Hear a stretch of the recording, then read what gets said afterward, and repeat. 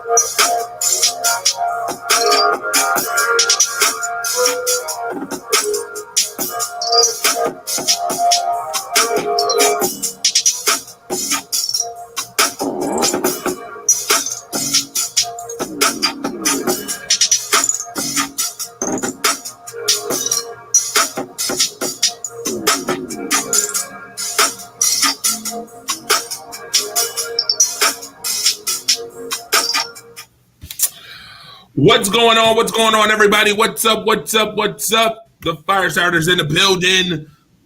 Welcome to another episode of JAWU. I got obviously you seen that intro, that fire intro. Obviously, we got JAWU Franklin in the building. What's up, JAWU? What's going on, Torch? What's good, man? Ready for some wrestle talk, man. Ready for some wrestle talk. Y'all guys out there, make sure you like and share this show, all right? It's about to get real, all right? I got my guy in the building down there in the corner with the light. I think he wants y'all to acknowledge him. That's why he got some the tribal chief himself, my guy Benjamin Penn Waverly. What's good? Good, man. How you doing? Good, man. Good. Now, got a special guest. We've been talking for a minute.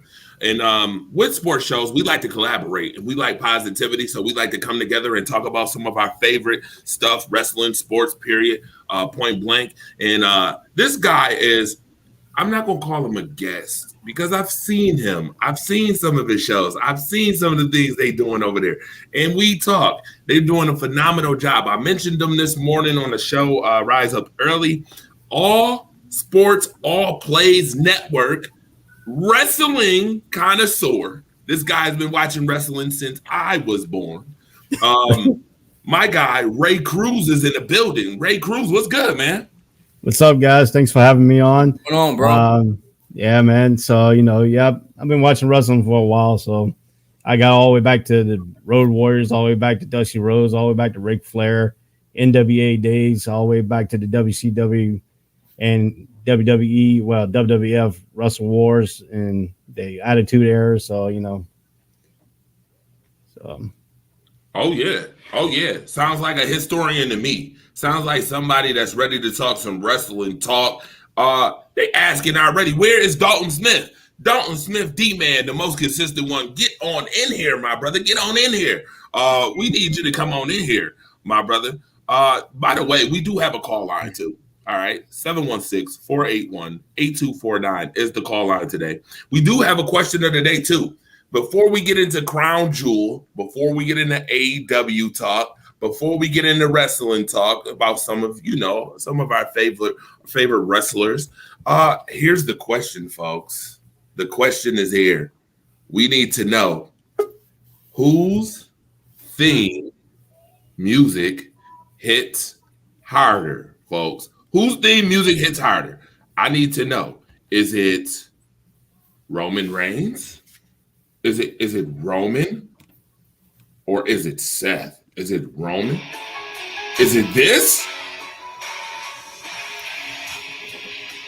Is it this? Or is it this?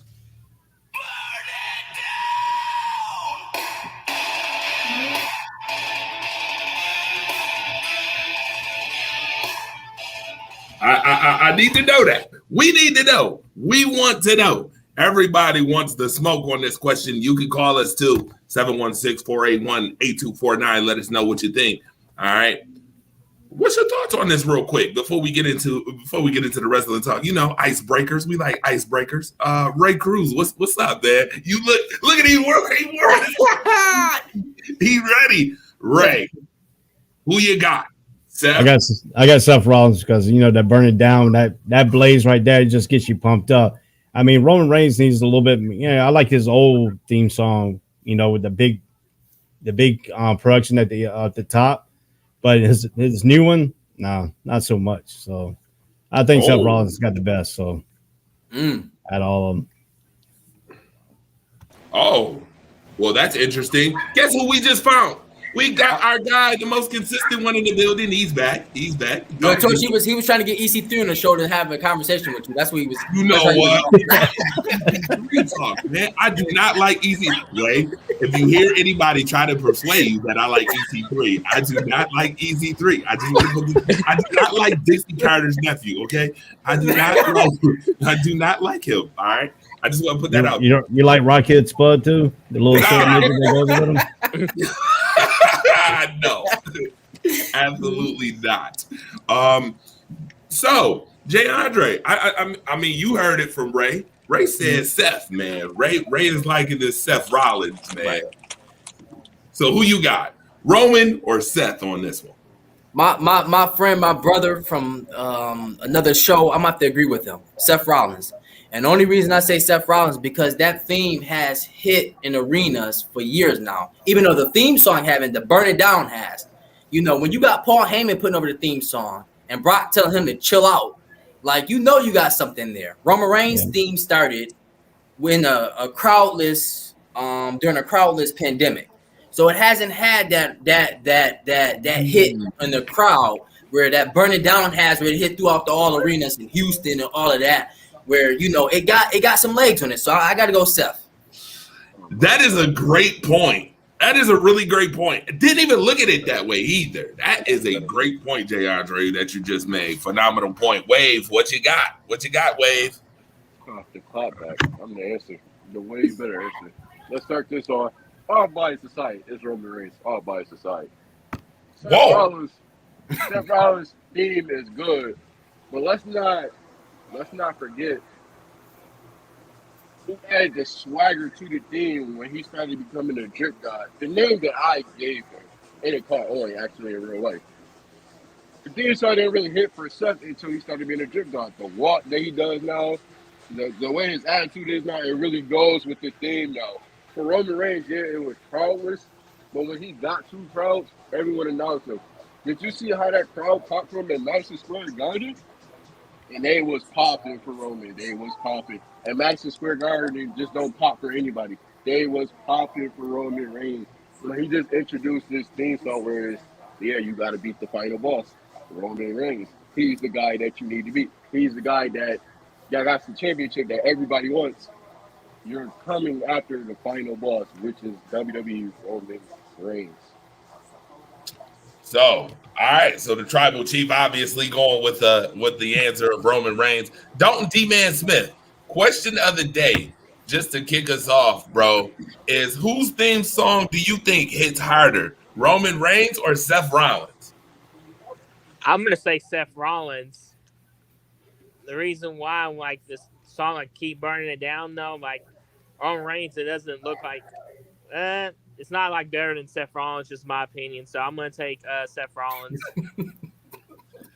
I have to say, to start this show, I've heard some great rebuttals and some great talk just on this alone, just to start. I mean, Jay Andre made a good point. Ray made good points. And then the rebuttal right here from the tribal chief, my guy Wave, definitely was a great rebuttal on the fact of, the drip, the swag that go with it. Seth Rollins, this whole new all that, like, he got the drip god swagger. Bro. You know who swag he kind of has? He has kind of a Joker swag to him now. His laugh is kind of Jokerish from the Batman movie. The way he moves around and walks, I think that goes perfect. It's just, to me, if you realize, if anybody realize he really changed his gimmick in the middle of that, like he became the drip god. The gimmick actually caught on. I gave him that name, and it really caught on in real life, which is shocking. He got a whole new gimmick right now. And if you don't notice, but he's the drip god. If you don't notice Seth Rollins' gimmick, You know his idol is Sting. You know Sting played the Joker gimmick in Impact Wrestling. Yes, he So did. he went to the Sting had the the funny Joker, the Jack Nicholson Joker type deal. Right. Seth Rollins has the Heath Ledger's type Joker. If you're watching it, so I'm definitely watching it. I'm definitely loving it. My answer is this though.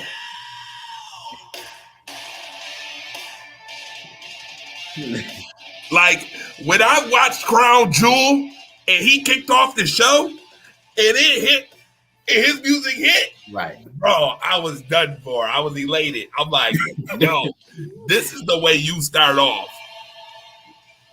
a Crown Jewel. You want some pop? Here you go. Start off with the visionary. You got to envision these pay-per-views because Crown Jewel, getting into Crown Jewel hasn't been one of the greatest, pay-per-views. People kind of be like, oh, they do it for the people overseas, and that's cool. And, and they think that, when a certain promotion or a certain program comes on, well, it's going to be lax a days ago, or you go to this city and it's lax a days ago. But this right here, boy, they put fire under this pay-per-view, Crown Jewel. They put a lot of effort into this one. And they started it off with Seth, man, just jumping. It was jumping.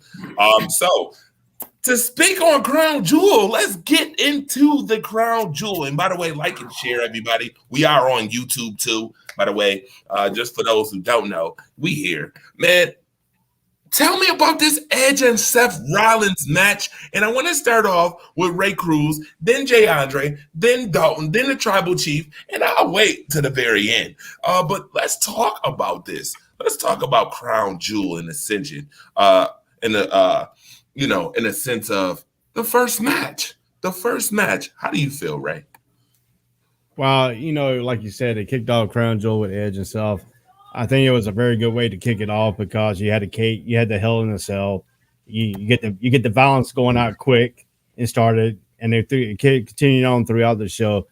But the way they portrayed this, the way they had Edge set up, had Seth Rollins go to Edge's house, to set it all up and getting Edge in the ring. I think that was pretty good to set it up because you had to go from a different perspective to where they had their 7-year wait match now to this and made it very personal. And the two guys had good chemistry in the ring. If you ever watched them together, they have very good chemistry.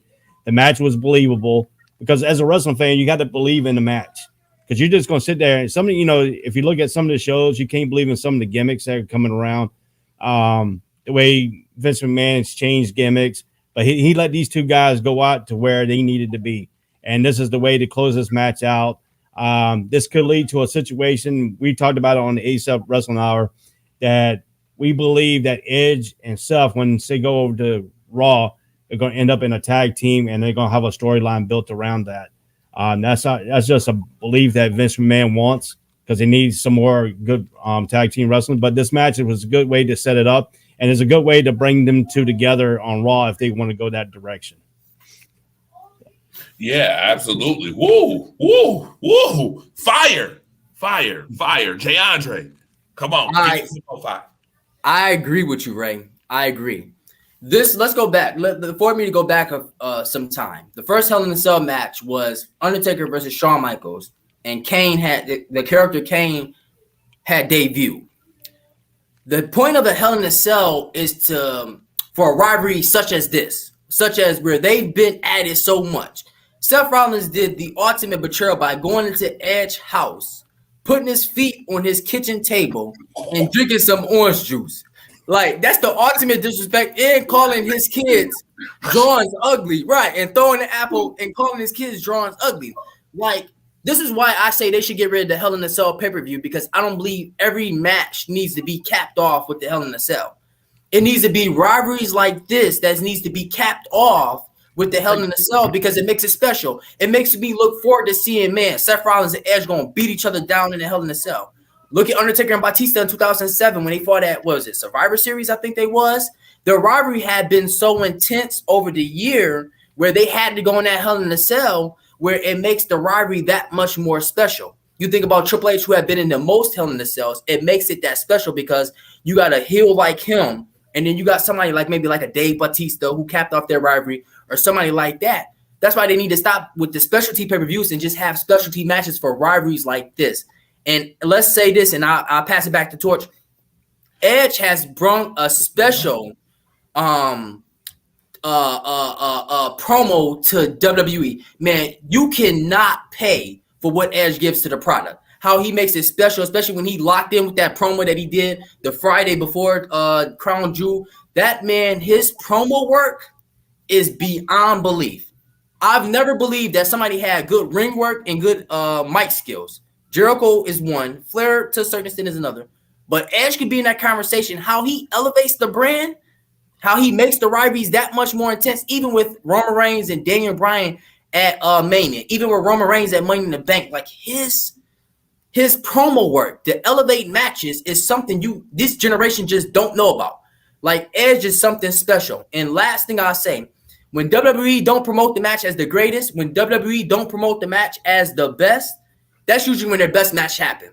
Well, you think about Ronda Rousey, Charlotte Flair, and Becky Lynch. They promoted women's main event, WrestleMania, They promoted it as the best. But the best match, women's match at WrestleMania before Sasha and Bianca hit was Charlotte, Sasha, and Becky at 32. But when WWE don't promote it and just let the characters do what they do, they have the best match. And Edge, and credit to Rollins, man, you can't get better than that. Edge is a veteran that needs to be praised. And Seth Rollins, I give him all the credit in the world. They evolved from being hated after that Hell in a Cell with Bray Wyatt to going to the Messiah, now to transforming your thing into the Drip God, who I give my man Benjamin credit that he was calling him that. Like, man, He was. Edge is – this is why they need to get rid of the specialty Hell in a Cell and just let it be for rivalries such as this. And let me touch a base right here. You know why this match was so good? Vince McMahon didn't put his hand in this match. Edge told him if he puts his hand in this match, he wasn't going to do it. He said, let them be on the screen, let them do it together. So when Vince McMahon leaves the product alone and let the superstars do what they need to do to freelance, the product is better than what it is. You know, when I'm going to tell you, when Roman Reigns started the tribal chief thing gimmick, you know, some people like it, some people didn't. I didn't like it at first because the tribal chief belonged to the Samoan heritage. Mm-hmm. That is not too many Samoan in WWE to believe in the heritage. So you tell me you're my tribal chief, you're not really telling me you're my tribal chief because I don't believe in it because I'm not a Samoan. I'm not in that heritage that he is. And so to make me believe it had to bring Brock Lesnar back into that. And Vince McMahon put his hand in Roman Reigns' stuff. And when Vince McMahon left Roman Reigns alone, his stuff got better. And if Vince McMahon just sits back in the back and don't put his hands on everything and don't let him call the match was called by Seth Rollins and Edge in this match. And I'm going to tell you why. Because if you look, the referee didn't have his earpiece in. When the referee has his earpiece in, that's when Vince McMahon is talking to him. If the referee came out with no earpiece in, so that means Edge and Seth Rollins had to call the match. And they called it perfectly because it was perfectly timed. It was perfectly to the end. And every hole was extent to where everybody could believe in. So to me, if Vince McMahon just go on and retire and stop putting his hands in these matches and let the characters go, that's why Charlotte, when we get to Charlotte Flair and stuff, I'm going to tell you a little bit about Charlotte Flair and what's going on with her situation and what's going to be happening here in the next, few months with her. So awesome. Look at that. I love the conversation. By the way, man, this is the JAWU Show, man. I got all sports, all play, wrestling connoisseur here, Ray Cruz in the house, man. I got JaAndre Frederick in the building too. I got Benjamin Ben, the wave is in the building. I got my guy, the most consistent one, Dalton D-Man Smith. And Dalton, I need to know your thoughts here. Dalton, what was your thoughts on this match, man? What was your thoughts? Well, first of all, the only problem was it was way too early for that match to kick off. I mean, it was a great match though. I'll admit that though, but they could have started way too later, near main event though. But I do agree with DeAndre, like they need to get rid of Hell in a Cell pay-per-view and start having like at WrestleMania, SummerSlam, or Survivor Series to build the rivalries though. But yeah, it's been 7 years in the making. And the thing is, like, Edge, he did a curb stomp on Seth Rollins, like, there in the match, though. Yeah, Dalton. I mean, you make good points. So let me ask you this question while you here. Let me ask you this question. What match should have started off Crown Jewel? Ooh, I would say, like, maybe Riddle and RK Bro versus AJ Styles Moss, or what else was the match? Or Balor versus Woods, like anything besides Edge versus Rollins. So To me, you think Crown Jewel's pay-per-view should have kicked off with Finn Balor's music, huh? Should have hit Finn Balor's music. Yes, I think so, in my opinion. Okay, all right, good. To me, I think they should have started out with Doudrop and Selena Vega, get that match out of the way, and then I would have kept Seth Rollins and Edge towards the main event, one of the pre-main events matches. That's just my opinion. All right, well, okay, so this is why I love saving it to the end, because I get to hear all this beautiful wrestling talk. By the way, you are on JAWU right now. Jeremiah Andres Wrestling United. By the way, make sure you like and share this show. We are talking Crown Jewel right now. Seth Rollins versus the guy, the one of my favorites, the ultimate opportunist, the rated R superstar Edge. I want to say this. I have watched way too many pay-per-views that start off with dismal, piss poor's, not needed, watered down, henpecked matches. And you know what ends up happening? People look at it and be like, oh boy, this is going to be a doozy of a pay-per-view. And they get disinterested. So I could totally understand your point of view. Like, that's a main event type of match. But I can also understand why you kicked this show off with that match. You set the bar with the match to let you know, hey, listen, we here, all right? This is what you tuned in for, all right? And anything less than this tonight is average or subpar, and we'll take it from there. But the very beginning is like the first images, like the first impression that you get is usually the best impression. So I'm kind of not mad that WWE decided to say, yo, you know what? We're going to kick this thing off. We're going to kick this thing off right. We're going to get it right. We're going to get the people involved. We're going to get people watching. I know that eyes is going to be tuned in if we put this guy right here on. If we kick this thing off with this, right here, this.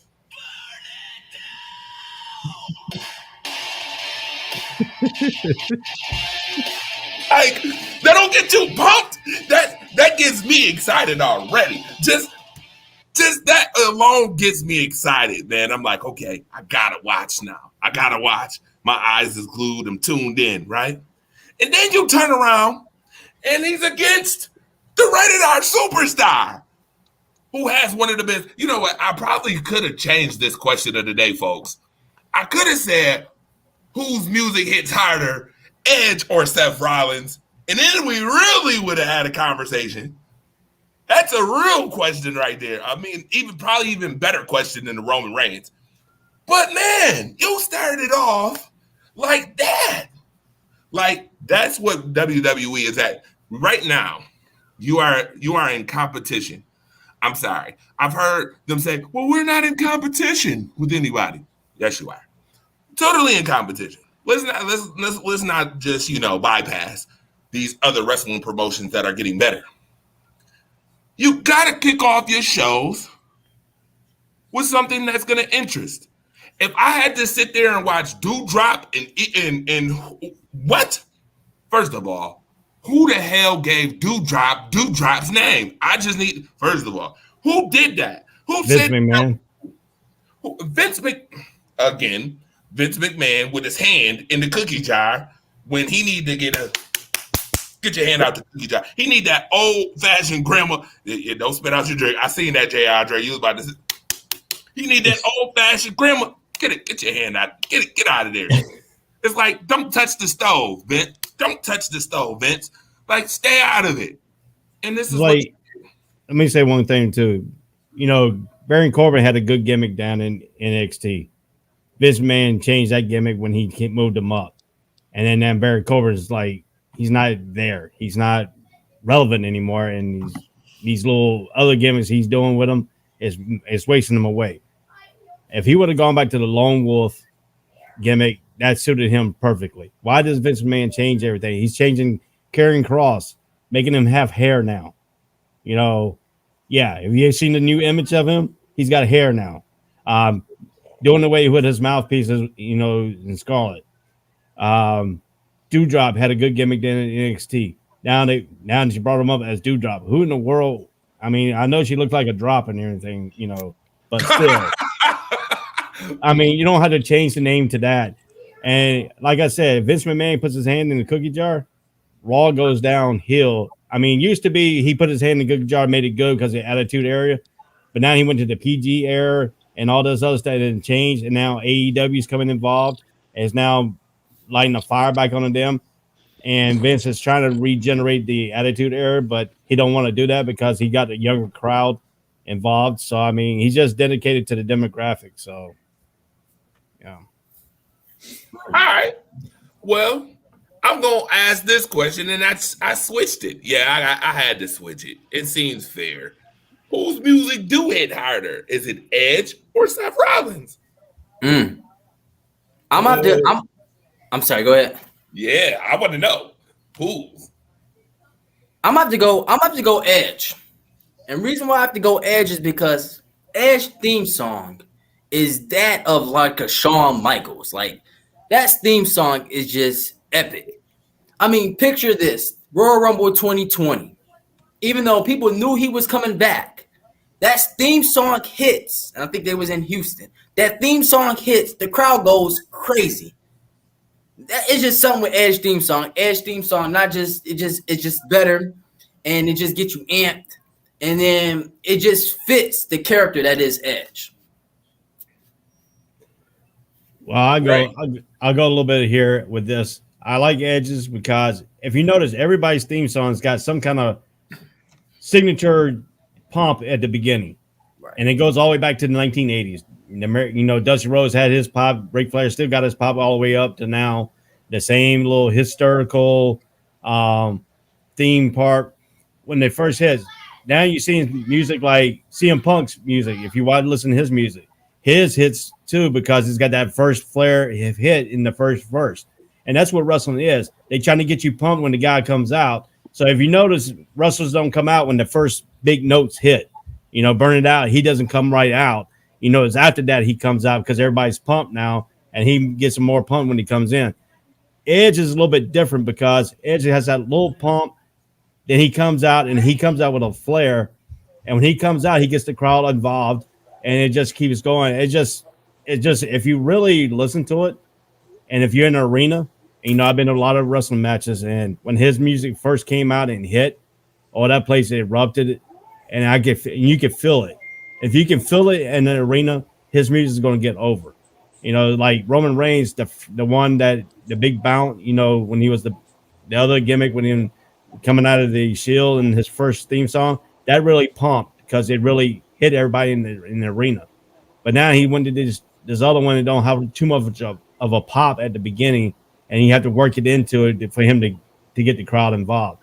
So that's why I like Seth Rollins. That's why I like Edge.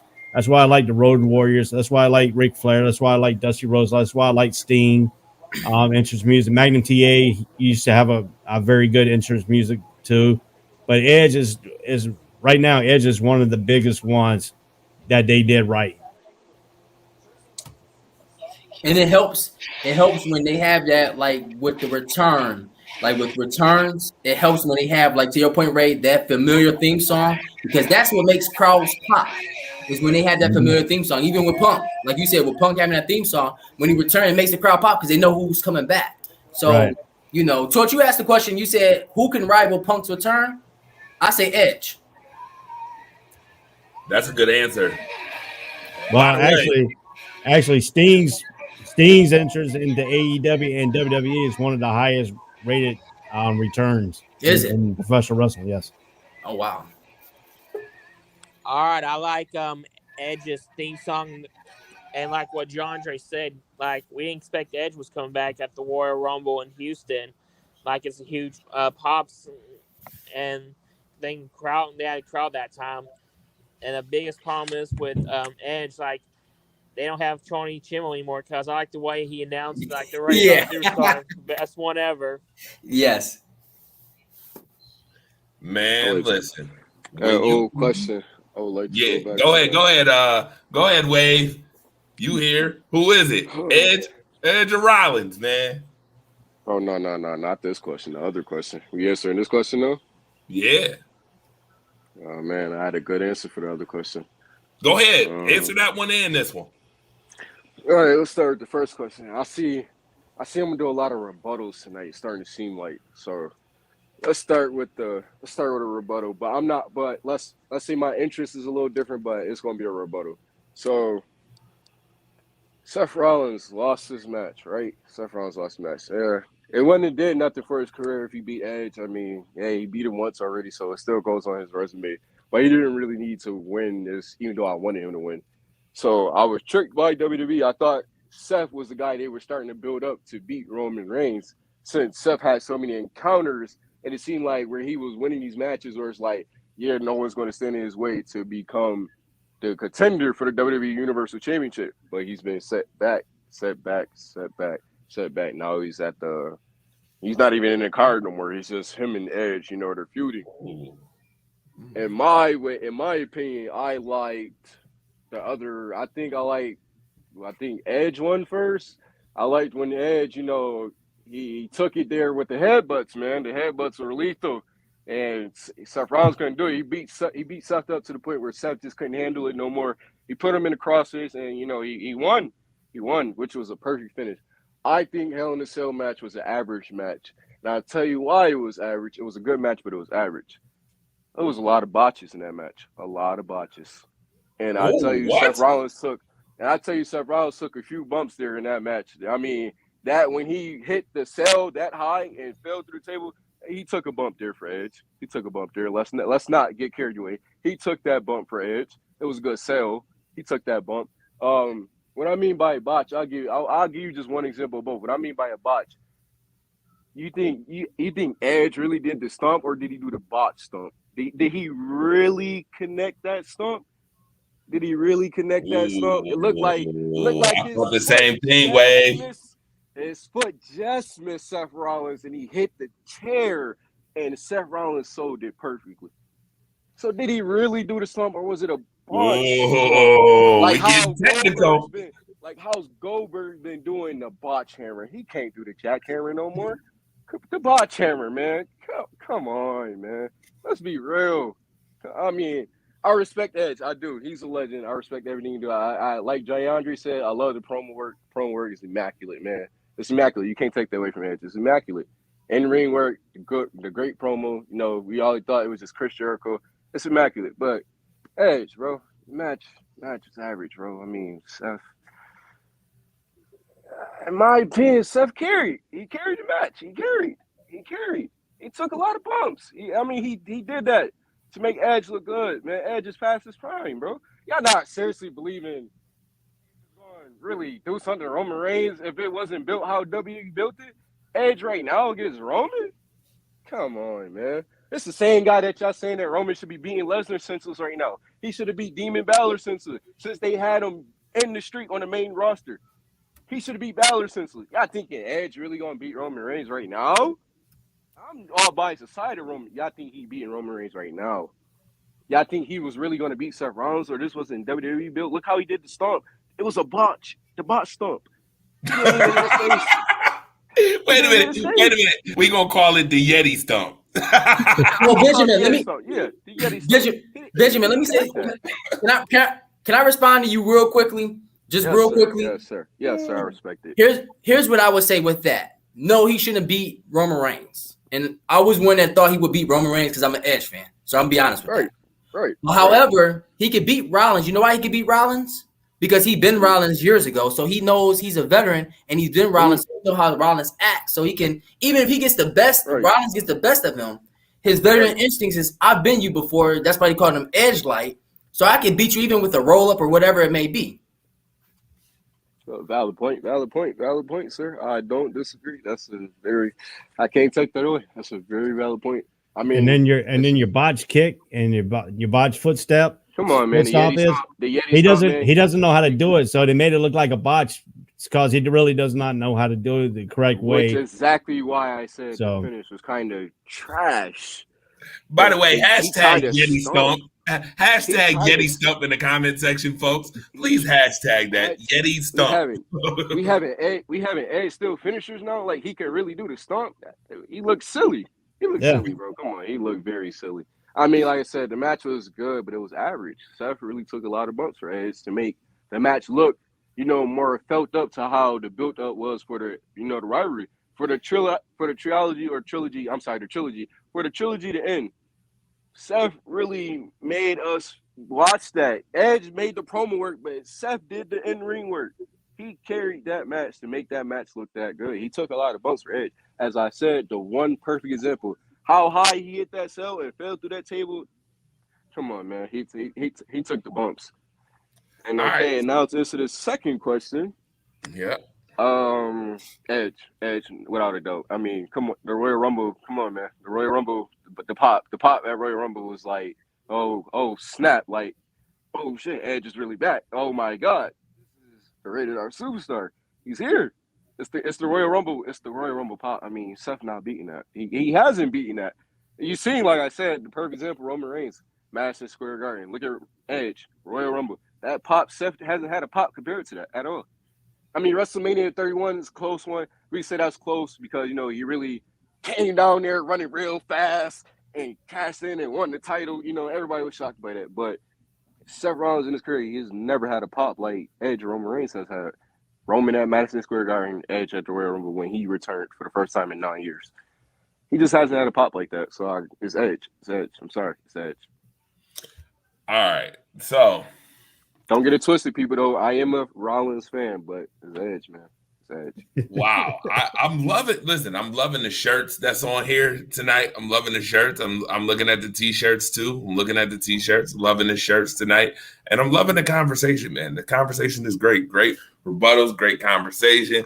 Wow, you got technical right there. That technical aspect of the bot stomp, the Yeti stomp. Please put that in the comment section. The Yeti stump, folks. Yeah, I didn't want to mention that Edge kind of. I had to. But he did, folks. All right. So with that being said, again, the question of the day for folks who are just tuned in to JAWU, to the JAWU Show. The question of the day is whose theme song hits harder, Edge or Seth? All right. Edge or Seth, all right? And the call line is here, 716-481-8249. You guys can call in if you like. Let's move on. Wow. Did they really, the Hurt Business is back again, right? This is the stuff I be talking about. Man. This is the stuff I be talking about. Yeah, I'm a rebuttal guy tonight. I got a lot of rebuttals tonight. Let me read these comments real quick in the comment section. Jordan says Seth sold it great. So it wasn't as noticeable, but someone else might have not had the timing right. Right.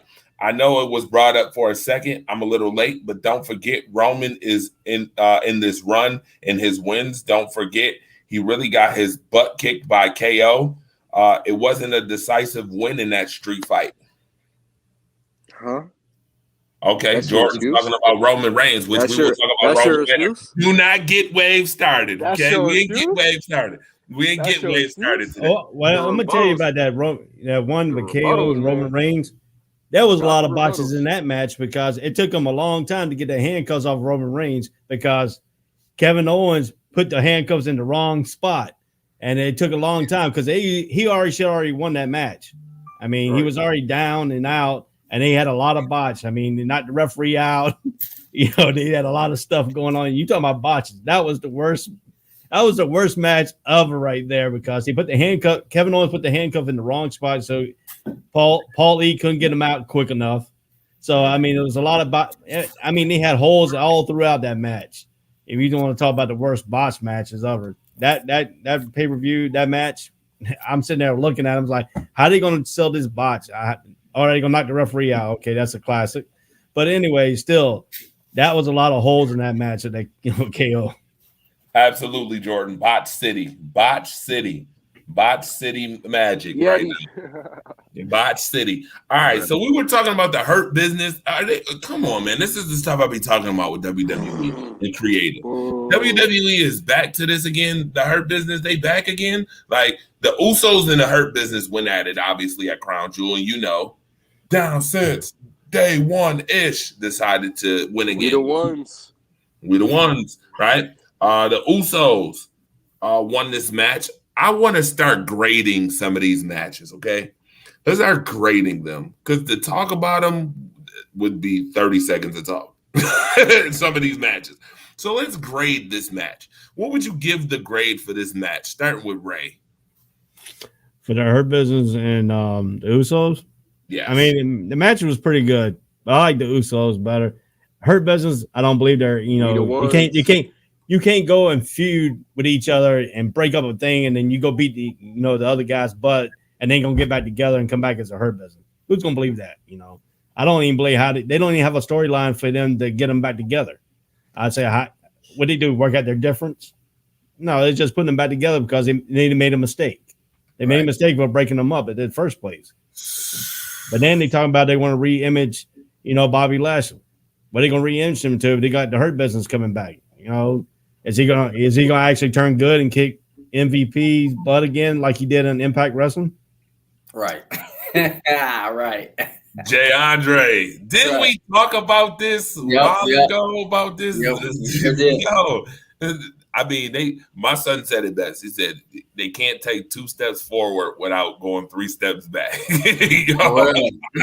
But this is another Vince McMahon's hand in the cookie jar. Right. That's what I'm telling you. Right. All right, so we get what's our grades real quick for this? I gave it a B-, man, because I just didn't believe the Hurt Business getting back together like that. That's just my opinion. The match was okay. I mean, the Usos is over. I like the Usos better than I do the Hurt Business. So. We the ones. My grade is it's never about the wrestling on the show. The wrestling is always pretty good for the most part on a Raw and a SmackDown when they actually wrestle.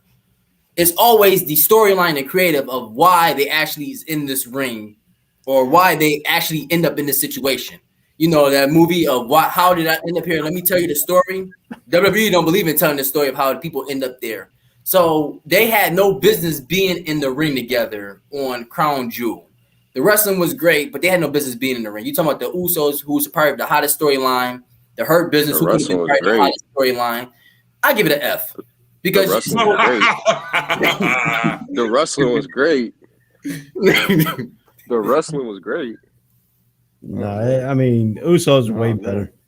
The absolutely. Usos carried that match all the way through, and they had no storyline. I like to see the storyline when they're going to bring Naomi into the bloodline because that's coming because I mean she's already getting attacked by management. She's getting attacked by Shayna Baszler and Sonya Deville, so that's going to have to come into play here soon. She's going to end up in the bloodline, but like you said about storylines, what storyline did he set up for the Crown Jewel with the two competitors for the two teams?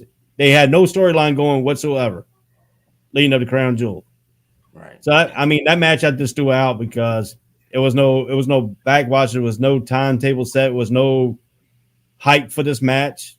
I mean, the Usos just went in there, did their thing, and boom.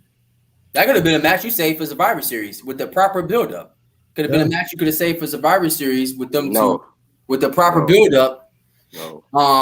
I mean, instead of just kicking off on Crown Jewel, you know, Vince sitting in his office, they realize they don't have a match for Crown Jewel. No. Shelton Benjamin and Cedric Alexander walk by. Oh, great, you're here, pal. Yeah, No. y'all gonna fight the Usos. Yeah, y'all pre-show. Yeah, good stuff. Good stuff. But you know, you talk about Survivor Series.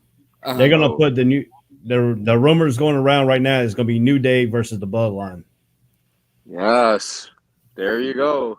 Perfect answer. Perfect answer. That's the perfect answer.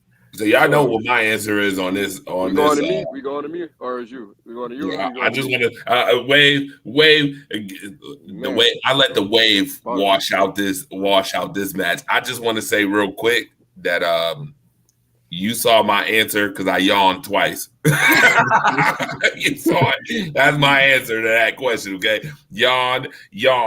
Okay, I don't know if you can put that in alphabetical format. What you would get at an E for effort, a F for failure, a D for just terrible. I don't know. Y'all right, man. Like the question is, how did they get back together? Why did they get back together? What made it happen? And this is stuff I was talking about, like with NXT. NXT did a good job of like painting the storyline. Like when I first heard that, it's similar to like when you hear rumors of like Adam Cole being Keith Lee's manager. What in the? That was terrible. Which was false, totally false. But like to even like how? Like, what would even like this is where I get annoyed with creative. Like, where did this come from? You guys said the same thing. Like, where did this come from? How did you draw this up? Where did the conclusion of this come from? So I'm moving right along. Wave, you can answer the question if you want. Go ahead, and then we're gonna get to Mansoor and Mustafa. Yeah, I am the rebuttal king tonight. I tell you. Let's hashtag something real quick. Let's start with a little. I'm gonna be a fire starter right now. Hashtag FTD. F for failure, T for trash, D for dumpster dive. What was this? What was this match? Why is they back together? The Hurt Business? Come on, bro. And then look at Shelton Benjamin and Matt. You botched the super kick. Bro. How do you come on, bro? You botched the super. Carmella could do the super kick better than that. You completely missed, and Jey Uso still sold it. You botched the super kick, Shelton, bro. You move good for your age, maybe a little bit, but you're washed, bro. You're not it, bro. And I tell you why it shouldn't be the Hurt Business versus the Bloodline at Survivor Series. It's Shelton Benjamin. He's not it no more. Jeff Hardy still moves better than Shelton Benjamin. Sheamus still moves better than Shelton Benjamin. Finn Balor, Styles, they all old, but they're moving better than Shelton Benjamin. Shelton Benjamin, he's the problem. He's the problem. I tell you, he's the problem. Good veteran, respect him in his career. He's the problem. How you botched the super kick, bro? Come on now. And you did it in another country. So now you're embarrassing America. Now you're embarrassing the USA. Now we looking back because you over there botching super kicks. Hey, Dalton, D-Man. What's up? What's up with this match, man? The Hurt Business, really, Dalton? Okay, first of all, I'm going to be honest with you. I was actually asleep because I keep forgetting Crown Jewel comes on every morning. I completely forgot. And, of course, we all know Usos will beat the Hurt Business anyway, so we all know what's going to happen, though. The thing is about the Hurt Business, I think they need to upgrade one members. Like Shelton Benjamin, he's not in his prime anymore. Cedric Alexander, he never fit with the Hurt Business, so I think they need new members. Also, Keith Lee. Y'all missing one thing, though. When y'all said F is for failure, T for trash, P for pathetic. That's all I gotta say. They should have won with the members that Lashley suggested on that interview with on the Austin's podcast. We're talking about Ricochet. I think he named Apollo Crews. He named a few people. I know Ricochet was one of them. They should have won with them type of members with the Hurt Lee. Keith Lee. Exactly. Keith Lee. Keith Lee. Fit. You know, not the Bearcat Keith Lee. You know. Right. He was the perfect fit. What in that? Took Bobby Lashley's spot. He could have took Bobby Lashley's spot, man. What in the hell is the Bearcat? What is this? He That's Vince McMahon. NFL football team. That's what in the world? Yes, thank you. He was. Get It was your a hand out of here, tribute. Vince. It was tribute to the guy back in the day, Bearcat. I forgot his name. It was a tribute to him, I guess. That was his answer. A tribute. It was an old wrestler named Bearcat. I forgot his name. It was Bearcat something. But it was a tribute to him, paying homage to him, I guess. And now Keith Lee actually liked the name he said. So Keith Lee said that he's going to stick with it. Keith Lee, this is actually Keith Lee's idea, actually. Yeah. But still, I mean, Vince McMahon trying to change everybody around. Oh, I mean, yeah. if you look at some, I mean, Ricochet, I mean, he's awesome. Whoa, look at Karrion Kross. That terrible match. Yo, look how he did Karrion Kross. Yeah. Karrion Kross is a joke. He ain't been right. Where has he been at on Raw? I haven't seen him on Raw. Because he changed his character. He had to let his hair grow out. Oh, wow. He went from bald head to hair now. Hair, yeah. Got hair now? Oh, wow. Yeah. Wow. Wow, that didn't even really work gone. with Kane. That didn't work the greatest with Kane, but now we're gonna sit here and You can do it with Karrion Kross. Lord. Yeah. Next topic. Yeah. Okay, so let's go with the hometown guy, Mansoor versus Mustafa Ali. What do we think about this match? Great. I think it was great. The wrestling was good, but the gimmicks not, because Mustafa Ali's been everything from Retribution leader to a freaking guy who ran the internet type deal scheme. Yeah, it's just all the way gimmicks, there. I mean, he just been played over and over and over. I think Mansoor should have been better off going up against Ben Balor. In this one. Yeah, I give it a D. Actually, I mean, I forgot that match was there. That should be beginning match though, but I think Mustafa Ali, I think he needs to go back to 205 Live. That's my opinion. I tell you one thing. Like, he hasn't been the same though. Like, didn't work out with him in Retribution. But Mansoor, like, he's pitiful at the USA though. He's good at Saudi Arabia. Yeah. I mean, and I think if I'm Vince, cut Mustafa Ali. I think he's done. He should have been cut, in my opinion. Or go back to 205 Live or go NXT. Interesting. I'd tell you one thing, no. He shouldn't go to 205 Live. 205 Live is nothing better than main roster. I'd tell you why he shouldn't go to NXT. It's NXT 2.0 now. You don't miss your chance when you should have sent Mustafa Ali down to NXT. You should have sent him down when it was NXT, not NXT 2.0, where it's just a whole bunch of new generation stars that we just met, that we're just now knowing about. Mustafa Ali should have been NXT when Adam Cole was there. When the Undisputed Era was running around, that's when Mustafa Ali should have been used. And he could have been used in a good feud to me with Santos Escobar. That would have been a great feud. I think an underrated feud, in my opinion, NXT, which could have gone very far. Very far. But in my opinion, the match was, I give it a B minus. But, I'm going to go with Ray here. I disagree. It's the gimmicks. The gimmicks was terrible. But, using Mustafa Ali, like they made history. They were the first Muslims to compete at a pay-per-view in history. So it's good history right there for their heritage. And, and it was like a great way of using Mustafa Ali, to be like a mentor towards Mansoor. You used another Muslim, and a great Muslim who Mustafa Ali is very underrated, but, Vince doesn't use him because, he just got his head up his own ass. So, yeah. I mean, and the only reason I say D, because the match did what it was supposed to do. It got Mansoor over in his country. Yeah. And that's really what Vince wanted. That's really what it was. And unfortunately, Ali was the victim. Right. He's the patsy in the whole situation. Right. All right. Do we need to talk about this? I do got a question right quick, though. Go ahead, I'm sorry too late, though, but in 2018, do y'all think Mansoor missed Greatest Royal Rumble match? Because I don't know, he started late, though. Like, I think he should have been in the Greatest Royal Rumble match. So, I mean, he may not win, though, but I think he should be in that match back in 2018. That's a good point.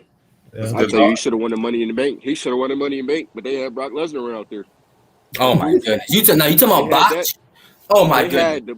They had Lesnar run out to the ring and steal Ali's thing. Ali had the briefcase right there, and he stopped and watched Lesnar come down to the ring. What a botch. That was terrible. What a botch.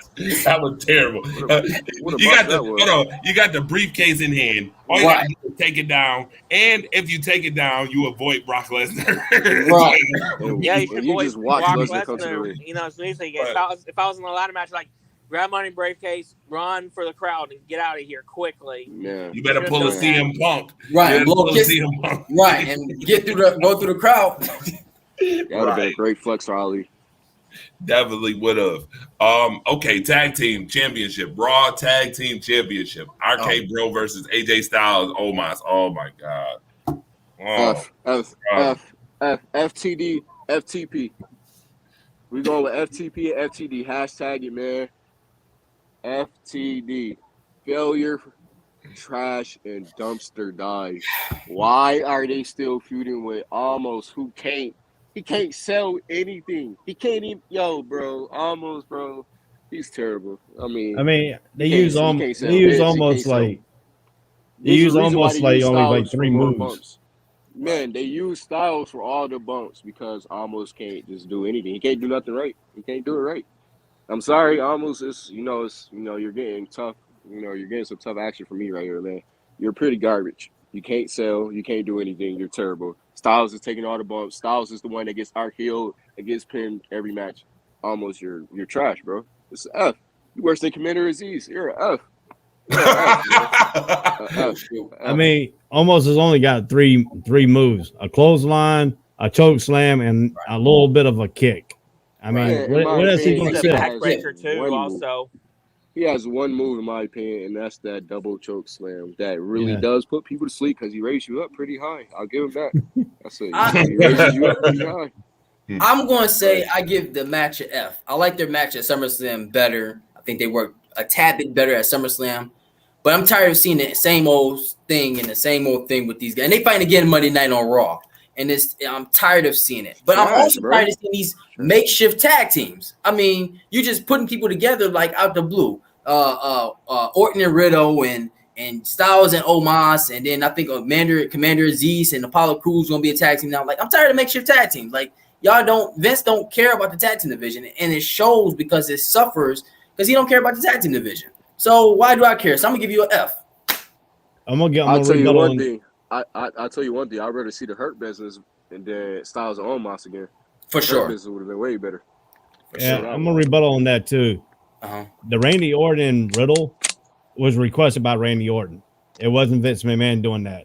Yeah, I was gonna say that too. Randy Orton wanted to be a mentor to Riddle, and that's the reason why. Because Riddle's coming from the UCF days, the MAA fighting. Mm-hmm. He's raw green in wrestling. So we're putting him with Randy Orton is going to build his career a little bit more. And Randy Orton requested that. That wasn't Vince McMahon saying, hey, you're going to tag with him. Randy Orton actually wanted to take him under his we're not going to discredit, DeAndre, Vince does that. He does it a lot. Yeah. But, Ray, I'll tell you, me and Andre love Riddle. We love Riddle. Riddle's great. F. Yeah, Riddle is great. Some is way better, though, but we all know tomorrow night it's going to be the tag team. Look, we all know we're all getting tired of seeing it, though, but there's one thing I would say to y'all. Then close your eyes and come on, Vince.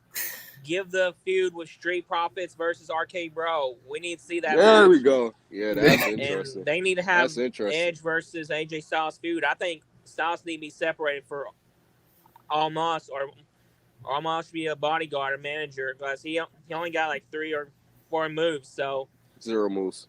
You got to choke that's all I gotta say. About it. Double choke slam. That's about it. But it's time for AJ to go back to the single round. Not and I'm ready to see Styles versus Edge. Competitor though. That way he can feud with Edge, or feud someone else for a singles competitor. And by the way, you gotta excuse Dre on mute because I know he's looking at the EC3 picture, all that stuff. No way, Jose. Now you go next topic, man. When you're ready. That was a clean F. We all know that. Clean F. Yeah, for sure. Failure, trash, dumpster dive. Get out of here.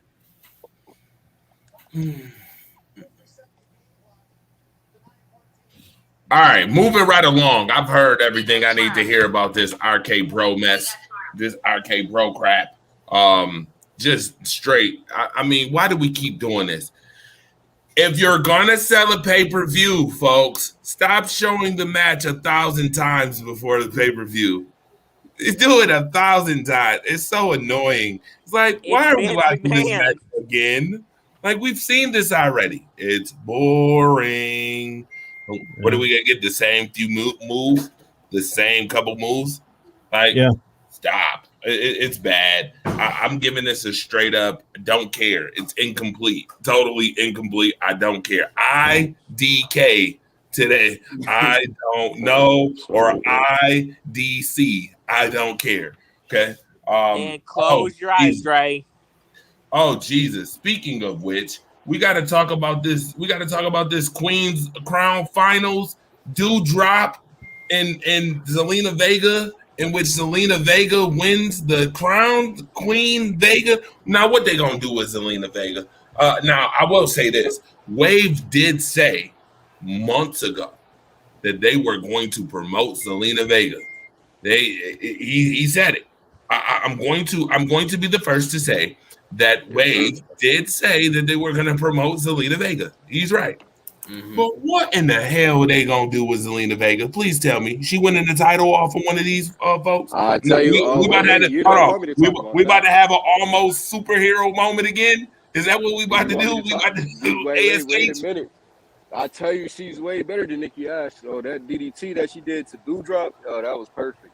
That was perfect. She did that great. Actually, that's a move that she looked a little green at first, but Vega, she has a chance. She has a chance. I think they really messed her over at, when she should have. They let her debut her, her outfit. I think it was a pajamas for her dad. I think maybe, or was her enemy costume, something like that. But I know Vega. I wouldn't say she's going to win the title. No, maybe. But I can tell you who's the answer, who's going to win the title before Vega, that you don't want to hear, that I've been saying for months, because the picture has just come true. Eva Marie is going to win the Raw Women's Championship. She's going to win it. If she don't win it at the end of this year, she's going to win it next year.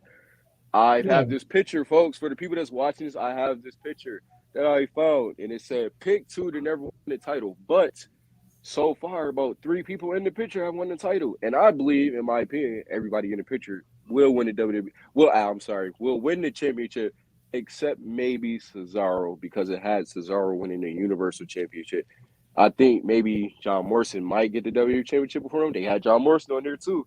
But, I don't really have a high probability for those two, because, it's just not really believable.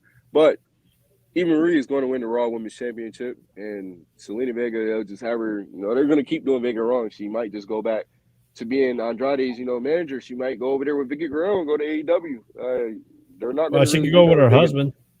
I think, yeah, she could go with Malachi Black. I think this Yeah. is the furthest. I love Vega. I think they're doing a couple good matches, but I think this is the furthest they push her as, the first ever queen in the ring. It'll go down in history, for the women's division, which is respectable. I very respect it very much. So I think this is the furthest they will push her. She's not going to win the title.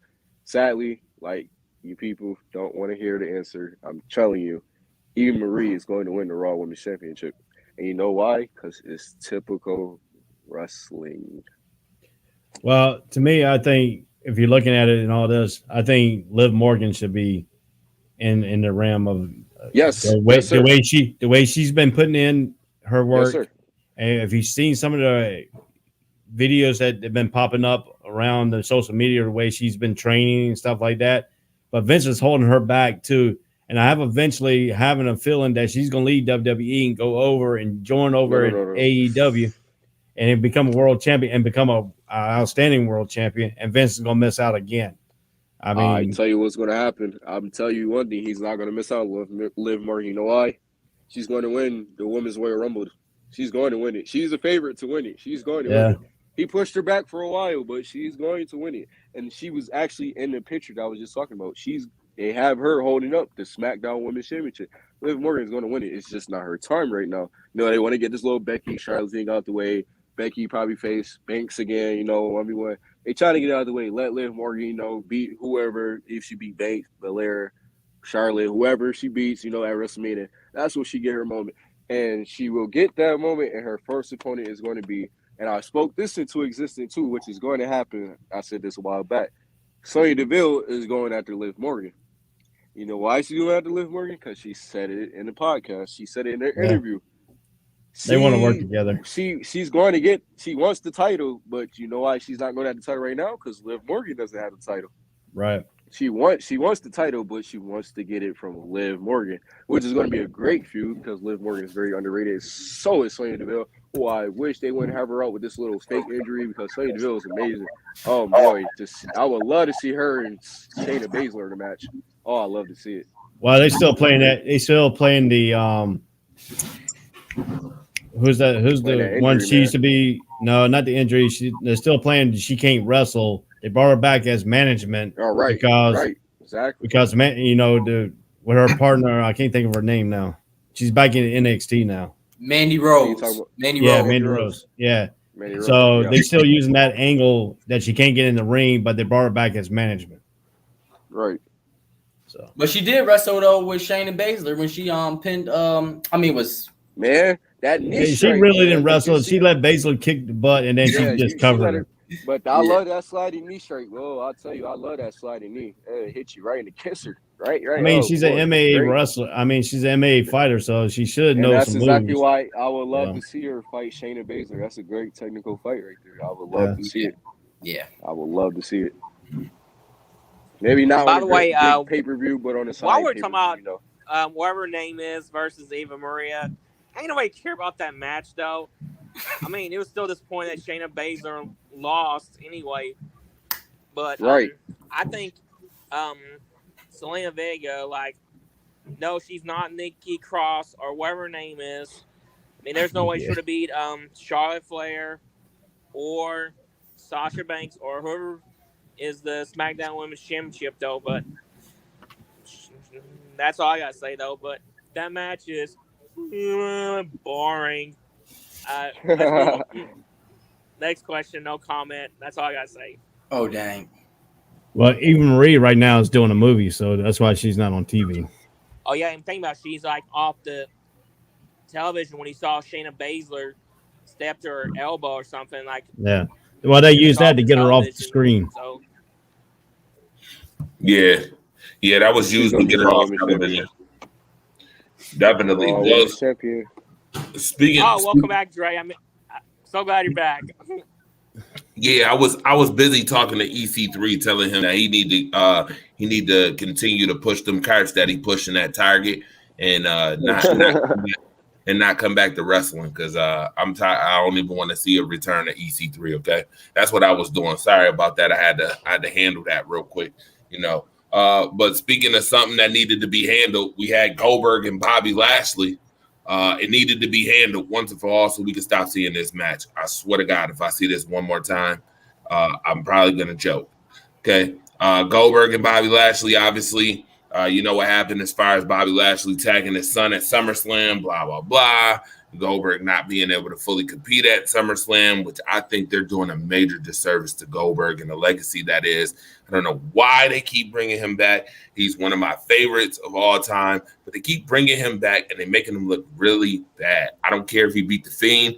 That looked really bad on Goldberg beating The Fiend because The Fiend was one of the hottest things smoking. He could have put The Fiend over even more instead of winning the Universal Championship only to lose. Obviously, we know how he lost that, which was quite annoying. It's like Brock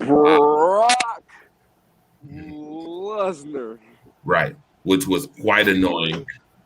And then, the things that's been going on as far as Goldberg is concerned, I'm a little elated. It's time to let Goldberg sit down and enjoy wrestling. Just watch wrestling. No more matches, please. No more matches for Goldberg. I'm gonna be honest with you, but this last one was quite interesting. It was a little bit more. I think it was better than SummerSlam's match. I think it was better. It was better, but it didn't get to the point of what I thought it was gonna get to. I mean, you promo saying you was gonna kill Bobby Lashley. Yeah, I man. wanted to That's how I see can more see. violence. I wanted to see ECW violence. Okay. I wanted to see a wanted to- one-sided show, man. I wanted to hear the old screams of "Oh my God!" Remember that? Remember that? ECW. Sure. I wanted to hear that. I wanted to Yeah, I hear that. remember that. I wanted to hear one of those matches. If you're gonna have Goldberg in one of his final matches, because I guarantee you his time is coming to an end real soon. Come on, man. I need that oh my God moment before he leaves, man. And He this got one match left. this didn't do it. This didn't do it. We all know Bobby Lashley started off the match with the chain around his hand. Goldberg tried to attack, and then Bobby Lashley hit him with the joint, and then was working him over until he missed. Till he ended up in the ring, into the table that was in the corner of the ring that was propped up, and then Goldberg went on the attack. And I mean, when he went on the attack, he beat him and could have probably ended the match, but kept on beating his behind, threw him out of the ring. Then the Hurt Business came back. Man, you already. Ray Cruz, shaking his head. I'm like, yo, shaking my head, Bobby. Like, and just speaking back, just going back. I'm sorry to cut you off. And just speaking back to the Hurt Business. I'll tell you when the Hurt Business ended. The Hurt Business was trash. No. First of all, I ain't gonna talk about the Hurt Business. Let's talk about Bobby Lashley. Since we're talking about Goldberg versus Bobby Lashley, Bobby Lashley became trash. Trash. The gimmick was trash. He became trash. And you know why he became trash? Because they had MVP old ass helping him. MVP old ass helping him. He got soft. Lashley got soft. Lashley gimmick got so bad that he copied off the Tribal Chief on Monday Night Raw, where the views are trash. FTD, people. He did. He stole Roman Reigns' pin on Shelton Benjamin and Cedric Alexander. So bad his gimmick, bro. Bobby Lashley became so trash. He stole off Roman Reigns, bro. Come on now. You gonna stack Cedric Alexander and Shelton Benjamin, like stacking Shelton Benjamin gonna mean something on your almighty WWE Championship run? You're gonna stack Cedric Alexander, who hasn't won a title, like that was relevant. You're gonna stack the Hurt. You're gonna stack your old Hurt Business buddies. Yeah, no, man, no, Lashley, no. I have zero respect for Lashley as of right now. I'm sorry. He has. Hey, go back to the old game when he first came to WWE. Right now, yes, I love your new theme though. The new theme is amazing, but you're trash, bro. The gimmick is trash. The Almighty is trash. I think Bobby Lashley, you're trash right now. As a match, I give the match a C. The match for as far as story building with Lashley and Goldberg with the Sunberg, that's what I call Gage Sunberg, and that's wait a minute. Are you saying sunburn or sunburn? Sunberg. I like the story building as far as that. That was the only thing that I like, and that's as good of a match as we're going to get from Goldberg at his age. It kind of reminded me of Goldberg's match with Brock Lesnar at WrestleMania 33 when Brock Lesnar defeated him at WrestleMania 33. Fun, action-packed match, short, sweet, to the point. I like it. I've always been a fan that Goldberg needs to be out the ring. What was once his strength can't be now because he's older. He's almost 60. I think Goldberg like 56, 55, something like that. So what once was his strength ain't going to be now. Now, going back to Lashley, I think he just has failed since his WWE return. I mean, he's not Brock Lesnar. For anybody to think he's Brock Lesnar, let's take it back when he lost to Kofi Kingston. Oh boy. Brock beat Kofi Kingston in like 8 seconds. He ain't Kofi. Bobby Lashley takes way too many losses. And what hurt him was them breaking up the Hurt Business, before Mania. It's just, I could care less about the two guys. But as far as the story building, the short action-packed match, it's as good as you're going to get from Goldberg right now, probably ever. And I think Goldberg needs to retire, and I think Lashley, they need to do whatever they're going to do with Lashley. But, for a match, I give it a C. To me, if you're thinking about the Hurt Business, you're thinking about some big-ass men coming out to hurt you. Not no Shelton Benjamin and Cedric Alexander. Those two little peons can't come out there. You can't bring them out there to go up against Goldberg. They're two little peons. I mean, they're not big enough to make it to really hurt Goldberg. You need Shelton, you need the Bearcat lead to come out. You need some big guys to come out to be like goons and stuff like that to try to really bring in the Hurt Business. To me, the Hurt Business is done. They need to kick the MVP off because it didn't work over in Impact Wrestling with Bobby Lashley. It ain't working in WWE. Bobby Lashley needs to go back on his own. He works better on his own. And to me, I think he just needs to, to me, this match really didn't lead. I mean, Goldberg got busted open. But I mean, if they would have left Bobby Lashley in the middle of the ring in a bloody pool, then it would have worked better. That's just me. I'm an old style wrestler. I'm an old style wrestling fan. I like to see it all bloody. Back in the day when Dusty Rhodes got drugged across the parking lot by the Four Horsemen. That right there was awesome because if y'all watched that match, that drag across the parking lot actually happened. They actually tied Dusty Rhodes to a truck and sent him across the parking lot. Ooh. So. All right. With that being said, I give the match a C minus, and shout out to Goldberg for not using a botch hammer on Bobby Lashley. That's all I gotta say. And, actually, he did. Listen, He did do it, but he did it good not this time. 2003. If it was 2003, I'm too young. It's been years though. Like Goldberg, he needs to retire, and he needs to make his own wrestling school so he can train somebody. They're gonna have some new wrestlers sooner or later. And like what Ray said, the MVP, like he needs to quit, or Lashley needs to do his own thing though. That match, it's better than SummerSlam in my opinion though. But the problem is, like, we still haven't got to see Lashley versus Lesnar like it was supposed to happen. Man, I I keep get what to that Andre point. said ever since Lashley came back though, he wasn't like Lesnar. I keep saying this, and I'm gonna keep saying this. Lesnar don't want that match. If Lesnar wanted that match would have happened by now. Lashley is by no means, and you're right though, on Lesnar's level. He don't stand a chance against Lesnar in hell. Lesnar will whoop Lashley ass so bad. Oh my!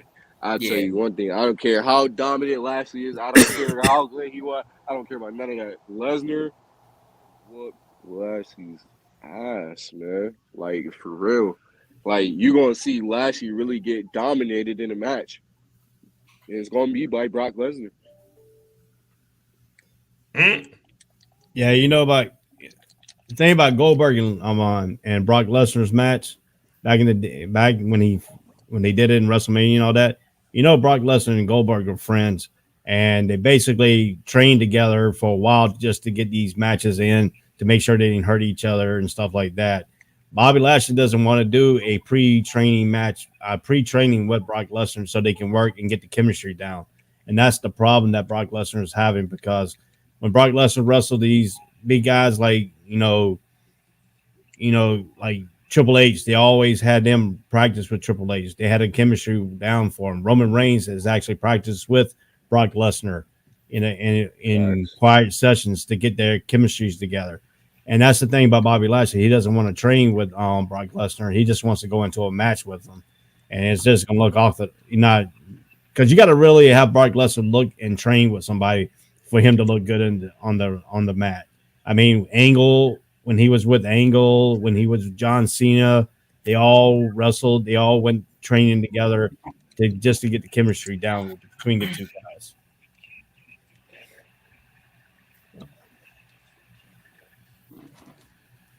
Yeah, I totally agree. That's not a match Lashley wants. Goldberg, I mean, he did hit the jackhammer, but at the same token, again, I'm tired of. Put a match in the comment section right now that you actually want to see Goldberg in. Zero. It's not a match that I want. And that's going to be my point. And that's my point. Zero. I mean, the only way he came back because he wanted his son to see him wrestle. That's the only reason he came back.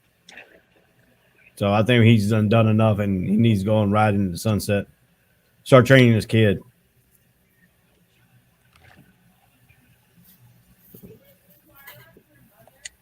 All right. With that being said, we're gonna go to the next match, and this one was a surprise: Finn Balor versus Xavier Woods. Anybody see that ending? Did anybody see that Yeah, coming? absolutely. Yeah. I said No. it on my show before the scene came out that No. Xavier Woods was going to No. win. Yeah. No. If anybody knows me, I don't got no faith in Xavier Woods. I couldn't believe it. Well, I just don't have the faith in Woods. I don't. He's made it clear that his dream was to be the king of the ring. He had a love and a passion to be the king of the ring. I think that could have gave me a spoiler right there, but them being Balor like in a real match, that's not happening, bro. well, Like, I mean, they can't give Xavier Woods a championship, so they decided to give him the king of the ring to make him, to solidify That's that. what I was telling you, Andre. That's what I was telling you. Him winning the championship, oh boy. Xavier Woods winning the title, man. He looked so terrible against Cena in 2015. Boy, Xavier Woods winning the title, that's a joke. So that's why they gave him the king of the ring. They give him something. I wish they would ever do some trash like that. I mean, the match was good. I mean, I had no problem with it. I mean, Woods and all, the close 2 counts. He's, the former NXT champion climbed to the top of the Woods, and Woods soon joined him. That was right. Good. I mean, the match was good in a way. I gave it a B+. But I mean, to me, Woods voted the coup de grace and the hit of the trademark flying elbow drop. He's the new king. I mean, he's using Macho Man's finishing move, basically, the elbow drop. Right. Right. Pretty much. So it just gives New Day another angle to use that gimmick to go up and further their crusade to try to get to the bloodline and set that Survivor Series matchup. We're getting close to Survivor Series anyway, so they got to start working some angles. Absolutely. And speaking of which, my guy, the Deadeye, is in here. The statistician guru's in the house. JAWU, what's good? Eric Manzuck, what's good, Eric? Just for the record, the Rams won. I am okay. All right. Well, that was a close one, wasn't it? 28-19. Yeah. All right. Well, Eric, while you're ramming on in here, speak about this Xavier Woods Finn Balor matchup that you seen at Crown Jewel. What's up with that, man? Did you see that coming? No, and honestly, the way things have been going for Xavier Woods and Finn Balor as of late, it was kind of like up in the air for me. All the talks, during summer with Finn Balor wanting to challenge Roman Reigns for the Universal Championship, and then Baron Corbin coming out, he didn't want to accept Cena's challenge. Now Finn Balor's going back to Demon Finn Balor. Xavier Woods not being with New Day, it's all back and forth. It's always, what are we going to do this time? What are we going to do next time? It's always like mysterious for me. I didn't expect the outcome like a lot of people did. So for this particular result, it's kind of like mind-boggling to me, to be quite honest. Mm-hmm. It's always been that way. Even when Finn Balor first came out, it's like, what can we see different? What can we see that's new that he hasn't done before? Same thing like with Xavier Woods with the New Day when they were tag team champions. It was always him on the side. It was always the focal point of Kofi Kingston and Big E. Xavier Woods would come in as kind of like what the Usos are with Roman Reigns. He's always that added bit of support, that added little help. So now that he's flying solo, it's going to be, what can we see out of you that we haven't seen before? Can you take things to the next level? What are you going to do that's going to wow us? What's going to impress us most? What can we see from you that we'll be talking about for years to come? Yeah, I think Xavier Woods should have stayed as a manager for the New Day. Basically, that's what I think he was basically used as anyway. It was a manager type deal. Got in the ring once in a while when they need a third man. Man. Trash. Woods is trash, man. I'm sorry. That's your guy, Andre, but he's trash, bro. He's trash. Yeah. Yeah, he should. I agree. He should stay as manager. He shouldn't have. He shouldn't be in the ring. I'm not a fan of his as a wrestler. I'll be honest with Yeah, you guys. right. Exactly. As a wrestler, I'm not a fan. When you guys brought up the Kofi Kingston Brock Lesnar match, that made me think of one other match. It was when The Rock faced Eric Rowan at WrestleMania when he beat him in 6 seconds. Yeah. But when I think of those kind of matches, I just think it's just to get the attention of the WWE universe. You want to see a quick match? Oh, great. Brock Lesnar F5's Kofi Kingston 5-6 seconds later. Oh, he's done. I think it's just Vince McMahon's ego when he got these short matches. Like he wanted to prove a point to Chavo. He got beaten 9 seconds. By Kane. Kane. Yep. It's just proving a point that he was in the doghouse, and that's what Vince uses for his doghouse. Or these like quick matches. Sheamus versus Daniel Bryan at WrestleMania 28. Yeah. Yeah. Or Rey Mysterio versus JBL WrestleMania 25. Yep. Quick matches are not good unless you know that the person losing is going to be cheered for losing so badly. Yeah, it all depends on how you do it and how you do these quick matches too. I mean, it gotta be. Yes. I'm sorry, Ray. Like the Kane Chavo, you could believe that because Kane was big and Chavo was small, so you could believe that. Some of these quick matches you can believe in, some of them you can't. Yeah, it got to be some storytelling with it. It just can't just be quick. Like Brock and Kingston was quick, and then they never revisited it. And then they mentioned it at the Rumble when Kingston was coming out, and it's like, who cares? Because it's like, who cares? I mean, it was like 3-4 months ago at that point. But it's like, it got to be some storytelling to it. I agree with you, Eric, that sometimes it's the yanked the WWE universe. I do agree with that, but it just got to be some storytelling. WWE always, for the most part, never tells a story behind it. It's like, oh, it happened. Let's move on to the next thing. I agree with you, and I'll give you one even better.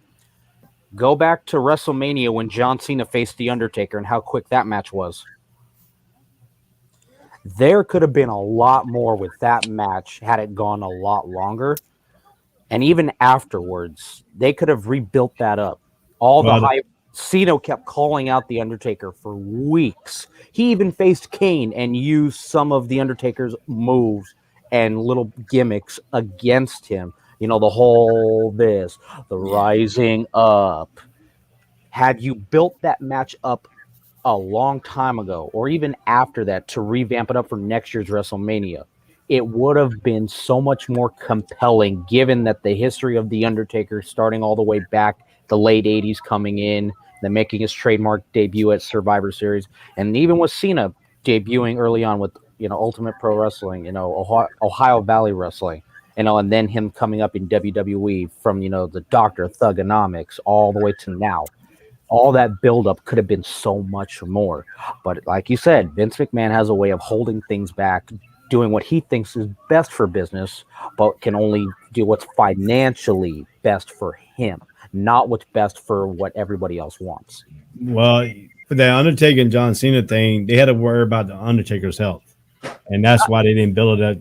That's why they didn't build it up too much, and that's why they had that really, really quick interlude, because John Cena, he knew a way to help the Undertaker to carry that match for that quick period of time, but you couldn't put him in a longer match and have John Cena carry the whole entire match and keep the Undertaker's health in mind too. Because you got to remember he suffered that concussion with Brock Lesnar, and that's why he actually lost, because that match he was supposed to win. And they actually cut it because Vince McMahon saw him getting that concussion, and he had to cut the match to where Brock Lesnar had to win because he was at a groggy Undertaker. Was that the WrestleMania match or the SummerSlam match? That was the WrestleMania match that broke the streak.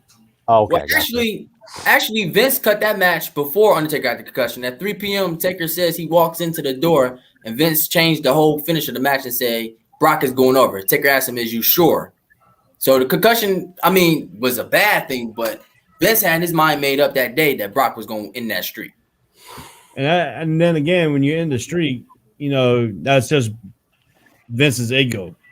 That's true. That's just his ego. Stupidity.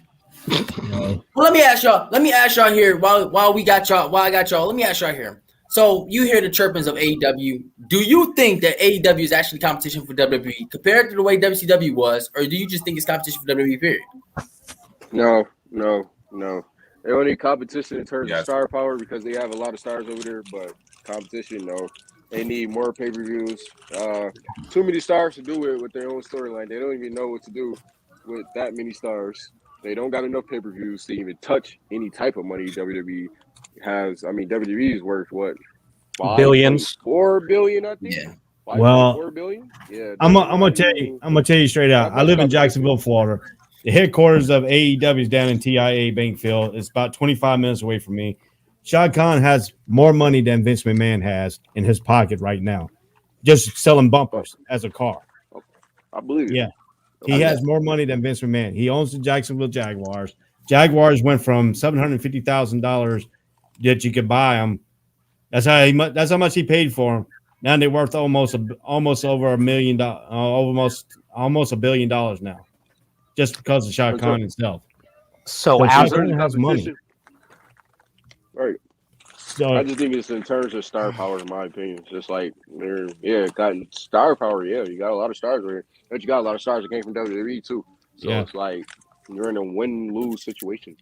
But see, I come from the old school wrestling, so I like AEW. It's getting a little bit better because they got more of a storyline to their thing. WWE went to WWE as entertainment, and he cut away going from the storylines when they were WWF. Right. And I think what happened to them was the World Wildlife Federation stepped in, even though Vince McMahon had that trademark long before the World Wildlife Organization came into play. That kind of messed up WWE, and he went to WWE Entertainment, and that just messed up the whole entire concept. And then when he went from the Attitude Era to this PG era to get the younger crowd, I think he really messed up his product. And even Stone Cold even came out and admitted that Vince McMahon screwed over his own product. So just really quickly to answer your question, this is really funny when we're trying to compare AEW financially versus what WWE is. As of October 1st of this year, AEW is worth $3.94 million. WWE is worth $1 billion. 5.71. But last year alone, WWE grossed $974.2 million in global revenue, which is up 14.2 million from the previous year when they had $960 million in global revenue. AEW did their competition. Got a long way to go. Here's a long way to go. Here's why I don't think that AEW is competition for WWE, and I don't care how much WWE mess up scripts and stuff like that. I like AEW. I think they have a better product overall. Every week, they don't insult the fans as much as WWE does. When you talk about how Vince look at stuff and how Vince takes on stuff, you kind of hit it on the head, right? When you said he changed it to entertainment business. Vince looks at entertainment. So he looks at it, and they was in rivals with the Jim Crockett promotion before Ted Turner bought them and became WCW. They was in rivals. You couldn't get WrestleMania if you had bought Starrcade. They really did not like each other. Eric Bischoff had been on multiple platforms saying he wanted to take WWE out of business. Tony Khan been saying he wants to work with WWE. He wants to keep that forbidden door open. So you can tell the level of competition is different. And then the next thing is that Nitro was beating Raw every week. AEW just beat NXT, which was a third brand. And then not to mention, they came from the network. They never really had the exposure. I mean, unless you had diehard fans that were watching NXT, they was on a network. But you're beating the top flagship show of every week for 82, 83 weeks. You're beating them week in and week out. You know, it got so bad where the commentators, when Raw would come on, would give away the main event for Monday Night Raw because they hated each other. They did not like each other. And then I'm gonna leave you with this point. There's no star on WWE's roster or AEW roster that if they walked out the company today, they will go out of business. Roman Reigns, as great as he is, if he walked out, WWE would continue. If Punk walked out and been on AEW for 2 years, AEW continue. Kenny Omega, AEW will continue. But if Undertaker, Stone Cold, or Rock was the lead WWE at that time, they would have been out of business. If the NWO walked out of WCW, they would have been out of business. Just the war they had, AEW would never ever be competition for WWE, and they would never be compared to WCW because WCW at that point was competing on them with major stuff. Only reason WCW lost it because they lost the financial backing. Ted Turner didn't want to own wrestling no more. Then once they sold it to Bischoff and he had people to agree with it, they lost the channel slot. They lost the channel time, so the buyers backed out and said, "Hey, we done." So Vince was able to get it. So that's why I don't think AEW will be competition. Wrestling wise, absolutely. But as far as like just anything else, that's about it. I mean, the only people who are telling the AEW and WWE's competition is people like on podcasts or on media. I mean, them two already came out and said we're not trying to be competition with WWE, you know. But Tony Khan is going to go out and get these guys, superstars, and going to pay them money. But see, I like the thing about AEW. You don't see the same people fighting over and over and over. You know, you don't see Kenny Omega going to fight John Moxley 30,000 times. And then you're not going to have a triple threat match every freaking major championship. When Vince McMahon went to the things with his championship, they always in a triple threat match. I got sick and tired of that. I mean, that's just AEW is doing it for pure wrestling and pure script. WWE is doing it for more of an entertainment value, a major soap opera type deal with movies coming out on the other side. I mean, basically that's all that is. We sorry about that, Andre. You can get back on topic. We are sorry about that. Shut up, Wade. Man,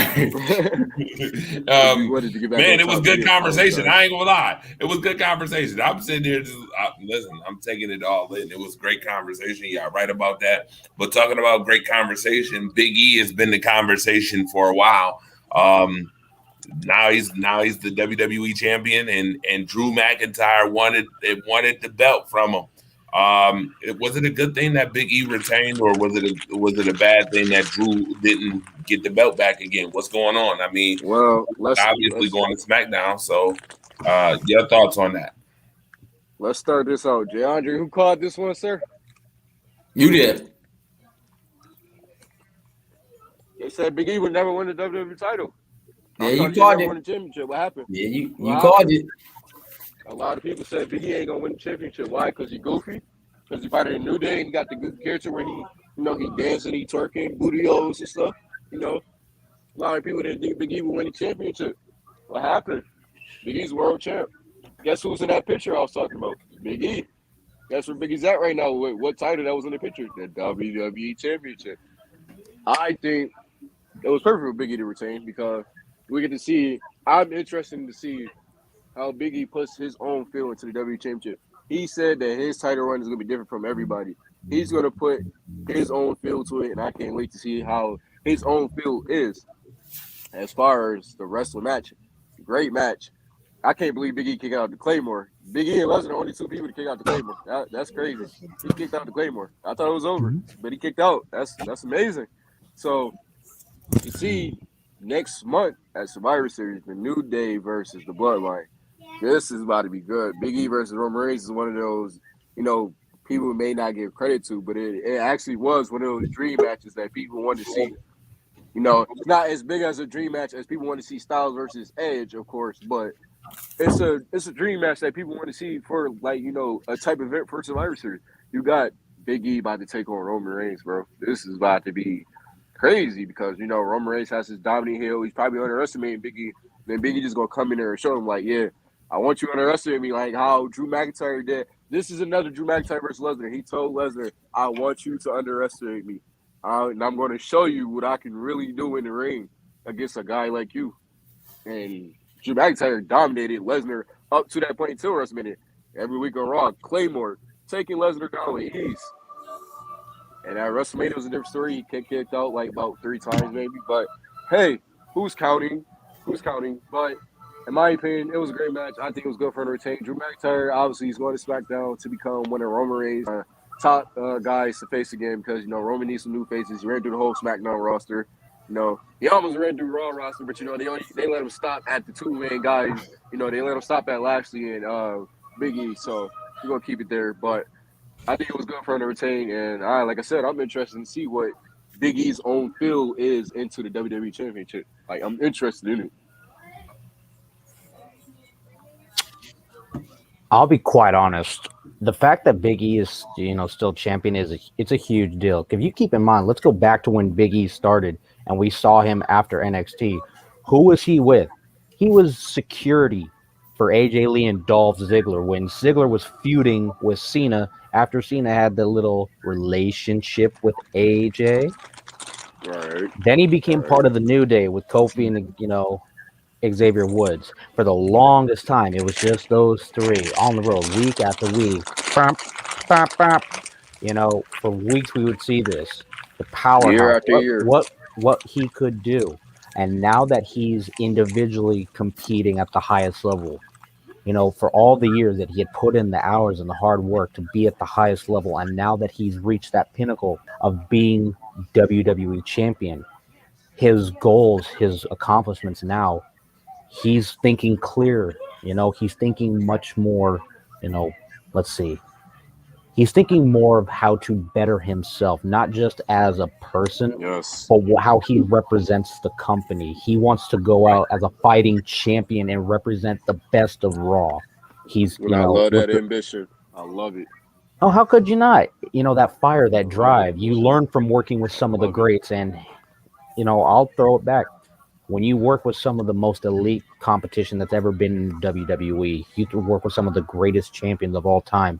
They push you to become what you know you can be. They're not going to hold you back. They want to see that rise. They want to see you keep going and going until finally, when all that work is paid off, you claim to be the best. And now that he has the championship, he wants to do whatever he can to keep it. So the fact that, Drew McIntyre, even with his Claymore kick, still couldn't keep this champion down shows a lot about his integrity, who he is as an individual, what he means not only to the fans, but what he means on this Raw roster. And if he so desires to continue at this high level, it's going to take a lot to knock him off. I definitely agree with Eric and Benjamin on what they said. I think it's great that Big E retained the title. I think it's great that Big E has the title, and I think Big E deserves a lengthy run with the title. I don't know how that's going to go with Edge and Rollins coming to the brand, but I think he deserves a lengthy run with the title. But my focus is Drew McIntyre. Drew McIntyre last year was the best pandemic champion besides Bayley. He was the best pandemic PC champion, and it's sad to see that he has kind of cooled off, and I hope he gets his momentum back because I would like to see Drew McIntyre, win the title in front of a crowd. I think he's owed that. Oh, yes. Simple fact of how he carried that company last year when Roman was away and when Becky went on pregnancy leave. And, Drew McIntyre was solid. Like, he was solid. Even though Drew McIntyre was a part of the 3MB, Drew McIntyre was, came back, didn't really have a good build, but was protected very well. I mean, he was with Corbin and Lashley and them three, he held his own against Lesnar, where people actually thought he could beat Lesnar, and he did go in there and beat Lesnar. So I think Drew McIntyre. Many people told me that he wouldn't. Right. And I think Drew McIntyre deserves a run with the title in front of an actual crowd because the way he worked himself, getting cut, going to TNA for them years, coming back, NXT, I just think he deserves a title run. But not to throw no shade on Big E. It was a great match. Big E's I'm looking forward to see what he does as WWE champion. And honestly, I think it's going to be better than his New Day member, his fellow New Day member, Kofi Kingston. I think he's going to have a better run than him. For sure. Because I didn't like Kofi's run. His title win was epic, but his run got a little stale. But I think Big E going to have some surprises. So that's my thoughts on it. I tell you just to have a rebuttal. Unless Drew McIntyre, I tell you it's a bad thing to say this, and I love Drew, second favorite wrestler. Unless he goes back to Raw next year draft and win the WWE Championship, or if he goes back to SmackDown and he don't win the Universal title, Drew McIntyre is not going to win another title for 3 years. And you know why? Because if he's going to win the title, it has to be in the main event. And who are they pushing for next year's main event? They're pushing Lesnar versus Roman Reigns. And you know who they pushing for? The WrestleMania after that one? The Rock versus Roman Reigns. So, Drew McIntyre, you have to wait about 3 years, to get another title opportunity. I hate to say it, but if he going to win the title, it has to be in the main event, of course, which he was in the main event facing Brock Lesnar last year, 2020, He carried the pandemic era, sorry. But for him to win the title again in front of a crowd, it has to be at WrestleMania, of course, but it has to be in the main event. And then that's going to be about in 3 years, because like I said, next year's WrestleMania, they're pushing for Lesnar versus Reigns. That's why Lesnar lost the way he did, even though we're going to cover that later. The WrestleMania after that is going to be The Rock versus Roman Reigns. So Drew McIntyre is sad to say, I love you, guy. You're my second favorite wrestler, but it's going to be 3 years, man. You at the back of the line, bro. You're at the back of the line. It just occurred to me. If you think about it, 2 of the 3 members from New Day are actually Triple Crown champions. I couldn't. Yep. I just thought about this for a second. How crazy this is. If you look at like the trajectory of both Big E and Kofi Kingston's career, they both have had similar paths. If you look at like how they started off, going early independently, then going to tag team, going back independent. Kofi started out with ECW back in 2007, as coming from Jamaica. We all saw the promos that he had being, the Jamaican high flyer. That Jamaican accent was trash. I'll tell you that. And then he lost the accent, competing individually, changed the music and all that. It amazes me, go from being Intercontinental Champion, United States Champion, World Champion. It's amazing how I like your comparison. I love your comparison, but I think sorry to cut you off. No, I go think ahead. Big E's first title run, hit. I ain't even gonna talk about title run. I say Big E started out career better than Kofi Kingston. Definitely started out better. He was successful in NXT. They didn't have NXT around that time when Kofi debuted, but Big E was a big star in NXT. He became one of the youngest NXT champions along Seth Rollins. The second NXT champion. That was crazy. Right, the second one. That was historic right there. And then another reason why I think Big E started out better than Kofi, him as a heel, Big E Langston. We're talking about Big E Langston. Forget Big E. Big E Langston was that guy. Like Big E Langston was a fan favorite, a big fan favorite. I see you shake your head over there, DeAndre, but Big E Langston, he was over, bro. He was over. And I wish that, I think it's a dumb idea that, Vince, takes away the names. It's trash. He's ruining people's names. It's trash. Big E Langston, they take Big E as a joke now because of how he is with the New Day, but Big E Langston, imagine Big E Langston as WWE champion right now. Imagine Big E Langston versus Bobby Lashley. Big E Langston, bro, he was the deal. He was the deal for the short period. Big E is good. Big E Langston was all right. And Ray, you come on, jump in, man. Big E was good, right? But his start of his career was not better than no Kofi Kingston. I'm sorry. That's just that I can't go that far. I mean, Kofi Kingston, right? The Jamaican accent was whack. I agree with that. I have no qualms with that.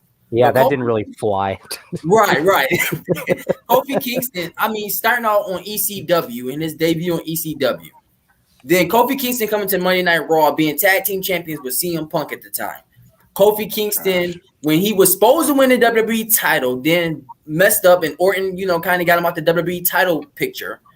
Kofi was pretty white hot at a certain point when Kofi came to the Monday Night Raw roster. I can't say that he was buried as a start than Kofi Kingston. I love that question, Andre. I can't wait to answer that. I'm sorry. I love that question. I can't wait to answer that because I came down to the point. I agree with your answer of who you want Roman to lose that title to. I have a perfect answer to that question. I agree with you now. I know. Go ahead, Andre. Finish what you were saying, though. Yeah, go ahead. I'm sorry, Tia. Go ahead, bro. No, you good. Y'all good. So I'm just saying, like Kofi was winning titles in his run. Big E wasn't really winning titles in his run. Kofi was winning IC titles, United States titles. Kofi was putting on pretty good matches. Kofi was rumored to win the Money in the Bank when Jack Swagger won it. When the last Money in the Bank happened at WrestleMania, it was a lot of rumors that he was going to win it, but Jack Swagger won it. I can't say Kofi was the man. I didn't get the hate on, bro. I'm sorry. I was a big fan of Jack Swagger. I don't get the hate on, bro. I think he was pretty decent in my advice. Jack Swagger? I don't understand the hate. Yes, absolutely. Yeah, Jack Swagger was the man. Yeah, absolutely. He was good. He was good. I don't understand the hate. The American. I loved it. I think actually, if you really listen to the theme,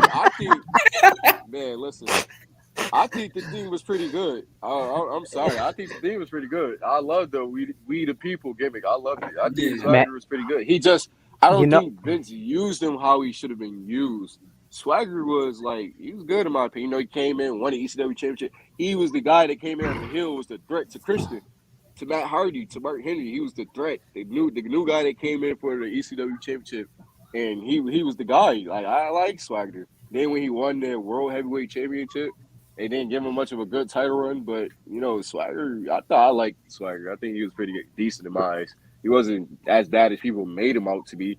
You know, they're doing them trash in AEW right now, but I think Swagger was pretty good in my eyes. I preferably did, Swagger to me just didn't represent all that I thought he could be, especially when he had, when he was partnered with Cesaro and they had Zeb Coulter as his manager.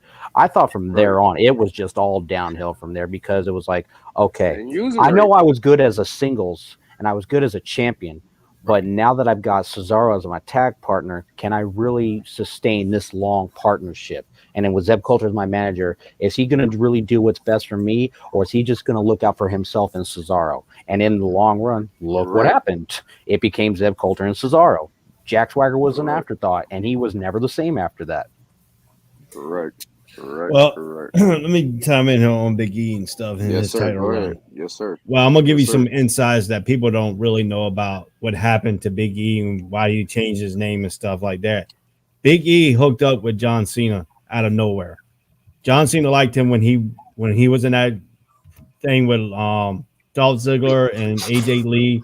He took a total up under John Cena. John Cena helped Big E to get to where he's at right now. John Cena put the New Day together. That was all John Cena's doing. Not Vince McMahon's doing. John Cena going to Woods, going to Kobe Kingston, going to Big E. He told Big E, you need to change your character around and show that you can do different characters. That's how he is now where he's at right now. He credited his championship win by John Cena. John Cena went to Vince McMahon, told him they need to put a belt on him, which I agree about because he's due to his belt. I mean, Big E's put in everything that he needed to be done to set his title reign up right now. His title reign is going to be different because Big E is going to be different. To me, Big E can be a reverend, and you'll believe he's a reverend because the way he talks. Big E can go out and be a bodyguard because he done that. You know, Big E could have gone out and done this. Big E is going to he's going to be a comedian type championship like Stone Cold. They didn't want to put the belt on Stone Cold because of his attitude. Well, they didn't want to put the belt on Big E because he's funny. So it brings aspects to these storylines with Big E and stuff like that. And what really messed Kobe Kingston up was when they had that feud with Randy Orton and they went away from that feud with Randy Orton. That really screwed him up because he was ready for the world title at that point. And they waited a year. They waited 2 or 3 years down the road too late for Kobe Kingston because they really had nothing set up. If he would have won the belt against Randy Orton when they put that race car, when they had that race car thing and they went away with it and they told him they're going to put a belt on him, then they wasted Kobe Kingston's time. You talking about accents, Paulo Cruz, he's now a Nigerian, had never had a Nigerian accent. Now he's Nigerian, Trash. I think that's just total trash right there. Right. And you never believed it. You don't believe in that. Vince McMahon does some stupid stuff when he puts his hand in the pot. If you keep him out of the pot, the WWE's better. I'm going to tell you what. Vince McMahon is trying to sell WWE. He doesn't want to give it to his kids. Right. He doesn't want to give it to Triple H. Well, guess what? Fox and Disney's are both in talk to try to buy WWE. But the people who are spearheading it is Shane McMahon with Disney, Triple H, and Stephanie with Fox are spearheading it, and they're using Fox as a shell company to take the company. And Murdoch has come out and said if he buys the company, he's going to return it over to Triple H and Stephanie McMahon. Oh, wow. And they just, how companies use shell companies to move their money and move everything around. That's what they're using. That's what Shane McMahon and Stephanie McMahon are using, a shell company to buy WWE underneath their father. And people don't really understand why they're doing this because Vince don't want to give it to his son because he don't he don't want to be his son or his kids to be better than what he was. It's an ego thing for Vince. You mentioned something about Vince putting his hand in the pot. I'll go even further. So you've seen how some superstars have done different gimmicks. I'll go back to like when Sheamus got the mohawk and he had his beard braided. You know, the only thing that I thought was worse than that was when Chavo Guerrero became Kerwin White. Yeah. I'm telling you now, that was one of the funniest things I've ever seen. And it's not because, Los Guerreros with Chavo and Eddie, God rest in peace to Eddie Guerrero, one of the best I've ever seen in the ring, technically speaking, without a doubt. But when superstars change their gimmick, like with Kane, he had the big red monster, he had the mask on, then lost the mask. Then he became corporate Kane. There's nothing intimidating about being corporate Kane. There really was not. Yeah, that was trash. Even when when Cena had his U.S. Open challenge and Kane answered the call, it was like, that's not scary. You could still do your choke slam. You could do your big boot. You could do your side slam, whatever the case. You're not intimidating once you change who you are. Right. There's no one's taking you seriously. That's why I loved, The Undertaker always remained who he was, regardless if it was the original Dead Man, the Prince of Darkness, he was the American Badass on his Harley. He still was The Undertaker. He still was an intimidating presence inside and outside of the ring. Kane changed that once he got with the Authority, and he was now about business. And God bless Kane, Glenn Jacobs being the mayor in Tennessee. Good for him. Got nothing but love and respect for that. But inside of WWE, your image, your reputation, it means so much to them. And the moment it changes, the view from the WWE universe, their perspective and how they view you as a competitor has completely shifted. You have one half here, another half here. And then you got some people right in the middle that are not sure how they feel. But you give them time, maybe they'll be persuaded to go one way or the other. But it's not going to be a consistent thing if you keep changing your image. And that's what I don't like that Vince does. He changes people's images just to get, more attention. He wants to see if he can gain more viewers. But when you change something that's working for you, then you start going downhill. I mean, and that's some why people, viewership and ratings go. He touched on that a little bit here, talking about people changing gimmicks. John Cena changed his gimmick on his own. Vince didn't really change his gimmick. Correct. The one that he came with Thugonomics happened to be in that Halloween skit that he started rapping, and Stephanie found out he could rap. And then went to his father and say, hey, this guy can rap. Let's make him Thugonomics. That turned out to work because John Cena was about to be fired.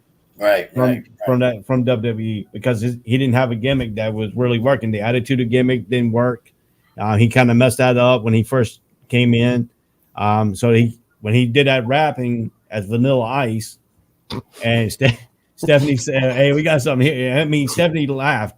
I don't know if you watched it. If you go back and watch it, you can see Stephanie laughing at him because it was funny because he started rapping and they asked him, "Could you rap?" He said, "Yeah, I can rap." And so, I mean, that's what his gimmicks changed. Now, for Kane, I would like, because, Kane started as a school teacher, elementary teacher. He was a kindergarten teacher before he came into wrestling. So now if you brought him back and put him in a school setting with kindergartens, then that would work because that would have been scary. You got a big, tall, 7-foot dude teaching kindergartens. But the way you talk about Undertaker, the way he transformed from the badass and all this, but he used the gimmicks to make him a badass. He didn't use like the corporate gimmicks here. He used a biker. Bikers, the Hells Angels. If you look at it, the Hells Angels back in the day was really a timid group. So you could believe that he could be a biker and he was going to be scary about it. The Dead Man gimmick came from Paul E. It came from Precious Paul. What's it do? Percy Pringle. He's the one. He was a real mortician. So he came up with the Undertaker gimmick for Mean Mark Callis because Mean Mark Callis started off as Sting's tag team partner in another organization, and then he became the Skyscrapers with Divine and went up with the Road Warriors in NWA, Then he went down and then he picked up as the dead man because at first they were going to bring him into WWE as Mean Mark Callis. That was their first plan, but Percy Pringle got involved into it and said, "No, I'm going to take him. I'm going to make him a dead man gimmick," and they rolled with it. That first scene when you seen when the Undertaker came in, and as the Undertaker, it was because they were testing it, and it worked, and they went on with it. But see, by corporate Kane and all that in business stuff, Kane is really smart. The guy who played him is really, really smart. He's a real educator, and so he went to the business type and then became governor, and it just didn't really work once he became corporate Kane. All right. I was listening to all that. Gimmicks definitely. Would you say that some music influences gimmicks?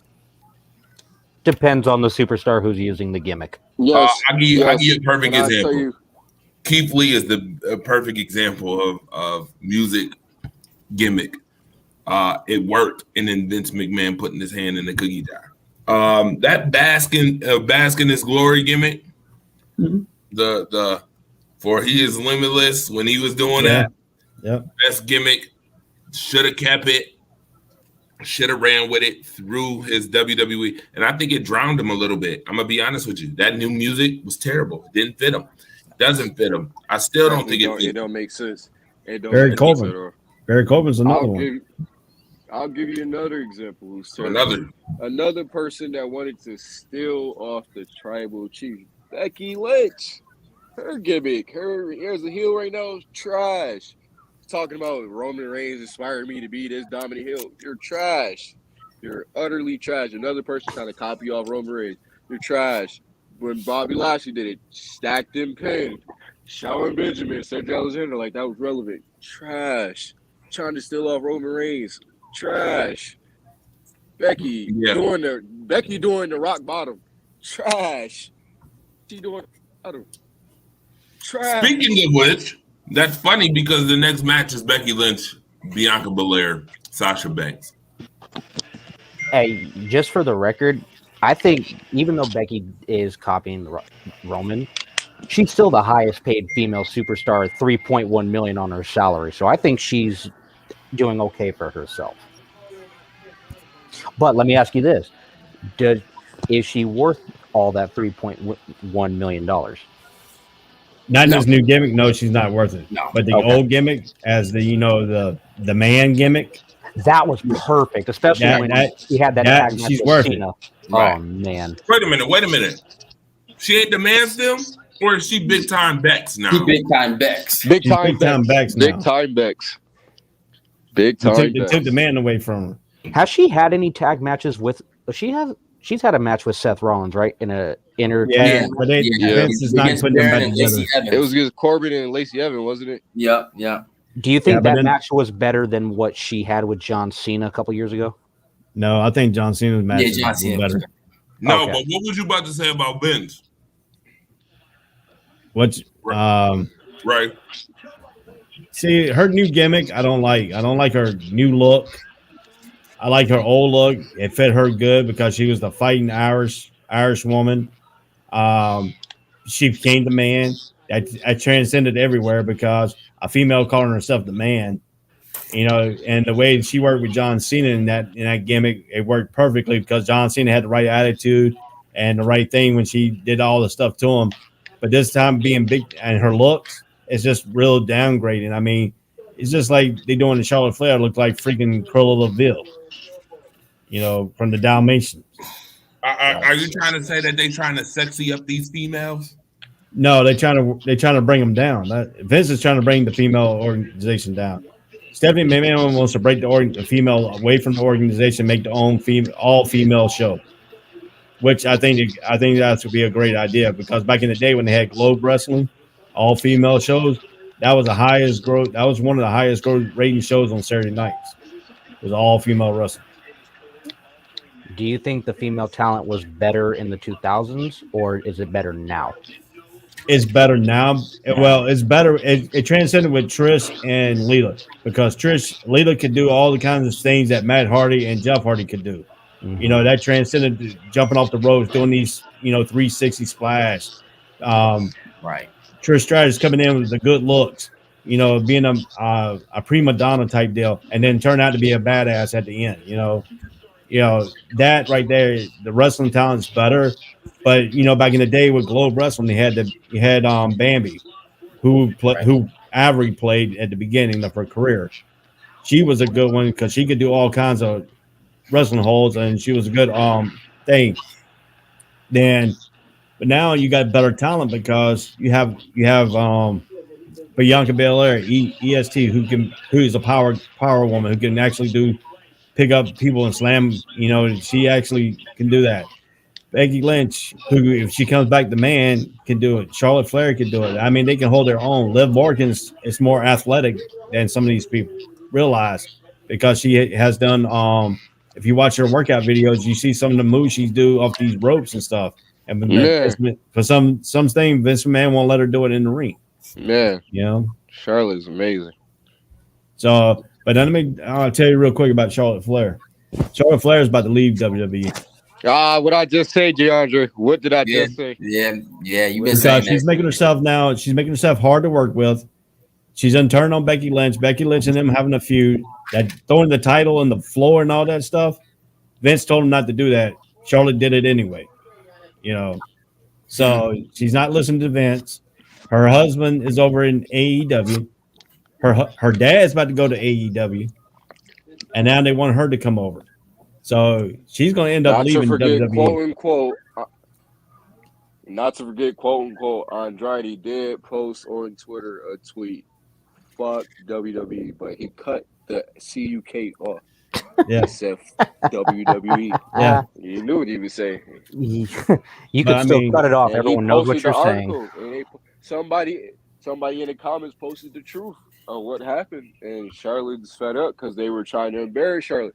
They were trying to make Becky hold the two titles at the same time, so she could get the pop for Becky 2 belts, which is trash because you're not giving other people a chance. If you got both belts, that's trash. That means if they want an opportunity for both championships, they got to fight only you.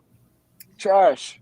Charlotte Flair, who's better than that whole division, except till Bianca came, which Bianca's the only one who's there who can match her toe for toe. So other than that, nobody back there can match Charlotte. Agility for agility, strength for strength, like how Charlotte Flair does it. I mean, you got to understand, Charlotte Flair is a gymnast. She's won national championship at North Carolina State University for gymnastics. Yes, sir. So of course she nobody's gonna match her for agility. Who's gonna match a gymnast for agility? Till Bianca came around. I mean, she's close. She's not there, but Bianca is somebody that can go toe to toe with Charlotte, like on a high level. Like Bianca is the one. Yeah, I mean, Bianca's just showing. She's showing everything straight. She picked up Otis with ease, took him across the line, walked him down with ease.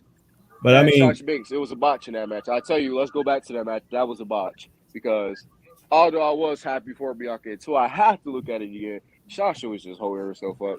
So it was a botch way to make Bianca look like she was that strong. Even though she really is strong, just like I said, she walked Otis over. That was like real strength. She was walking with Otis on her shoulders, which was incredible because you look at Otis. I mean, just look at Otis. He's like a big pile of block. He's on Bianca's neck. He's on her neck and shoulders. She really carried him like it was no problem. So, I think Bianca is the one that she's real close to Charlotte. But I mean, we all know Charlotte. As you don't gotta like her, but Charlotte's really the GOAT. She's the best. I'm sorry, I don't care what y'all saying. She's the best. She's the GOAT. Y'all know it. Y'all just don't want to admit it. Hey, you should know Charlotte's the GOAT. But if you look at another direction by WWE and the women's division and stuff like that, if you notice that when their husbands go to another show, they follow. Mm-hmm. Yes. When Becky Lynch got drafted to Raw, I knew Seth Rollins was going because Vince likes to keep the husband and wife together. And when Street Profit went, Bianca Belair went. So I mean, let me ask you a question. Go ahead. I just want to get your opinion on who's stronger, Charlotte or Beth Phoenix? Beth Phoenix way, because Beth Phoenix used to be a power lifter. That Phoenix without a doubt. That Phoenix got that. I'll tell you that much. Beth Phoenix was a weightlifter, a competitive weightlifter. I think Beth Phoenix and what's that dude's name? The Italian guy. Can't think of his name now. Tino Morola. Yeah, I think that was a great pair together. I thought they actually dated. I was fooled growing up. No, was a lie as a kid. I really thought they dated. No, I really thought they dated. No, what it was. Together too. I did. Beth Phoenix went to Vince McMahon and told him, "Hey, we got this guy here. I wanted to work with him. I think we can make a good couple and stuff like that." So that's what that all that came out about. But she was dating Edge at the time, because Edge dumped Lita and went for her. So, all right. With that being said, Edge dumped Lita for who? Beth, right? Yep. All right. With that being said, and Alicia Fox. Yeah. Oh wow, Alicia Fox. Oh wow. You remember when that whole thing with Vicky Guerrero was going on, and they were trying to get married. Matter of fact, Alicia Fox lives in Palm Beach. I hated Vicky Guerrero. I tell you, I yelled at the TV every time I see Vicky Guerrero. Oh my gosh, she was so annoying. I hated her so bad. I tell you, I yelled at the. I yelled at the TV, saying, "Shut up!" Like, excuse me, bro. Like, no. Let's sing a song about her. Let's get The Rock. All right. Speaking of The Rock, let's talk about The Rock's cousin. Let's talk about the tribal chief, the head of the table. These haters though.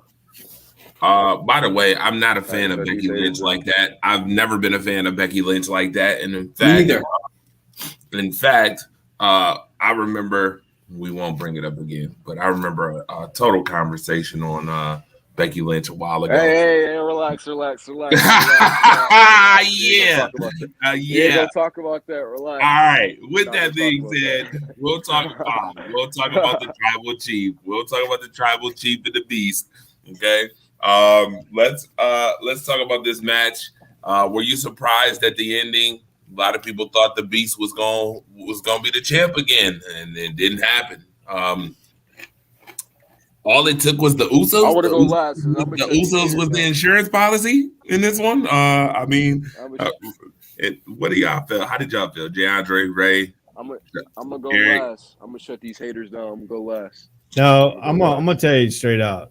I thought it was gonna be a little bit different the way they presented it, way they had Paul Heyman had Brock Lesnar music come up. I thought it was going to be when Brock Lesnar actually turned on Paul Heyman. I thought it was Paul Heyman's turn to turn on Brock Lesnar, and I thought he was going to be the one. I thought he was going to be the insurance policy. It looked like he's going to get the belt to Brock Lesnar and then hand it right to freaking Roman Reigns to finish him off. That's just me, because I think what's going to happen is, because Brock Lesnar will need a mouthpiece, and that mouthpiece is going to be Sable, his actual wife. It's going to come back, and they're going to. He's even said in the thing that he wanted his wife to come back to be his mouthpiece. So to me, I think they botched this whole complete thing up. I thought they should have had Paul Heyman actually turn on Brock Lesnar, hand the belt to Roman Reigns, said, call him his tribal chief. Here's your belt, hit him. But no, they made Paul Lee throw the belt in the ring, not to hand it to Roman Reigns. I think they just miscued on this whole thing. That's just my opinion. Shut these haters down. DeAndre, what's your thoughts on this match, man? Get them out. The match. Michael Cole definitely was hyping the match more than it should have been. I thought it would be a no finish. I didn't think they would have a clear cut winner. I thought it would be a no finish with a DQ or just a no finish, because you knew they was going to revisit this match again at a later point. So I was shocked that Roman Reigns actually got the 1-2-3 over Brock. It's just the part I hate is them fighting over the belt in the middle of the ring. They did this before WrestleMania 31 when they fought. They was wrestling over the belt. Like, you ain't kids. Like, come on. Like, you wrestling You over got the two belt. big kids out there wrestling over a belt. Right, Yeah, exactly. that was Chaz. Look like two Right. brothers fighting for something. Like, And it's bro. Brock Lesnar and Roman Reigns. Brock Lesnar, a former UFC fighter. Roman Reigns, you're trying to promote as a tribal chief, and y'all fighting over a belt. Like, I thought we got over that in kindergarten, but I guess the Vince like the kindergarten stuff. Like, but I mean, it is PG, right? right, Well, right. unless they're getting hit by the belt, then they should not be complaining. But Let's get them all out. I mean, the right choice was made that Brock Lesnar should not have won last night. I mean, Thursday. Roman Reigns should continue to be champion. Y'all know what I said, and I said it before the show, and I'm gonna say it on the show. The best way to get Brock off of TV, if you really want to do a shock value, you should let Roman Reigns beat the stuffing out of him when he came out on SmackDown. Because if you're trying to promote a character, Brock has already beaten everybody on the roster for the most part. He beat Styles, he beat Bryan, he's beaten Baylor, he's beat Strowman. Sorry. The best way to give back to the thing is letting Brock get beat. I mean, Brock ain't gonna be there all the time, always. He's going on break anyway. You did the suspicion angle after 31 when he lost the belt to Rollins, and Brock destroyed the whole set, and they suspended him. Then they brought him back against Rollins at Battleground when Taker came back and kicked him, and they had that rivalry. But that would have been the best way to get the angle over. You do a no finish, Brock come out pissed off, and Roman Reigns actually beats him down. That would have been the best way to do it. But I agree with you, Ray, with far as Paul Heyman needs to make up his mind one way or the other, because it's kind of getting tiring, because you're going to drag this out to Mania? Well, the only way you're going to drag this out to Mania is if you would have had Paul Heyman help. Wow. I like that comment right there. If you're going to have this, you had Paul Heyman come out, hand Roman Reigns the belt to beat Brock Lesnar, and then come back at WrestleMania and have Paul Heyman be involved, and then Roman Reigns and Paul Heyman double team and kick what out of Brock Lesnar. But to get Brock Lesnar off that name, Vince is not gonna make Brock Lesnar look weak. He's gonna always make him look strong. And so that's just because he's Vince McMahon's little pet boy. Right. Well, what you wanted to say, Ray. You gotta Brock Lesnar's the guy that Vince McMahon leashes and walks. Got to take him outside and walk him. That's what he is. Yeah. I mean, because one thing, Brock Lesnar can't talk on the mic. He can't cut a good promo. Nope. He always got to have a mouthpiece. You took your mouthpiece and made it with Roman Reigns. Paul E is happy with Roman Reigns. Roman Reigns is happy with Paul E. So I mean, if you look at it this way, I think it's just time for Paul E just to kick Brock's butt. Help him double team. The Usos, it really didn't help them. I mean, it really didn't help the cause in this. I mean, because it's still, again, you got two giants, and then you got the little ants, not big enough guys, and body mass wise to come and help in this match. It really didn't sell me on that part. I think the part where really sold me on this match was if Paul E would have just came and helped Roman Reigns as the insurance policy. I'll be quite honest. And Go ahead, Andre. Or no, come on, Mr. Statistician. Brock and Roman, to me, is just here's the thing. Brock, for the longest time, it's always in and out, coming and going. I never know what's going to happen with this individual. I never know. He's here, he goes away. He's here, he goes away. Half the time he's booed, half the time he's cheered, but half the time he's not doing any talking. He looks like he's being a ventriloquist puppet for Paul Heyman. I mean, you got a mind of your own. You got a voice. Use it. As the saying goes, actions may speak louder than words. But if we don't hear anything from you, literally, I'm going to be lost from you.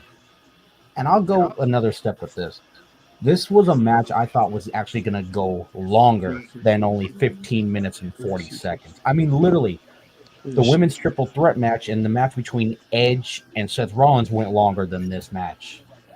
I mean, I thought there was actually going to be a lot more intensity with this match. I really did. But for only 15 minutes, I really think they messed up with this one. I really do. I mean, if you were going to really have a compelling storyline for this match between Roman and Brock, at least let them beat the crap out of each other. Let it go a half hour, 40 minutes. Give it everything you got. really build it up, really make the ending to Crown Jewel be something spectacular for the fans.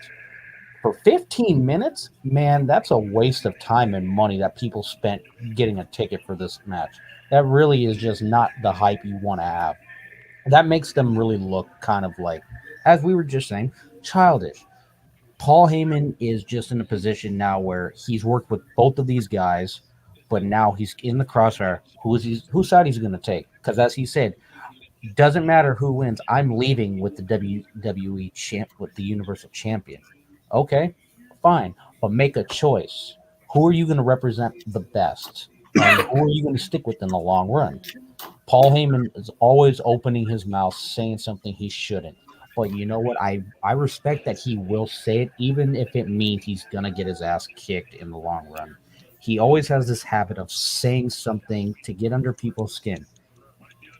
Granted, sometimes he makes it personal. Now, I'm all for, you throw a cheap shot here and there, you want to throw a low blow, fine. But don't expect it not to come back and bite you in the ass in the long run from the person you're representing or the person that your person is fighting. So for me, this match, it could have been better. But if you're going to rebuild this matchup at a later time, you better make it one hell of a story. And don't just have a one match now and then wait till WrestleMania. At least let's see a couple more matches just to see where we're going with this. Like non-title matches. Let's see what you get out of a non-title match versus an actual title match. I'm sorry, real quickly, what they should have done would have been interesting is making Paul Heyman the special guest referee for this match. That would have been that's a big plot twist right there. But yeah, I look at it two ways here. Brock cannot cut a promo himself. He's always got to have a mouthpiece. Does Roman beat Roman Street? And to me, Vince McMahon's always going to have him as a little buddy, a little puppy. Yeah, that's lap dog. That's his little lap dog. That's his little everything else. That's his little pup dog, and that's his little everything else. But to me, if you look at two different things here with Brock Lesnar and Roman Reigns, is they could have sold this match a little bit better. I mean, you got two big guys. Roman Reigns could be believable to beat Brock Lesnar to a bloody pulp because Samoans are stronger than real American guys. I'm sorry. I've been to Hawaii. I've seen what a Samoan did to a 6'10" football player at the University of Hawaii. He beat the snot nose out of him. I mean, it's the Samoans have always been stronger. So I could believe that he could have beat Brock Lesnar to a bloody pulp right in the middle of the ring. To me, that match didn't flare because they didn't let Roman Reigns do his stuff. They didn't let Roman Reigns beat him like a rag doll. Yeah.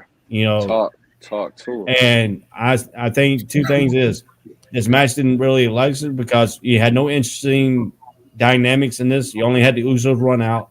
You had Paul E throw the belt in the middle of the floor, and they wrestled for a belt like a kid. I thought it was 6'7", 6'8" guys running around a belt, trying to wrestle a belt out of the middle of the ring, playing tug of war. What is that? I mean, that didn't do nothing for me. But if they would have made it interesting, either made Paul Heyman a special referee, put something involved Paul Heyman in this match. They really didn't do that instead of him throw the belt in the middle of the ring and let them wrestle for it. I mean, come on, Paulie's the center around this whole thing is Paulie. And another thing too is this wasn't the plan for 2022 for WrestleMania. This was the 2023 WrestleMania. The 2022 WrestleMania was supposed to be set up with The Rock. But The Rock's schedule for his movies and stuff with conflicted, so they had to move it back to 2023. So they had to jump rush this right.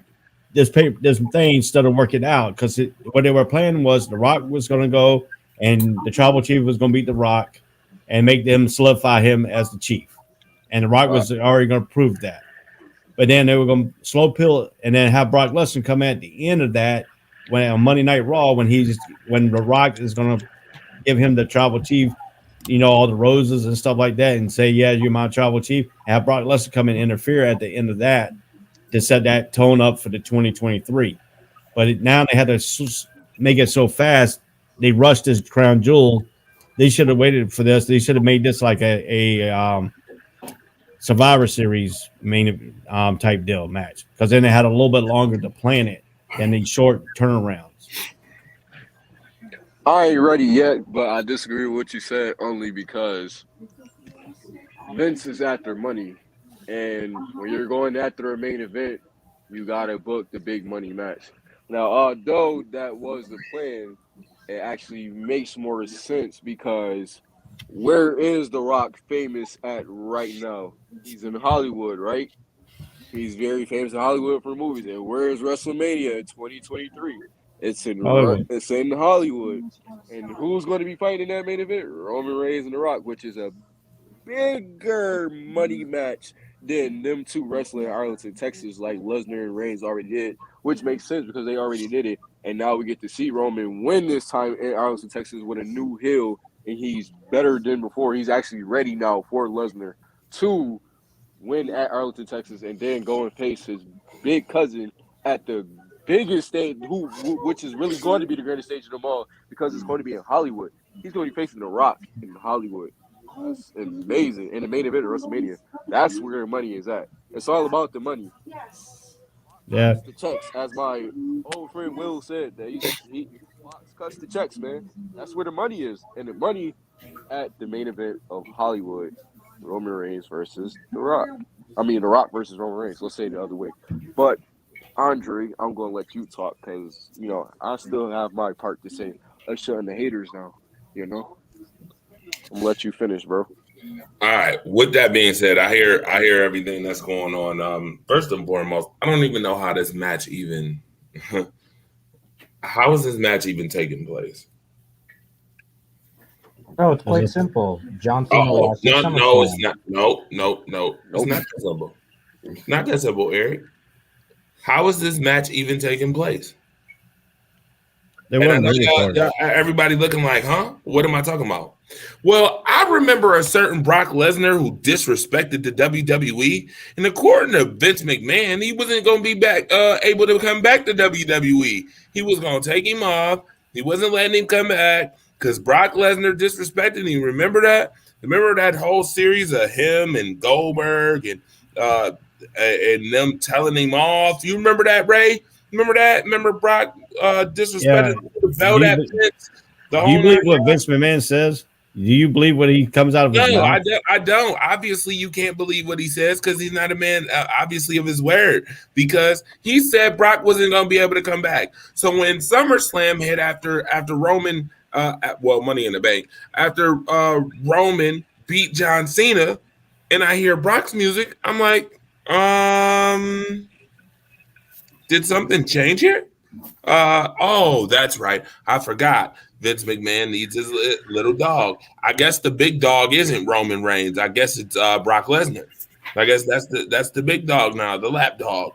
Brock Lesnar. You need him to come back because now all of a sudden AEW's making a push in promotions and viewership. So you got to bring Brock back, the money guy, the guy that we were so angry to even see all this long time, the guy who had the belt but only fights part-time, the guy who comes back once in a blue moon. I mean, the guy who wrestled a whole year of time in one Seth Rollins match. One Seth Rollins match was longer than what Brock wrestled the whole year, and Brock Lesnar had the belt. And people were like, get him out of here. We're tired of looking at him. Even when he comes, he's boring. We're sick of looking at him. Get somebody else on the belt. And then you bring this guy back. And now it's Roman and Brock. Which to me is unnecessary. And the reason why I say it's unnecessary is because we already seen it. You've seen it in the past. It's unnecessary. It's not the biggest fight draw. I get it. People are like, well, Brock brings money. Fox cuts the checks. Well, guess what? We've seen this in the pay-per-view at Crown Jewel. To me, didn't cut the check. It didn't cut the check for me. You guys talk about two kids fighting over a belt. Yeah, that's what it looked like. I'm gonna be honest.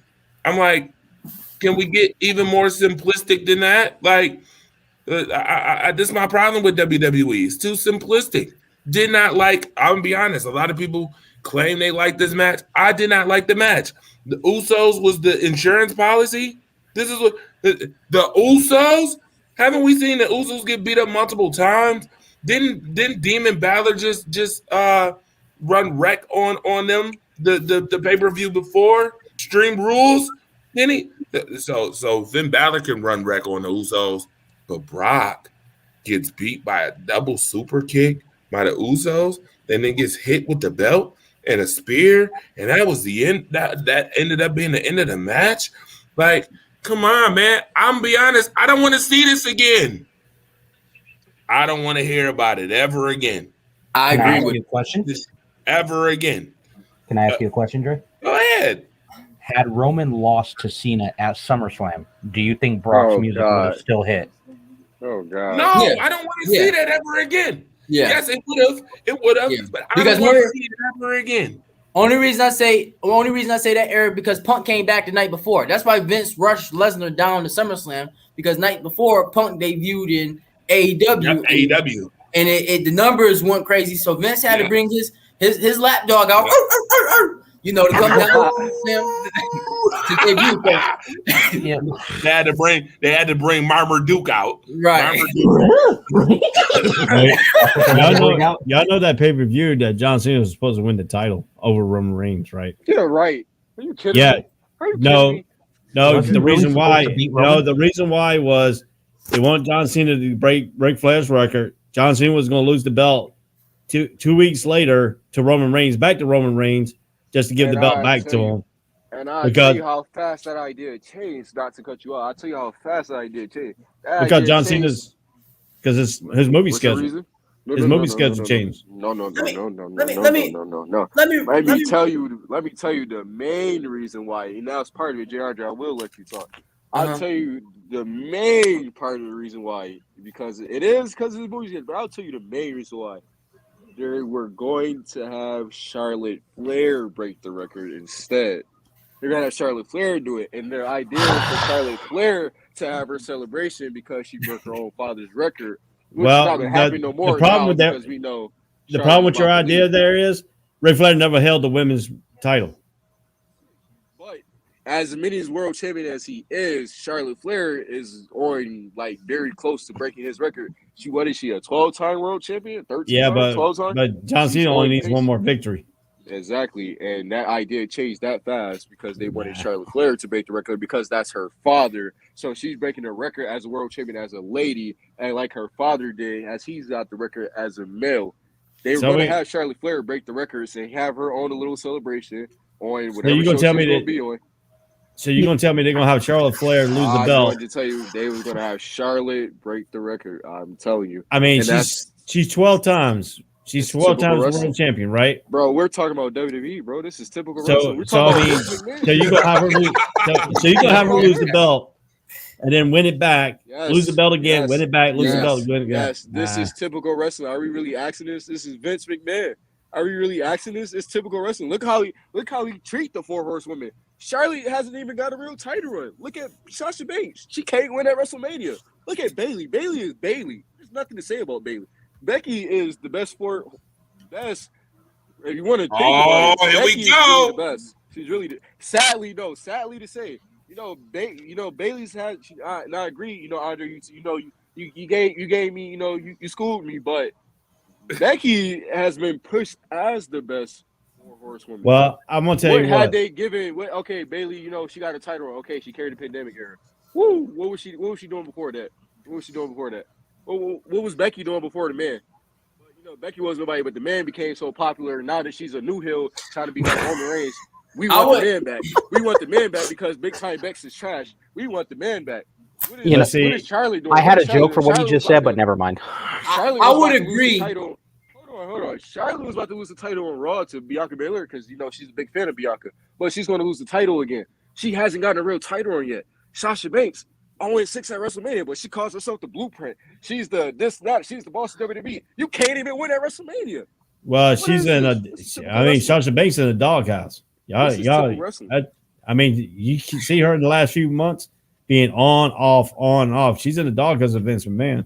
I would agree. We had a conversation, and I think it was in July about who's the worst 4 horsewomen women.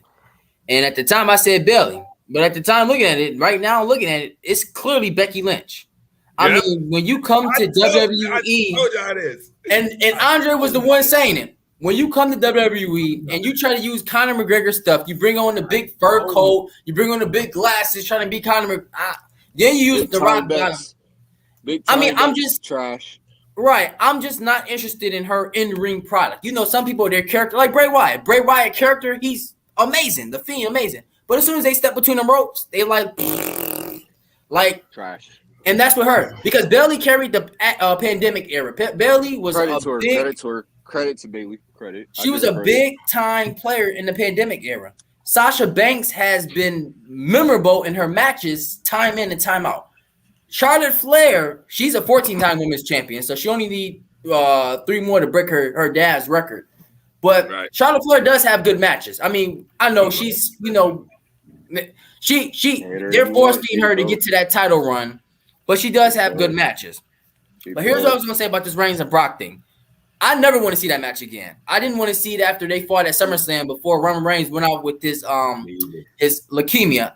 I was tired of it. It's all you talking about WWE's running stuff into the ground. That's a match they ran into the ground and don't seem like they have any new angle with that. Like it's just been running to the ground. It's just too much.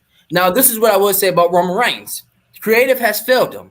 As great as he's been, when it comes to the matches, creative have failed him. They have failed him, and I'm gonna tell you why they failed him. Because why do he need interference every time in a match? Most times, why do he need interference? When Edge and Reigns fought, I get they wanted to set up Edge and Rollins, but why not set it up on that Friday?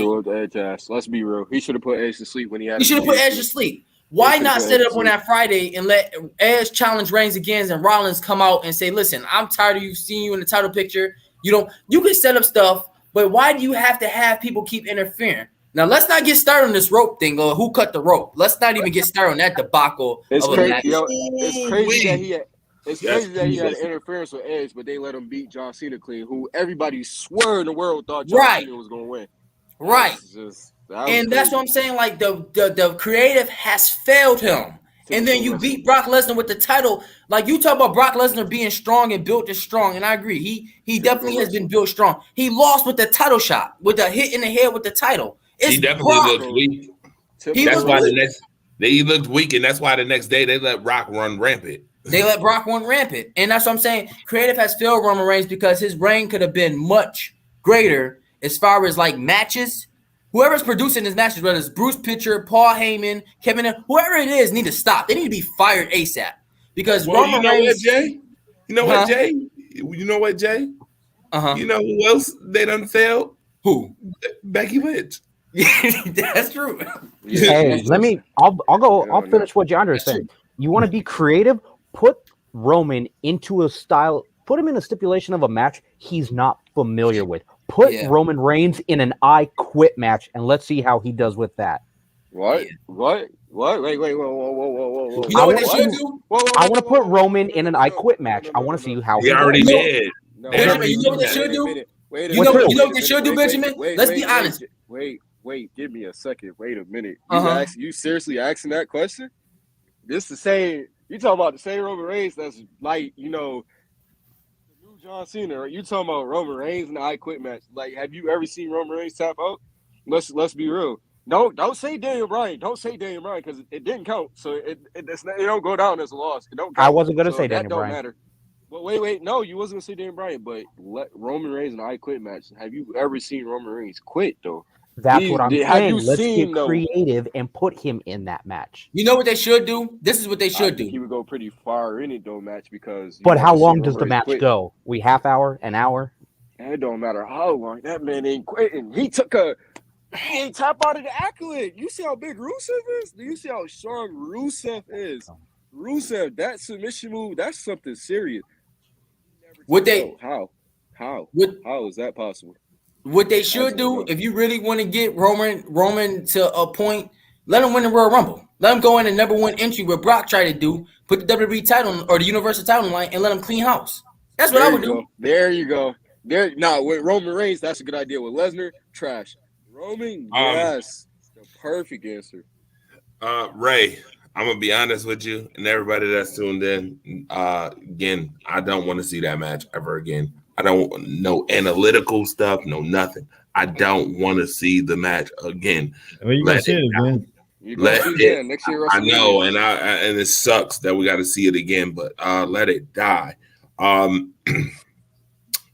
It's that second answer, Jordan. I think it's that second answer. I think the Charlotte Becky fight, I think is they trying to make it seem real to make people care and think it's real because it's a build up for Survivor Series. I think that's just what it is. You got to build it up for Survivor Series, because Charlotte and Becky, who in my opinion I said this, which many people won't agree. I think their few matches was better than Sasha's and Bayley's, which is a high reach to some people, but I just think the fights are better. We already talked about this. I think the matches was better. I'm sorry. I like it. Well, matches between best friends are usually the best ones because they know each other very well. Right. They train with each other. They work their moves out and stuff like that. So, Sasha and Bayley gave me a big feel though at that Hell in a Cell match. That match was something else.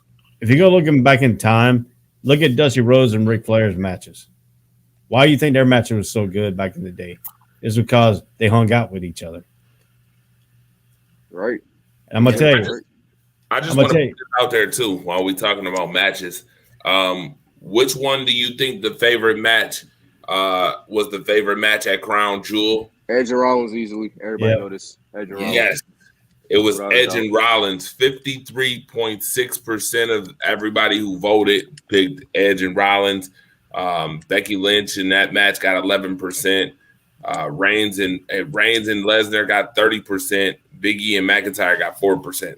So, 4.7. So if you really look at it, they built only one. If you look at Crown Jewel, they only built up to one match, and that was the Seth Rollins and Edge match. That was the only one they really built up. So of course everybody's going to really watch that, and that's part of why they put it first because they knew it was going to be a big watch, and then it was going to fall off at the end. Definitely. That bot stomp, the Yeti stomp, the bot stomp. The Yeti stomp, the bot stomp. All right, now. Wait. Now, before we move on, let's shut these haters down real quick. I got to shut people down. Let me hear this. I've been waiting months to do this. Boy, I've been waiting months to do this. So, let's start this off with, I'm a fire start again. Who Roman Reigns should lose the title to? I've been doing some hard thinking, and I'm going to go with Andre's answer that he told me about maybe 3 months ago at Money in the Bank, or was it WrestleMania Backlash? I don't remember. I think it was Money in the Bank. I'm going to go with Walter. It should be Walter. Look at Walter. Look at Walter. He just lost the title, and that he held for almost 3 years. Look at Walter. Walter is the guy to beat Roman Reigns. Look at Walter, boy. He's got his own crew too. He's great. Walter's man. He's got his own crew. So you can see that happening because he can bring his own crew to helm off the Usos. Man, in my opinion, Walter is the real answer. Who's the guy that dethroned Reigns? I love Roman Reigns. That's my favorite wrestler. But Walter should be. Man, I think they had a little encounterment at Survivor Series 2019, but Walter had more of an encounterment with Braun Strowman because of the size, and whatnot. But Walter, that's a great match right there. Walter. Yeah, but like you said, that probably won't happen probably another 3 to 4 years. Oh yeah, because we don't know Walter ever going to get caught to the main roster. We don't ever know. But hey, if Braun Strowman was still relevant, do you think he would have beaten Roman Reigns at Crown Jewel? Come on, dude. He put him to sleep. He put him to sleep. We're not going. No, let's change the stipulation. Let's say it's not no regular match. Make it a no holds barred. Make it a street fight, or even Hell in a Cell. Do you think Braun would have beaten him without Roman Reigns having any help? No. You know how many rebuttals I had today. You know how many times if you look at Roman Reigns, you're the man, bro. You're the statistician, man. I want you to look at how many times Roman Reigns whooped Strowman ass in a match. I want you to look at how many times he whooped Rusev ass in a match. He's beating Strowman and Rusev a lot. Well, Rusev hasn't been the same since he lost to John Cena back in 2015. All these matches are scripted, so of course course, they're gonna follow a script. So I mean, but if you look in real life, you think really Roman Reigns is gonna be Braun Strowman, who can turn over a freaking bus, who can turn over a freaking car, who Like can you win a said, strongman but- competition? But to bring back to your point about how you said how strong Samoans are, although I don't deny Braun Strowman's strength, that dude lifted a whole ambulance truck, which was incredible. But I don't know that match in a real fight. I don't know who. When you got Strowman's strength different, and then you got Roman, who was also very strong because he's a Samoan, and they are pretty damn strong. But to go back to Eric's part about bringing up Strowman. Roman Reigns made Strowman, like he said at SummerSlam when he came last year. I made you. You made a monster unless I'm here. Damn true. Who is Strowman without Roman Reigns? The best of Strowman came out against Roman Reigns. Who is Strowman without Roman Reigns? Who is he in WWE? In WWE, who is he without Roman Reigns? You can't answer. I mean, Strowman was brought in for the Wyatt family. I mean, that's basically what he was brought in for. And then when he got mantled out of the Wyatt family as a stuff, single star, he was trash until who he started feuding with, Roman Reigns. But and see, who was Strowman relevant when where he wanted to show how much of a monster he could be because he didn't like him because that's the angle they pushed. It was Roman Reigns. He's nothing without Roman. I'm gonna tell you about my friend. My friend knows Braun Strowman really good. He's from the hills up in North Carolina where he used to live with his father and stuff. Yes, sir. Roman Reigns went into Braun Strowman went into a bar. He picked up two biggest men in the bar. Told him he'll fight both of them at one time, and he said Braun Strowman, it only took him like 9 seconds to beat two guys. I believe it. I believe it. A bar fight is something serious. I don't think Roman will win in a bar. And fight, I mean, Braun Strowman didn't even pick up a bottle of beer or nothing to hit anybody upside the head with a beer. He took two of his fists and knocked the dude out at the same time. Speaking of a bar fight, I love Sheamus and Jeff Hardy bar fight. That was something serious. I love that fight. Very underrated match. But I tell you the best fight is Stone Cold and Booker T in the grocery store. Yeah. Oh yeah, that was funny. I loved it. That was classic. Yeah, definitely. I loved it. Definitely. That was classic. I loved every second of that. But to finish what I'm saying, for the people that are still watching the show, I need you guys to listen very clear to shut you haters down about Roman Reigns. This big hateness. Now to talk about the match because I didn't give my real idea about the match. The match was mid, and in terms of mid, I mean it was below average. Below average. The match was below average. And you know why it's below average? Because nobody wants to see the match no more. Who wants to keep seeing Roman Reigns versus Lesnar? This is a repeat. We have seen these two fight 5 times now. Nobody wants to see this match no more. And if you're going to do the match again, like DeAndre said, not even on SmackDown, I think it should have happened at Crown Jewel. Why didn't Roman Reigns beat the hell out of Lesnar? Why didn't?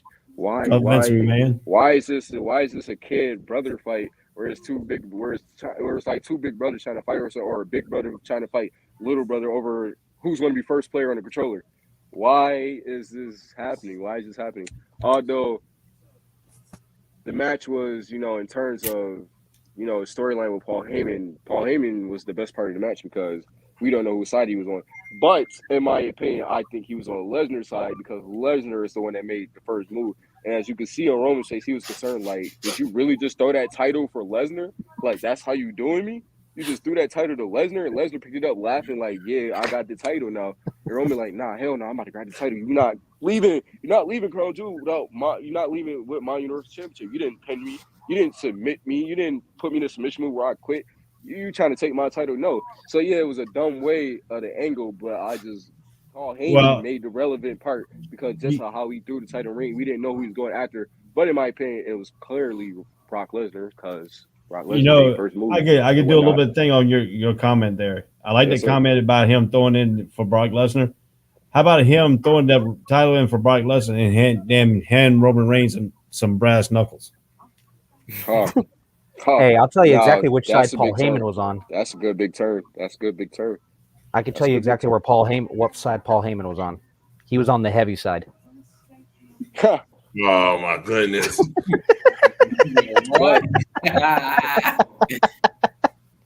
It's true. We playing around here. Who should end Roman Reigns streak? We playing around here. This is who should end Roman Reigns streak. I hate his name. The Rock. No. No. Nah. I'm just Yeah. kidding. I'm just kidding. No. I hate the name, but this guy should end Roman Reigns' streak. And I may be partial because I like his family. His uncle and his dad was one of the greatest tag teams of all time. Oh, please don't reach. Don't reach. Don't reach. But I'm going Rex Steiner. Well, his name in WWE is Braun Breaker. That's who should end Roman Reigns' streak and take the title off of him. He about to lose to Ciampa. He about to get embarrassed. I'll tell you that much. You about to take that title for Ciampa. He's not perfect. He's not. I love Braun Breaker. I think he's a great new guy, but he's not taking the title Ciampa. I'm telling you right now, that match is about to be so underrated. But Ciampa is about for sure. He about to show that man the ropes. Like, yeah, man, this is a main level match right now. You in NXT against a guy like me who Ciampa hasn't really fallen off at all to me at all. Ciampa is just that dude. He's in history one of NXT great. Ciampa is that guy. In my opinion, he's that guy. You can't discredit, what he's done. He is that guy. You can't discredit it. I ain't gonna say he's like better than Adam Cole or Johnny Wrestling, but he's NXT great. He's that guy because Cole is gone. Gargano about to be gone. Andrade whoever his name is, he's gone. That's the only reason Ciampa is really that guy now.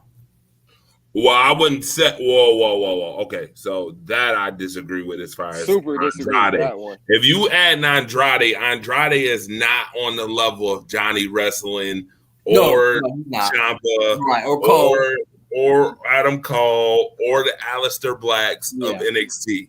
No, okay. So here's what I will say. Here's what I will say on that. Ciampa is the guy who could be both. We've seen this.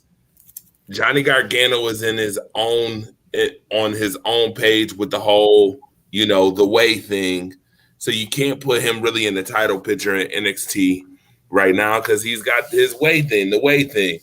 Ciampa is the guy you give the belt to if you want to start this NXT 2.0 revolution because Ciampa is the guy who will wrestle with all these guys to, mold them up. That's what they're using Ciampa for.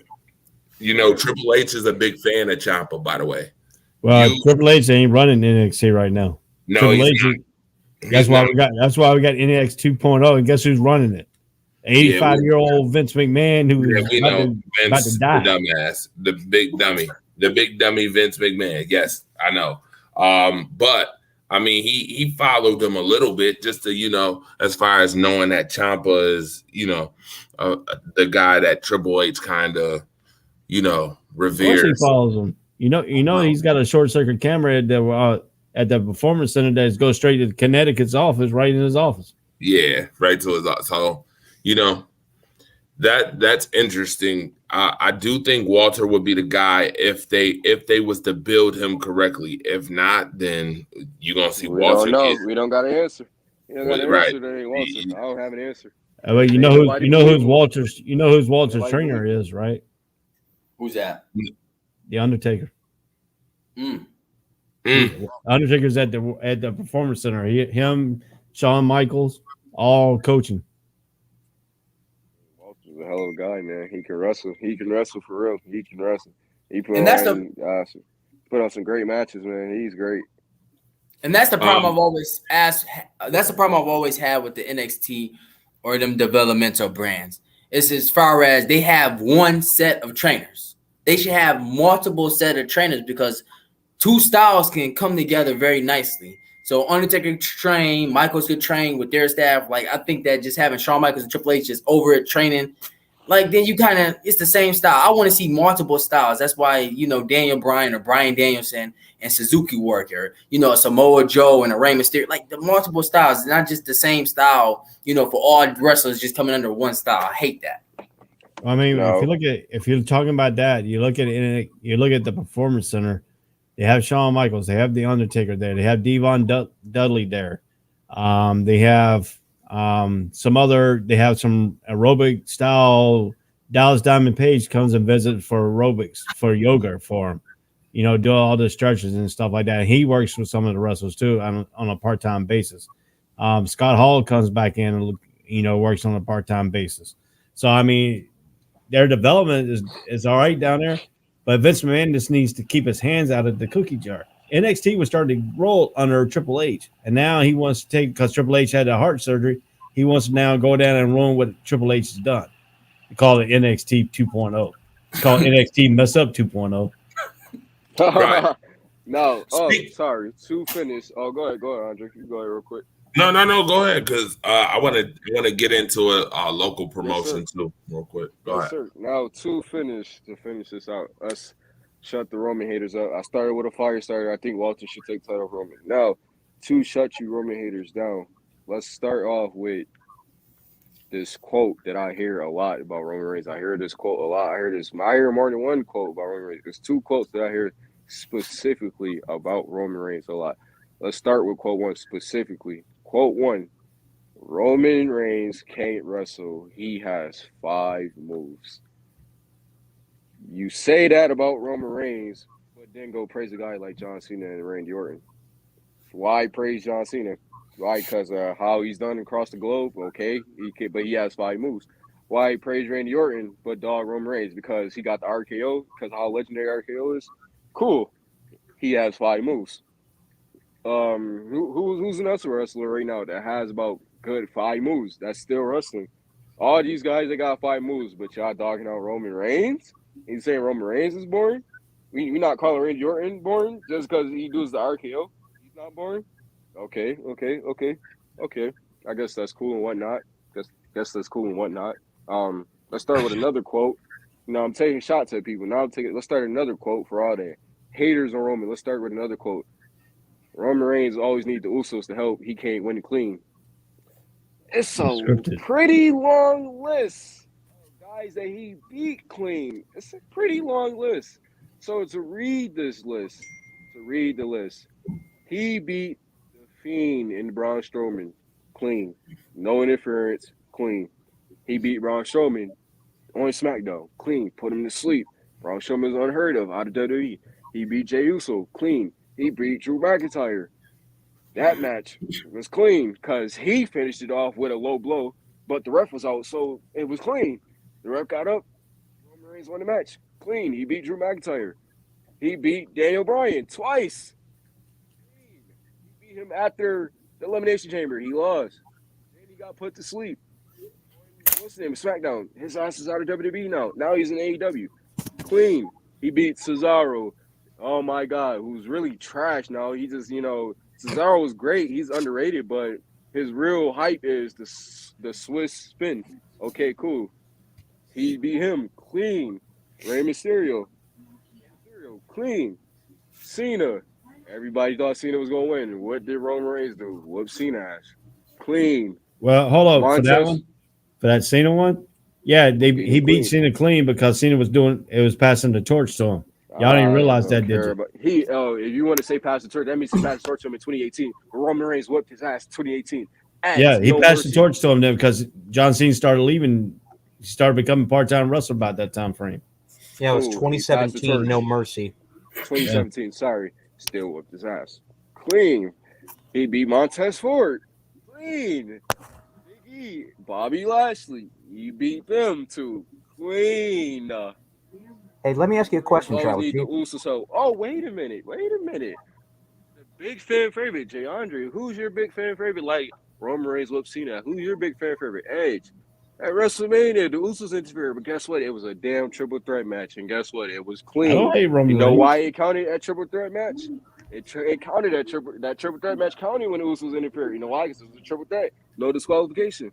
Clean. So Edge lost him. He stacked Daniel Bryan. So Edge hasn't lost in his career to Roman Reigns twice. To me, I think Roman Reigns is funny.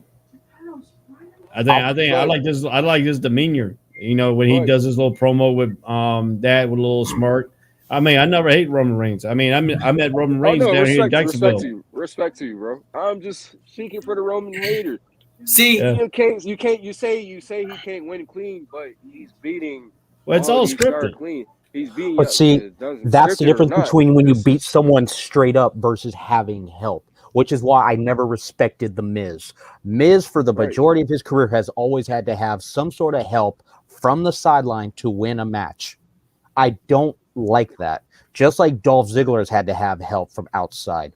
When AJ Lee was with him in the TLC match, the ladder match at Yeah, she would kiss people just for her. Yeah. Like that was. That's I- why Okay. To me I personally, have I think WWE really screwed Dolph Ziggler up. I mean, Dolph For Ziggler sure. was a Yes. good. I mean, Yes. he screwed Yes. him up. Thank you. For sure. Thank you. I mean, Thank you. if you look at it the way Dolph Ziggler handled himself, Dolph Ziggler should have had multiple world championships. They just screwed him over completely. Underrated. See, Underrated. thi- Who over there, Mr. Andre Robinson, would disagree, but Dolph Ziggler is really underrated. oh yeah, He's he that definitely guy. is. He's See, that do you here's- think guy. do you think his matches with Cena actually helped him improve? Everybody, Yes. I'm gonna Yes, tell you because what. look at how he did against Seth Rollins in the Intercontinental Champion match, which match is very underrated. Go back and watch that match on Raw. That match was I'm great. gonna tell you what. Everybody thinks about John Cena. He doesn't put wrestlers over. John Cena put wrestlers over in different ways than people would they expect. Exactly. He has. If you listen to the Miz, the matches with John Cena, it helped the Miz prolong his career because John Cena does one thing that nobody knows that he could do.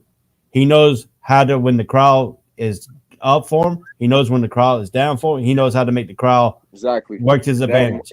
And he taught has that great to mind Miz. manipulation.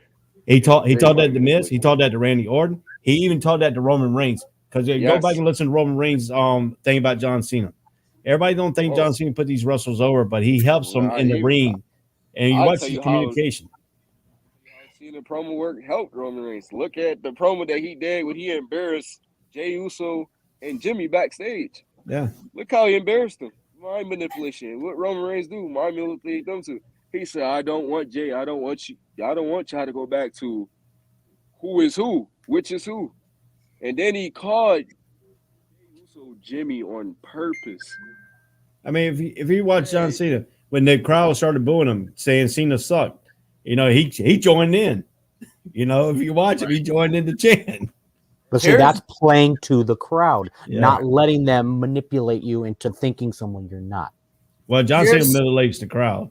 Here's where I going to play advocate against you, Benjamin, Tribal Chief. Here's where I'm gonna play advocate against you. I don't think people hate on Roman Reigns because people just hate on Roman Reigns. Roman Reigns say a lot of stupid stuff outside WWE to the media that he just shouldn't say. He's ill. CM Punk should never come out his mouth. He's For ill. the simple fact that you just say that CM Punk would never be the Rocker John Cena. You not Rocker John Cena. I He not. mean, He Punk not was- until came out- wait, until when? Until when? Did you not forget what we just sent to the chat?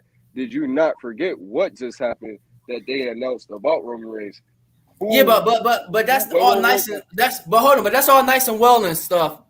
But if you comparing yourself to another wrestler, like Top Dollar, trying to talk about the Young Bucks, like you need to worry about keeping your job and not being in the catering in the next 6 weeks because y'all didn't look so y'all didn't look so good Friday night on SmackDown. I'm sorry. Like this is what I have a problem with. Like wrestlers can talk. Y'all gonna crap talk each other. Y'all in different companies. But the trash talk CM Punk, who's been an icon for the 7 years that he's been gone, and it took you the 7 years he's been gone to get on top. That's not a good thing.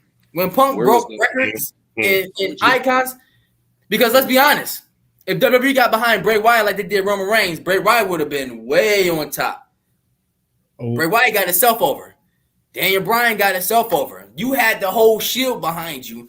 So to kind of come on and talk and just say, hey, listen, I'm the tribal chief. I smacked them around in my little brothers. Yeah, but you would never have gotten a reaction. If Roman Reigns walked away today, ain't nobody chanting his name in the arena.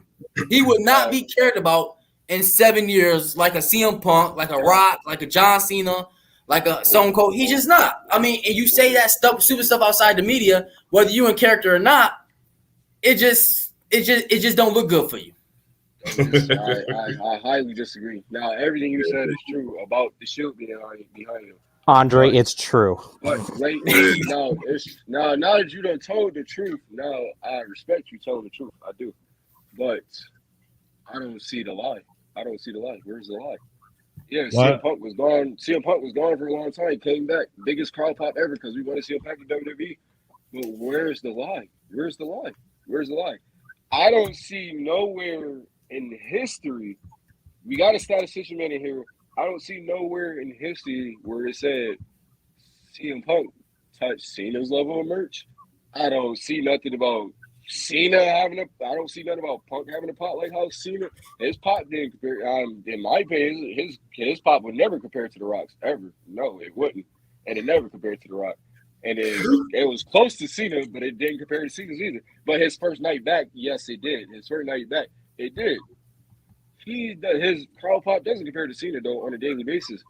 CM Punk, now he's looking now, he's wrestling again, but he's not that good. He's even admitted it. So he feels like crap out there, but he's fighting through it, but he feels like crap because he has took about the 7 years. But everything you said is true about Roman, but where's the lie though? CM Punk is not on Cena's level. He's not on the Rock. He sure as hell is not on the Rock level, even though he beat the Rock at WrestleMania at Royal Rumble, but it's no lie. There's no lie. There's no lie. No, it's not. I understand what you're saying. No, I understand what you're saying because it's like Roman Reigns. You took this long to do this, and CM Punk been rocking it as an icon, for this long and whatnot. But where's the lie, though? Where's the lie? There's no lie in what he said. He's not on John Cena's level. He's nowhere close to The Rock's level. So where's the line? Yeah, you can hate him for whatever he said because he's sticking to a heel character outside of work. Cool and all. And it's really bad on him because it took Roman, like, you really had to do this to grind out and whatnot. But I just want to know, where's the lie? Because what people was focused on social media, DeAndre, is what you said. Not one person, I've barely seen anybody focus on the part about where did he tell a lie though? Where's the line? I agree everything you say. You took him a while. The shit was behind him. He wasn't ready for Brock Lesnar. Brock Lesnar embarrassed him at WrestleMania. I had to rewatch that match. He really embarrassed Roman Reigns. He was not ready. He was trying to be the guy, but he wasn't ready. He got whooped badly. I agree with everything you're saying, but nobody on the net looked at it as the other way. You didn't give it two sides of it. You just looked at it this one side. You just like, yeah, Roman, it took you this long to get where Punk is at, da-da-da-da. So, yeah, you shouldn't talk. But did you look at the other part where did Roman Reigns tell a lie in what he said? He's nowhere close to The Rock's level. He's nowhere close. And I agree with that because for the same reason I think CM Punk fell off. Go back to when CM Punk beat Cena for the WWE Championship and left Chicago. If you remember correctly, CM Punk, when he first became champion, all the hype, all the things he wanted to do for WWE, the ice cream bars and all the merchandise. But as his reign as champion progressed, that's when CM Punk's ego started to change. And that's when he became from, being a face to becoming a villain. He just changed completely. So the more, all the hype and all the cheers slowly started becoming boos. And that's when CM Punk started to turn on the WWE universe and basically became a one-man show saying he was the best in the world. Nobody's on his level. There's not a single person in the world that could compete with him in the ring. The same thing that Chris Jericho had did. The theme song was perfect. But go ahead and finish. The theme song was perfect. The theme song is rocking. Chris Jericho was doing the same thing. Yep. He's like, I'm the best in the world at what I do. Right. Rock comes along, Royal Rumble 2013, beats CM Punk. Ironically, Cena wins the Royal Rumble. But then CM Punk calls out Cena. Cena offered CM Punk his championship spot at WrestleMania if he beat him in a match on Raw. Right. Match went for a half hour? Cena comes out on top. Later that year, Cena and Punk are in a 6-man tag team match. Notice that the hair had changed. His whole demeanor had changed. His whole gimmick. He was just chilled. He's laid back. He wasn't going to be held down anymore. And then he left WWE. Right. He was gone, but he wasn't forgotten. You notice around arenas, especially in Chicago at the United Center and the Allstate Arena, you hear that crowd, especially after, WrestleMania or Raw. CM Punk. CM Punk. The hype is always there. He's always going to be mentioned, regardless now that he's in AEW. He's loved over there. But WWE will still always have the memories of who he was first coming in, the straight edge society, the drug-free, alcohol-free gimmick early on. He evolved over time. Granted, some memories are good, some are bad. But he was always going to be consistent with how he represented himself with his image. No matter what he wanted to talk about with promos, he always wanted to get that point across. no matter if it was a Which good is idea what or a bad idea. Roman Reigns, as Eric has set up to this point, everything set up to this point, which is what Roman Reigns is doing. And mind you, like I said, DeAndre, you may disagree with it, but sometimes it really looks that way. People are just hating Roman Reigns because it's Roman Reigns doing it. I It's think, Roman Reigns. I mean, they may not like what Roman says, but you got to respect that he's still competing at the highest level and he's still the champ. I think And that up to the point what DeAndre said, I'm sorry, DeAndre. No, you But could. up to the point what DeAndre said, everything you said is true about Roman Reigns. It's true. CM Punk, he was doing the same stuff. Roman Reigns is doing it now. I agree because that's probably like I said, DeAndre. Everybody's looking at one side. Everybody's looking at the part with everything you just said about Roman. That's everybody focused. That's all they focus on. But you're not looking at the other part about Roman Reigns, which is he didn't state no lie and he's sticking to what he's saying, which is he's not lying. It's like there's no lie in what he's saying. And people right now are just hating because he's being what CM Punk was doing, like how Eric just described everything about CM Punk. That's what Roman Reigns is doing. And people are hating because it's Roman Reigns. But the main part, what they're focused on, is everything you said, DeAndre, about Roman Reigns needing the shield behind him. He couldn't wrestle then, et cetera, et cetera. That's what they're focused on. That's what they're looking at because of what he said out his mouth. But are you looking at the other side? Are you trying to discredit the other side? Like Roman Reigns is not, like he's not a main level attraction. Like he don't bring in, like WWE is not winning when he shows up. When Roman shows up, WWE's winning, like you said. They are winning. Yeah. When Roman showed up, Strowman, I mean, who was Strowman without Roman Reigns? He didn't tell no lie. I made you. You wouldn't be a monster unless I'm here. There's no lie in what he be saying. If people really look at Roman promos and how he talks about WWE, like how CM Punk did, Jericho did, he's not lying. He's not telling no lies. He's not. And it could be all part of a script, like Ray said. But Roman Reigns, sometimes he really is off script. He's not telling no lies. He's not. He's not telling lies at all. To back up with Eric said, I like what Eric said, and I like a lot of stuff that Eric said. To back up with Eric said, I think Punk Rise was at the wrong time. Punk Rise was at a time where the part-time superstars started to become popular. They started to go to part-time. Triple H transitioned to part-time. Brock was on his way back. Rock had announced that he was coming back for the tag team match against Miz and Truth, and his WWE match or his wrestling match against John Cena. So I think Punk Rise was at the wrong time, and plus there was at a time where small guy still wasn't popular in WWE. So his rise was at a time where the timing was wrong. But here's what I will say. I do agree. Punk is not on the level of John Cena. He's not on the level of Rock. He's not on the level of Austin. But you can't find me a better opponent that rivaled John Cena at the time, because at that time, John Cena was hated. Who better to foil John Cena's plan than a young CM Punk that's the quote-unquote voice of the voiceless against a guy that was prototype machine. Everything Vince wanted. Big, 5 moves, have clever on the mic, entertaining. I tell you what it should have been. Punk was everything opposite of what Vince wanted. So he was the best opponent, but Punk Rise was at the bad time because you had Brock coming back, you had Rock, and he took some losses he just shouldn't have took. He should never have lost to Rock. Even if they did fight, he should never have took that loss. If he shouldn't have took that loss. He definitely shouldn't have lost against Triple H at Night of Champions. That was bad booking at its absolute best. Hey, Andre, that's interesting. That's interesting that you said that. Shout out to EPW and my guy Connor Cushman that's in the comment section. This is what I was trying to say too. Y'all was having a conversation about CM Punk. I put these comments up here so you can see them right here. We was here for this. We was here for this. Right. Me and Jeremiah both was at this. Night of Champions here. Right here. Yeah, all this is real. All this is true. Triple H shouldn't have never won that match. Do you think this comment is legit that he only main evented against Cena? Because if you remember correctly, during that time of 2011, when it was him and Cena and CM Punk with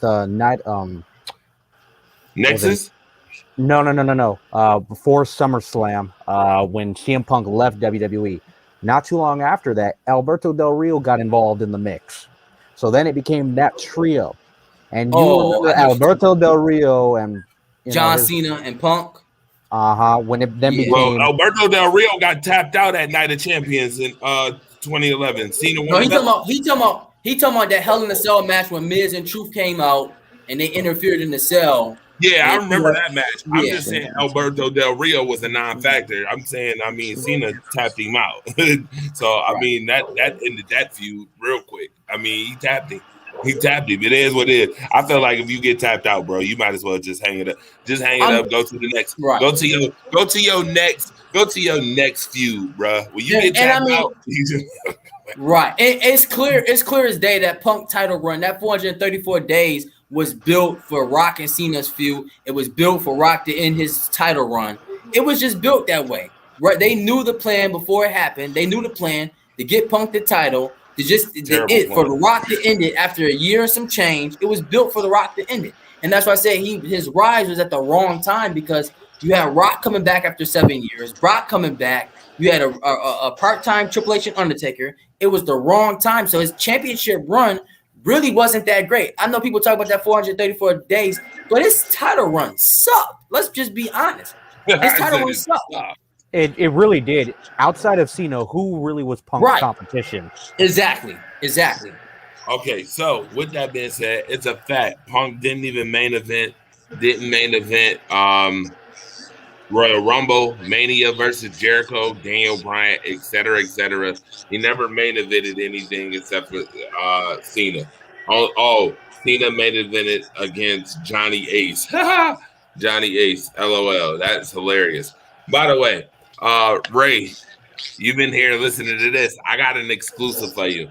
I wanted to tie this into local wrestling. We talking about CM Punk right now. I'm glad that we did this. We got into this conversation because I want to shout out ESW right now. EPW is watching. I want to shout out ESW, Empire State Wrestling. I have something I need you guys to watch. I need you to listen to this carefully, okay? We sitting here talking about CM Punk, and I got to do this because I told my guy I was going to do this for him. Shout out to him. Bill Collard, big time Bill Collard, guy who has wrestled on a whole lot of circuits. AEW is one of them too.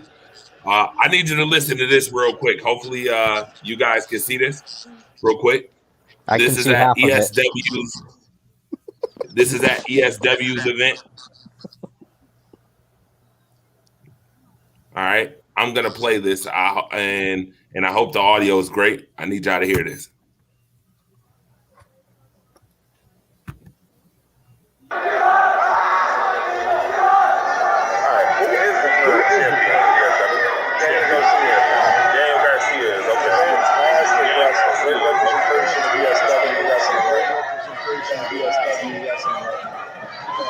But he ain't big time. Oh, no.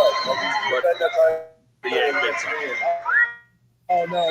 I'm confident. I'm confident. I'll turn his lights on. Turn this kid's lights on. How did you feel about his match with CM Punk? How did you feel about that match with CM Punk against John? What I'm about to eat.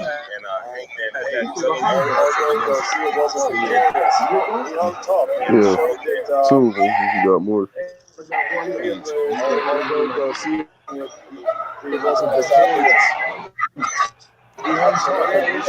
I might as well. You ain't cooking.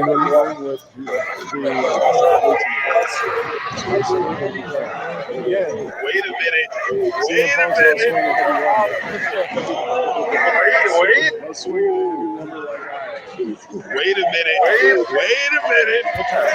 Tyson, everyone has a plan. Really get in the mouth. CM Punk is Big Time's one of my favorites. You're one of my favorites. Wait a minute. Who said you heard what he said? Tyson, has a plan. That's all it's going to take. I know y'all heard that. I mean, Man, I'm just laughing at the fact that's the same face you heard that, right? That's the same face you made when Josh Allen threw for 400 yards for the first time. Ray Cruz. My bad, Drake. What about Jay it? Andre. I need What to did he know. say? I missed that. What did he say? Yeah, I missed that too. I didn't hear Oh, what he said. Say it Oh, you loud didn't and hear it? clear, Andre. What I did he didn't. No, say? I didn't hear Say it, that. say it loud Oh and my clear, Andre. What did he goodness. say? I'm gonna play it back again. Let me play it one more There's too time. much Yeah. noise interference from the Y'all match really can't hear it though. Oh, I'll put your ear to the screen. Wait a minute. Who said it best? Was it Tyson? Everyone has a plan until they get in the mouth. CM Punk, see, I just want to know. Big time favorites. You're one of my favorites. I mean, anytime.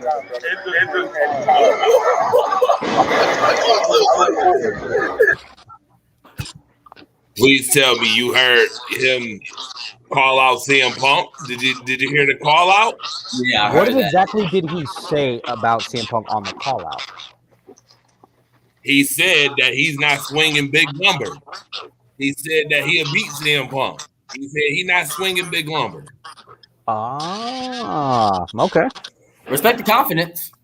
Remember Danny Garcia went against CM Punk on AEW. I don't know if you guys watched that match. Yeah, that was a Did good anybody match. see that? Yeah, that was a good match. Yeah. That's the one that just recently took place not that long ago, right? So Big Yeah. Time has been in AEW. Okay. Yeah. So that was the, that was So the clip I saw on he YouTube went of the against. match. But in all fairness, though, So he went against them. Punk has already said he's there to promote and put over talent. So I mean, he gave Garcia some shine. He already said he was there to put over talent. I mean, I respect the confidence, though. I do respect Bill Collier confidence. I mean, if you look at it, CM Punk. Listen. Go ahead, Ray. To me, CM Punk went to AEW for one reason only, just get back into wrestling ring, prove that he still got it, and put the talent over, like he did Darby Allin and Sting and all that other stuff. I mean, CM Punk to me, but if you look at wrestling in a whole, and don't believe everything you read, what you hear about Roman Reigns, nobody likes him and stuff like that, or the misconceived. WWE put plants out there on social media to get Roman Reigns over as a heel. Y'all know that, right? Yes, They put plants in the arenas to boo Roman Reigns. It's just like they did John Cena to get him back over. They never turned John Cena heel. They did Roman Reigns. To get Roman Reigns back over, you remember he had that leukemia. Everybody liked Roman Reigns because because of the health issues and stuff. Vince McMahon turned him heel when he came back. And guess how they turned him heel? They put people in implants into the stadiums to start booming Roman Reigns to get the crowd to start booing him.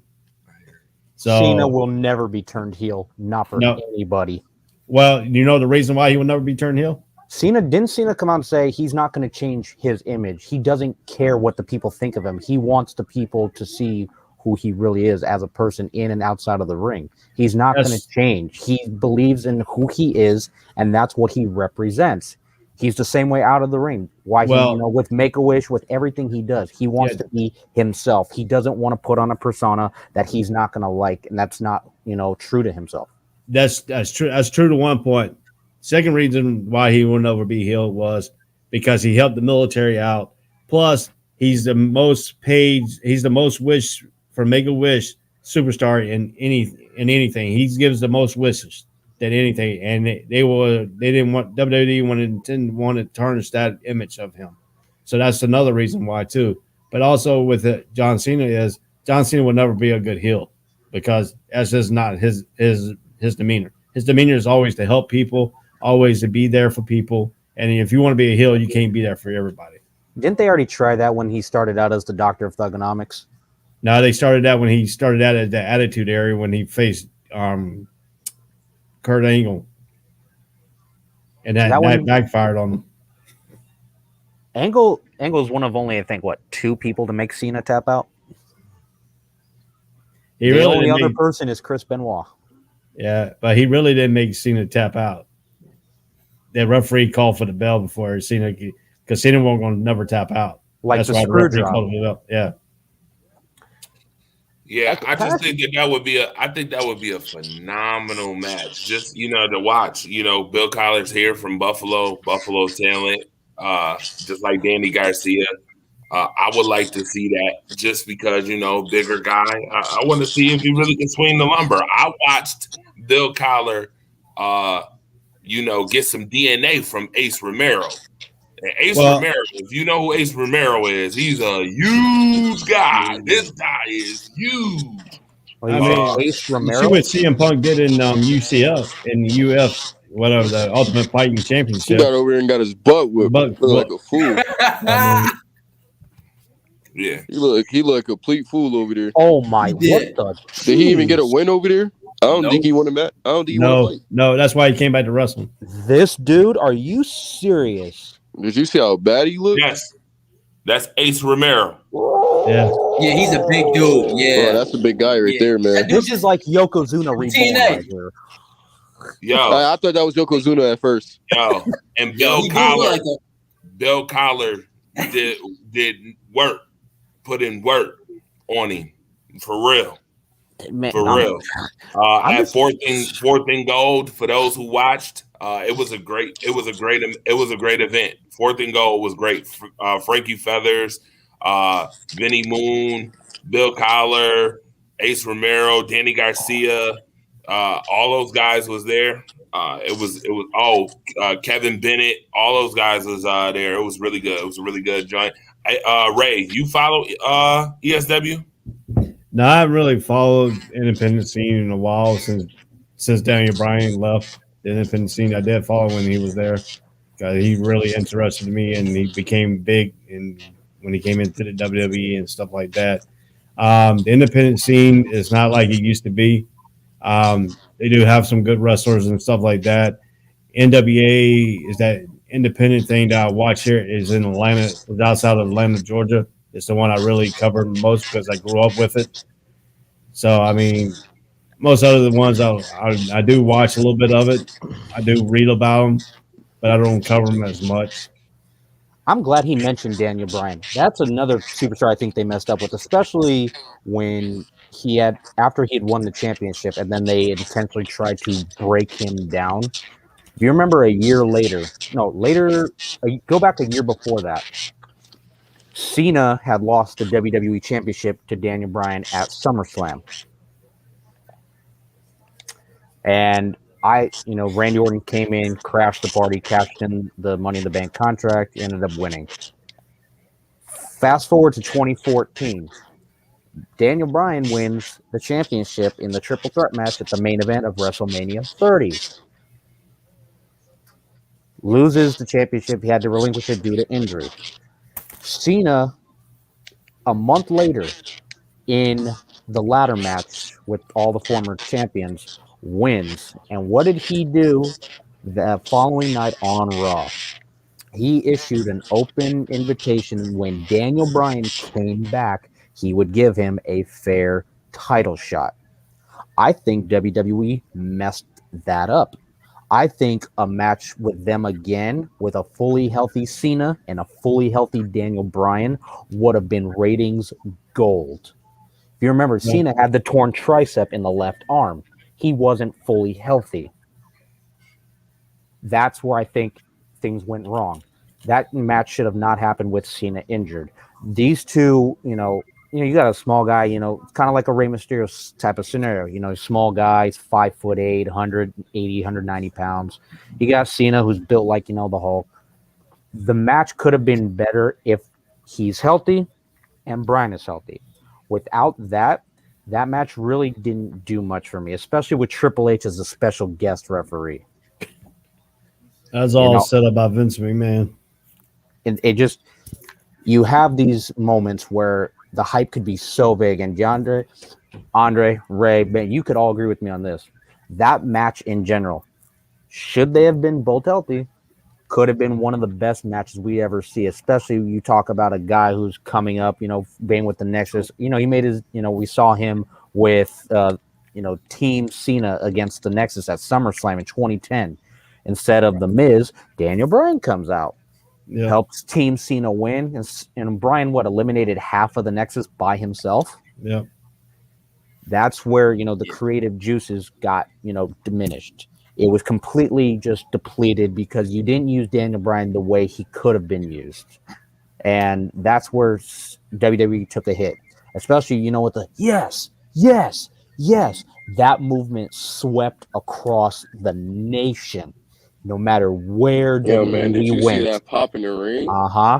Especially when Daniel Bryan was with the Wyatt family and then he turned on Bray Wyatt. Mm-hmm. The amount of viewership on that episode of Raw, especially from the steel cage perspective, him going and standing on top of that, chanting yes. Not one person in that arena was not standing on their 2 feet doing this. Every individual, every man, woman, and child in that arena was doing the yes movement. Why? Because they believed in the underdog. And that's what Daniel Bryan was to people, and he proved people wrong. Just because of his size and his height, it didn't mean he wasn't an elite competitor in the ring. He gave it his all. Yeah. And I wish that him and Cena could have had a proper match, because I would have loved to see the outcome. Right down the middle, straight up. Who's the better man? WWE messed that up. John Cena pushed for it. John Cena always pushed for Daniel Bryan to get the match they deserved. But Vince McMahon didn't want to hear it. Vince McMahon, that's why he put Triple H in as special guest referee. That's why they had Orton cash in on the Money in the Bank when he beat John Cena to take the belt away from him. Something about Daniel Bryan, something about a small wrestler that Vince McMahon doesn't like, and he's always screwed them over. And to me, John Cena was pushing for Daniel Bryan to do the match, and I believe that John Cena was going to lose that match anyway to Daniel Bryan, because that's what John Cena wanted. John Cena wanted Bryan to have a big run, and WWE never gave him that big run like he's supposed to have. So to me, WWE really messed up Daniel Bryan. I'm glad he's gone to AEW. I think he's going to do better over there. So I think if you're talking about passing the torch, I think that match against Daniel Bryan at SummerSlam of 13 was truly Cena passing the torch, because I can't really think of no big matches he was in after that, besides him getting annihilated by Brock a year later. That was truly the passing of the torch moment by him losing to Daniel Bryan. He busted that man mouth of 2013. That was crazy. Well, if you think about it, Cena came back a couple months later after having the surgery and won the World Heavyweight Championship. Yeah. But let me ask you a question. Man. Do you think that's really physically possible to come back from a torn tricep 2.5 months after a surgery? Because they said the recommended rest time is 6 months to a year. So to come back 2.5 months later, I can't be the only one a little suspicious that that's not like physically human to do. Unless you're not John Cena's more suspicious. It's more of a to me it's more of a like maybe he wrestled through it. I'm not going. Obviously, football and wrestling is not the same thing, but of course not. Baker Mayfield currently right now in football in real life, he's playing through a dislocated shoulder right now. He's playing through that, and he's not expected to get surgery. He said he's going to finish out the rest of the season, and he'll get the surgery afterwards. So he's going to be out there throwing with a dislocated shoulder. But as for wrestling-wise, I think, we all know it's like, I think it's part of the script. It's just like, an injury to write him off, a little injury to write him off for a little time that they need him off. Then he comes back and whatnot with a miracle, stuff like that. But if you look at John Cena, the way he has chemical, the way his body composition is made up, he's a genetic freak. Everybody thought he was on steroids and stuff. John Cena proved him wrong, because he actually went and did a drug test, a hair sample drug test, took a piece of his hair, because that's the only way you're going to find out true about your drug history is through your hair particles. He hired somebody that did his hair particle, came back and said he never did drugs. He's just a genetic freak. When he went and had that surgery, he worked out, he trained, he went to rehab, and I mean he nonstop. I mean he works out like 8, 9, 10 hours a day. You know, Cena nonstop. probably So has him and The Rock. I mean, but I think Cena's big. I think like Cena has some giant forearms, man. Like he looked like he has more muscle than The Rock, and I believe he does. I mean, Cena's really they're both jacked, but I think Cena got the edge over The Rock. Just I think so too. In terms of pure Just a tad strength in the ring, Cena is ahead of The Rock, and I don't think it's even close. Oh yeah, by I mean far. he picked up, and I'm gonna tell you. I You see how don't he know. picked up Great Khali and Big Show? Yeah, I'm gonna tell you Or about go to that. WrestleMania 25, Big Show and Edge at the same time. Yeah, I'm gonna tell you about that. John That was Cena, crazy. you know, when Paul Wright was talking about people picking him up and stuff like that, he said he had to jump and help people. He said the only person he never had to jump and help him was John Cena. John Cena literally pulled him up.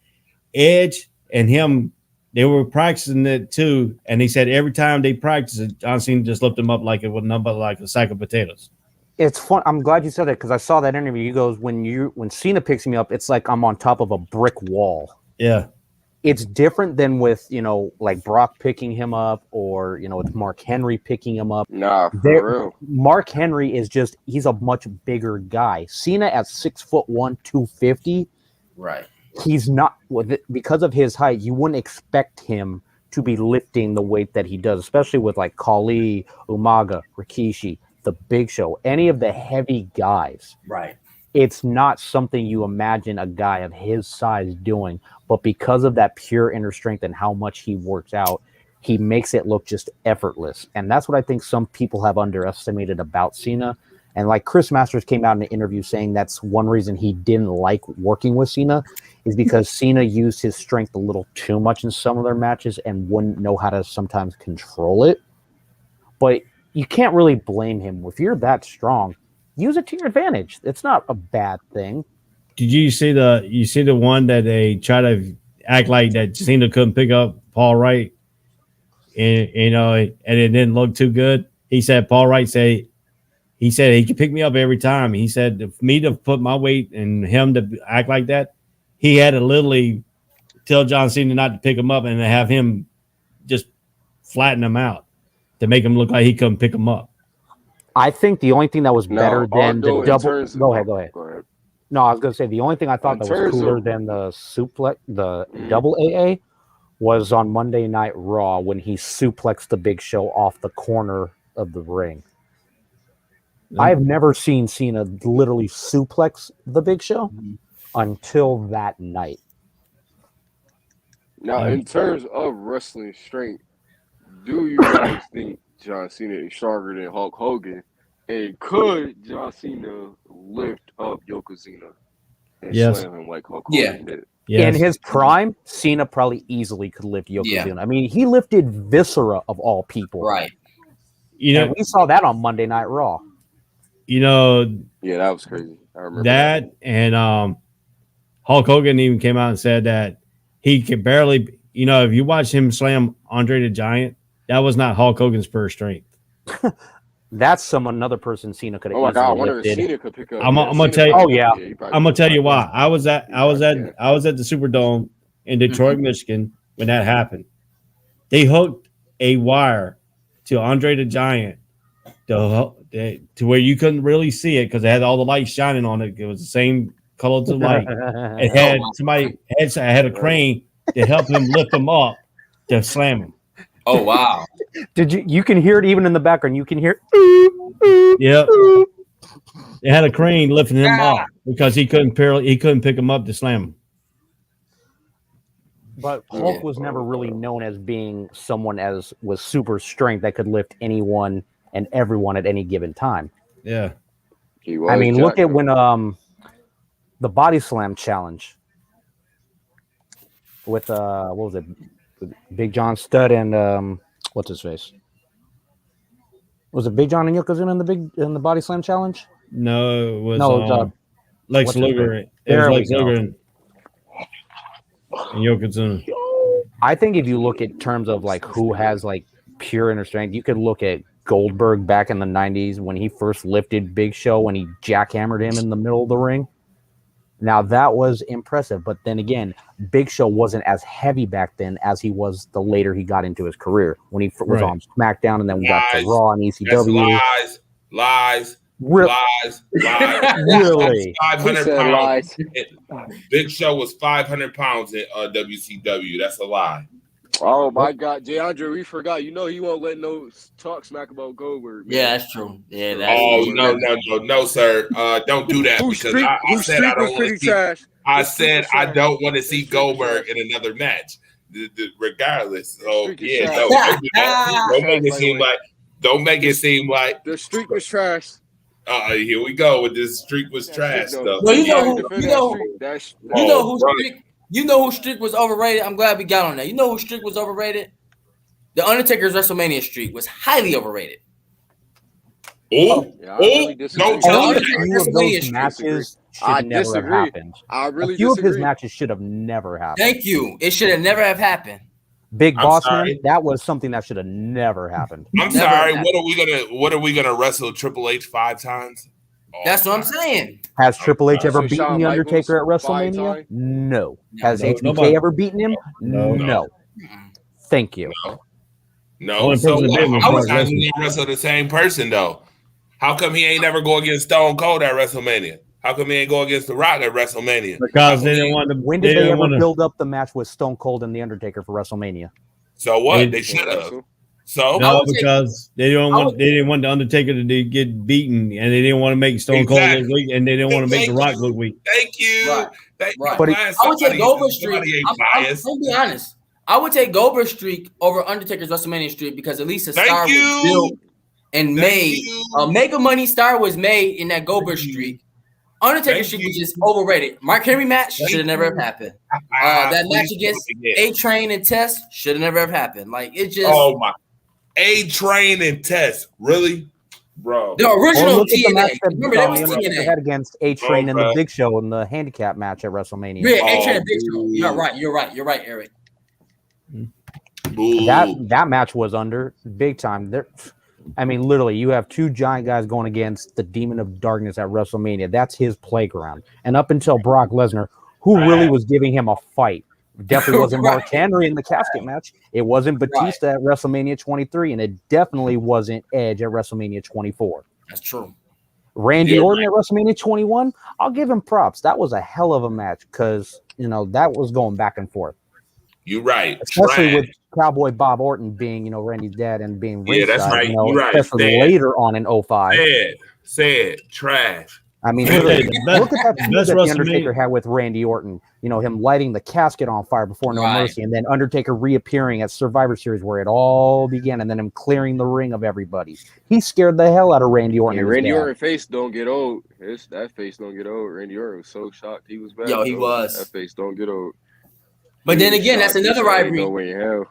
That's another rivalry that concluded in a Hell in a Cell that needed to conclude in a Hell in a Cell because it made it feel real because they rivaled all year long. It was hatred, well, storyline wise, between the two. That Mhm. a great rivalry, underrated rivalry in my book. I think Randy Orton had a Very, better yes, sir, rivalry and very storyline with Cena than he did with The Undertaker. You say you think his rivalry? with Thank Cena? you. And the only Thank reason I you. say that is because Thank Randy you. Orton had made it Somebody personal with with culture. Cena's dad. By Yeah. Culture. John Cena's dad Somebody getting with attacked culture. by Orton and punted in the head on Raw while Cena was handcuffed to the bottom of the ring. Yeah, Randy yeah, made it personal. yeah. And that's when I thought, I was like, all right, if this becomes a championship storyline, how long are they going to take it? Because it was kept being back and forth. Cena wins the title, Orton wins the title. You go to bragging rights. We have the Iron Man match, the I Quit match. It was always back and forth. The Hell in a Cell match. We had different styles of Loved it. matches to see who could outdo one another. And sure enough, Cena ended up winning and ending that feud. And then it rebirthed itself again 2012? Yeah.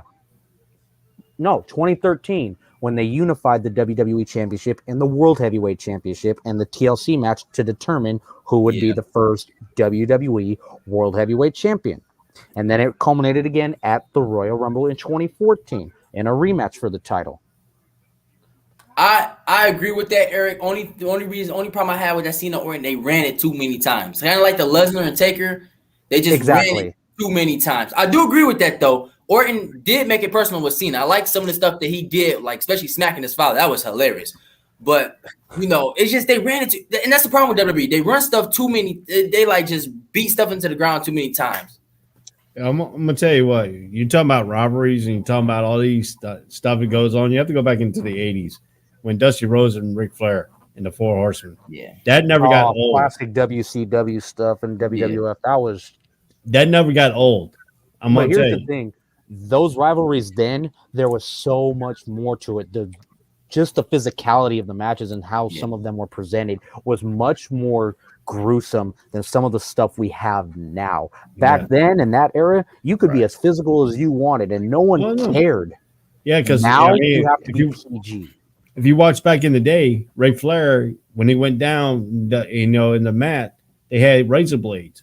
And him and Dusty Rhodes used to pick razor blades up and they punch each other. And on the way down, if you watch Ric Flair fall, he's cutting himself on the way down. Mm-hmm. And he literally, I remember the match in the Dalton Arena, Raleigh, North Carolina, where I was, and where I went to see my first wrestling match. Them two were the actual wrestling, and Ric Flair right in front of me picked up a razor blade and cut himself right in front of me. Oh, jeez. And then I also remember shaving. He cut himself. Just cut himself on the way down to make him bleed. Oh, I thought it was because he was shaving or something. No, straight razor blade. And then, in that same thing, I started arguing with the Barbarian and the Warlord's manager. I can't think of his Paulie. I can't think of his name right now. But I used to argue with him. He spit in my face in that match. Oh wow! I got so heated in that. They had to move me out of so I was ringside. They had to move me all the way back. And I was only like 10 years old at the time. I got so mad, I was about to jump the security rail. They had to move me back. And then after the match is over, they were fighting the Road Warriors. Them and Dusty Rhodes came over and, said we were sorry that he did that. It wasn't a script for him to do that. He thought you were the plant that they had sitting at ringside. And I found out the guy that was the plant was on the other side of me, and he wasn't arguing as much as I was, and he thought I was the plant. Because back in the day, they used to put plants in there to get arguments so they could spit on them and all this stuff. Like Carlito out on his Carlito's Cabana. I'll be honest. How do you confuse a person for a plant? I mean, I know I got one eye, but you can't be that blind.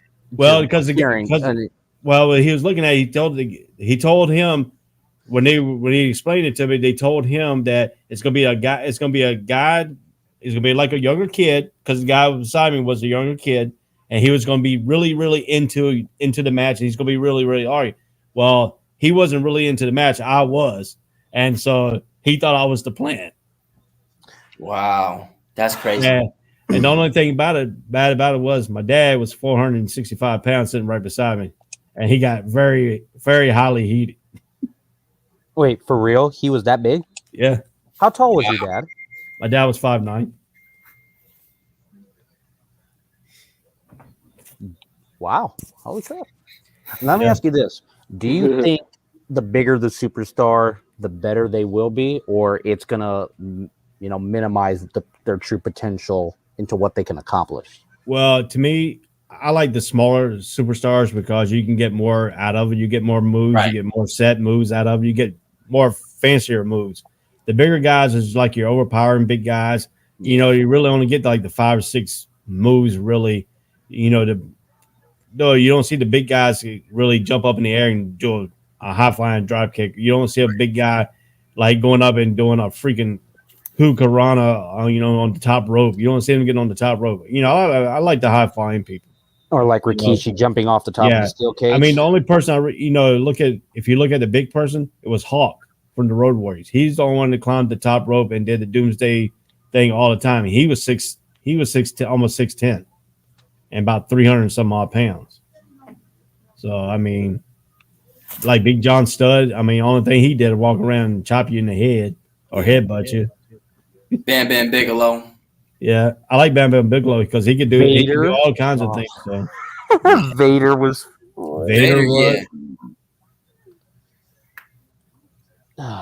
you know what? I feel bad for some of these large superstars, like Umaga, Big Daddy V. I really, God bless them. Rest in peace to the two of them. They're gone but not forgotten. Truly, some of the most entertaining matches I've ever seen, especially when Umaga had his feud with John Cena and the Great Khali. Just those three, the chemistry in that ring, especially the WWE Championship match on the Triple Threat on Monday Night Raw. It just was. You have two large behemoths, one that's 7'3", 400+ pounds, versus the Samoan Bulldozer with Armando Alejandro. Yeah, shut up. Yeah, I mean, yeah, I agree with you, but I watched the Yokozuna thing they had on is on Peacock now. It used to be on the WWE Network. Okay. They had a thing with him. He had a problem. He could never stop eating. Oh wow. Yeah, they said they took him to wrestling matches. After the matches were over, he had to stop and get. And I mean, you talking about a meal.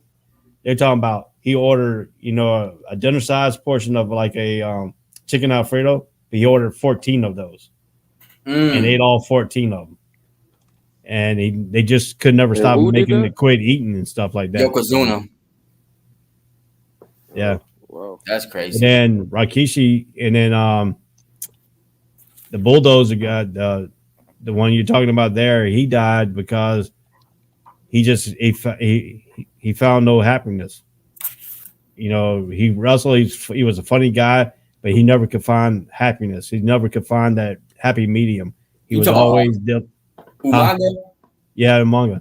He never could find the happy medium in his life. I mean, he had kids and everything, but he just couldn't find that happy medium. And he went down some terrible roads and stuff like that, and it just caught up with him. Yeah. Yeah, it was tragic how he died. That was mad tragic. I remember hearing about his death. That was just tragic. I think Eddie Guerrero had the craziest tragic death to me. He died in the ring, which was like unbelievable to me. Like, who, Eddie Guerrero? Really had Eddie Guerrero died in the hotel. He died in the hotel. You talk about Owen Hart. Like, Owen Hart died in the ring. Yeah, in the ring. And they had to cut that pay-per-view. Eddie Guerrero had a heart attack. I watched it. Yeah, in a hotel. He died in a hotel. He died in a hotel. Him having a heart attack in front of JBL. He just had a heart attack. He didn't die that night. Nope. Nope. He died in a hotel. He died in a hotel just before WrestleMania. Right. Wow. Yeah. Good storyline. I thought he was dead in the ring then. The only person that died in the ring recently it would be Owen Hart when he did that Rooster gimmick and he was going to go in the ring. Yeah. And that's why they went that's why the pay-per-view that's why they went to that stuff, never showed you anything until after he left the ring. Right. Yeah, I remember I watched the video when I was a little younger, and then I seen that. I kept trying to look it up before, and I couldn't find it. And I was like, wow. But I had seen it the first time, and I guess he really didn't die when he got back up. But when he got back up, he just fell out, and it was over after that. I was like, wow. And you know what the messed up part about that whole thing was? I mean, everything was messed up about it. But the messed up, you probably know this, Ray. But the complete messed up thing about it is Kevin Dunn and Jim Ross ear telling them to give them an update on Owen Hart. Jim Ross telling him, I don't have an update. And Kevin Dunn saying, JR, he's dead. We're going live in 5, 4, 3. Yeah. I'm like, that's just messed up. Like, that's just – you expect this man to gain his composure in much time? Well, Jim Ross didn't want to go on. He wanted him to cancel the rest of the pay-per-view. Right. Yeah. And Vince McMahon told Kevin Dunn, no, he told him he's going back on the air. He has to find his composure. So, I mean, it was kind of hard for him to do it because JR, he likes the talent. He's very into the talent. He has a good relationship with the talent, and stuff like that. Now he's found out he's got cancer now. Yeah, that's messed up. Yeah. Yeah, I was just gonna bring that point up. Like, prayers to that guy, for you people that still watch, prayers to Jim Ross. He did announce that he has skin cancer. So prayers to that man. JR was definitely a legend. He is a legend, I'm sorry. Sorry not to say was. He definitely is a legend. Definitely legend, so prayers to him. He has a lot of troubles because his wife died and all that now. So He was left, because she died of cancer and stuff. Now he's got cancer. Right. Honestly, Right. crazy part is I think AEW is the only thing that's really keeping them like going every day. Because I mean, like like you said, his wife died, like stuff. Just I think AEW is a good thing for him, even though he's definitely in a regressed on commentary. But AEW is a good thing for him. Yeah, it's just like Joe Paterno when they fired him from Penn State, he died. Yeah, Because they took his weight. That was only keeping him alive. Right. So, What's your thoughts on Dark Side of the Ring? Do you watch Dark Side of the Ring? No, not really. I'm probably going to look at it and see. I've been trying to catch up with some stuff. I've been busy. I do the website for our network, so that keeps me busy most of the time. And then I have kids who play baseball. Understand. So. Oh man, I miss playing baseball. Baseball was fun. Yeah, I played baseball in 4th grade. That was my first time ever playing baseball. It was fun. Yeah, my kid's got he had a double and then 3 home runs in the last game. Oh, that's what's up. Amazing. Your kid's a talent. He's a natural. He sounds like a natural. So he's a natural. But yeah, I mean, if you look at wrestling and stuff like that, there's so many organizations that keep following. You don't have enough time in the day to follow them all. I mean, you got your main ones, and then you got your ones like Ring of Honor. Yeah. You got your NWA. You got your Lucha Libre ones out there. I did when I was stationed out in Puerto Rico. I did catch some of the Puerto Rican wrestling, and you talking about some serious stuff. That ain't fake out there. Right. They're out there really, they're really hitting you with chairs and everything else. So yeah, but I mean, about New Japan Pro Wrestling. Yeah, out in Puerto Rico.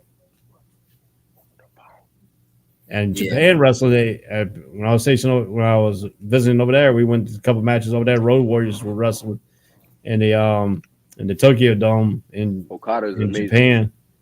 And that, I mean, them mugs over there, they're hitting you really, and the Road Warriors like trying to hit back with them and stuff like that. It was some brutal matches over there. Mick Foley's matches with Terry Funk and Explosion. The barbed wire, the fire matches, and everything else. Yeah, no matches over there be crazy. Yeah, they put American wrestling to shame, huh? Yeah. Respect to Okada, man. Okada is a goat. He is a goat. He's a goat. He's a goat. He's a goat. Okada, my second favorite. He's on second on my list for the best wrestlers in the world. But there's nobody on the planet, and it's not Kenny Omega.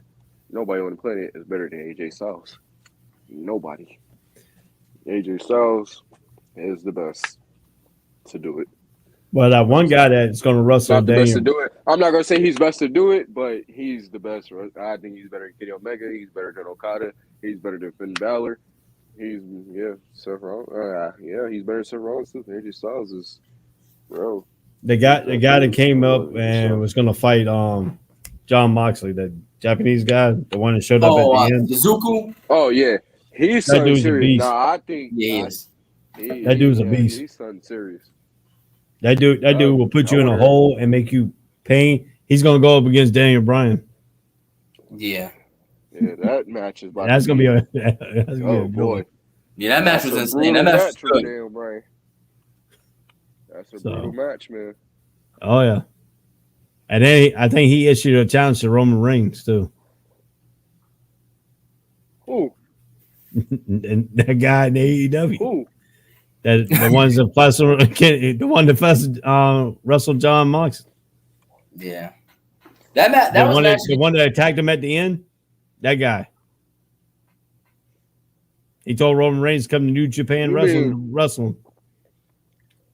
Oh. I thought you talking about the guy from AEW, Drew De Los Santos. I'm like, ain't nobody worried about him. No.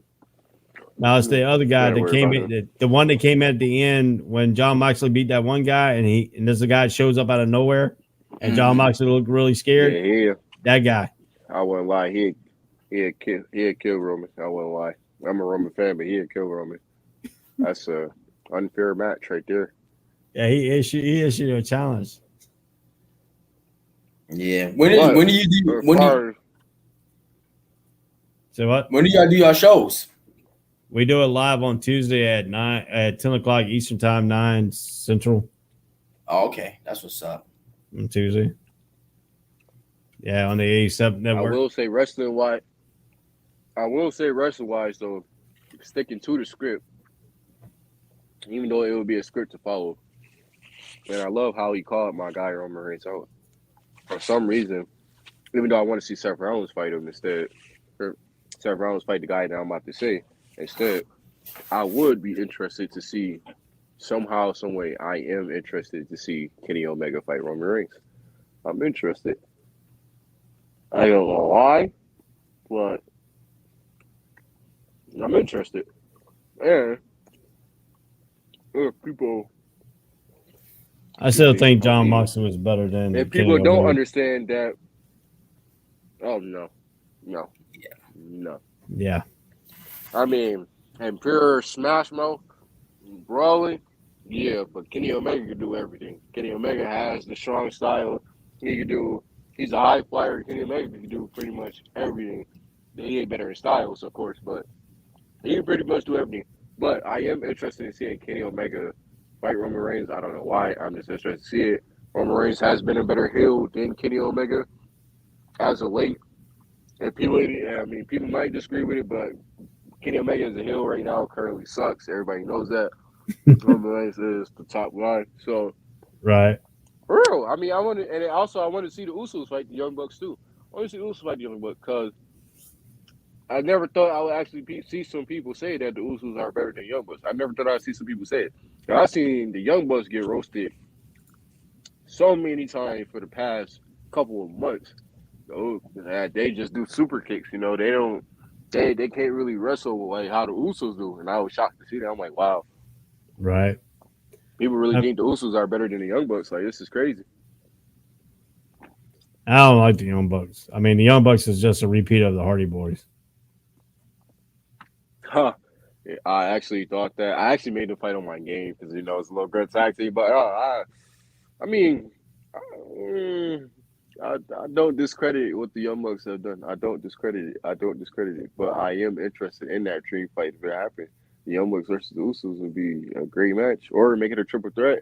Or a Fatal 4-Way tag team match. Actually, let's see who the best tag team in the world. Make it the Usos versus FTR versus Gallows and Anderson versus the Young Bucks. See, and name who's the best tag team in the world between those four. I'm a partial because you got Young Bucks are from North Carolina, FTR's from North Carolina, Hardy Boys are from North Carolina. So I've been in like a trade with all the North Carolina boys. Right. So. Right. And they're great. So yeah. So. Oh, it's nice having you on the show, man. Yeah, man. Nice meeting you. Nice meeting y'all. I think I want to talk to Andre more about checking out you guys' show. I think I want to check out you guys' show. I like how Andre asked the question there. I think I might check you guys' show out probably this Tuesday. So yeah, man. Yeah, we'll be on there. I think Andre's coming on there. And his brother. So I'll hit Andre up and I'll come on. Yep. I'll come on with him. All right, man. Yep. All right, so man. I appreciate it, man. Good talking to y'all. Y'all have a good one. All right. 4 hours and 2 minutes later. Thank you, y'all listen to us. Yes. Hey, we just had a Monday Night Raw. Thanks for listening to us for these hours. Yeah.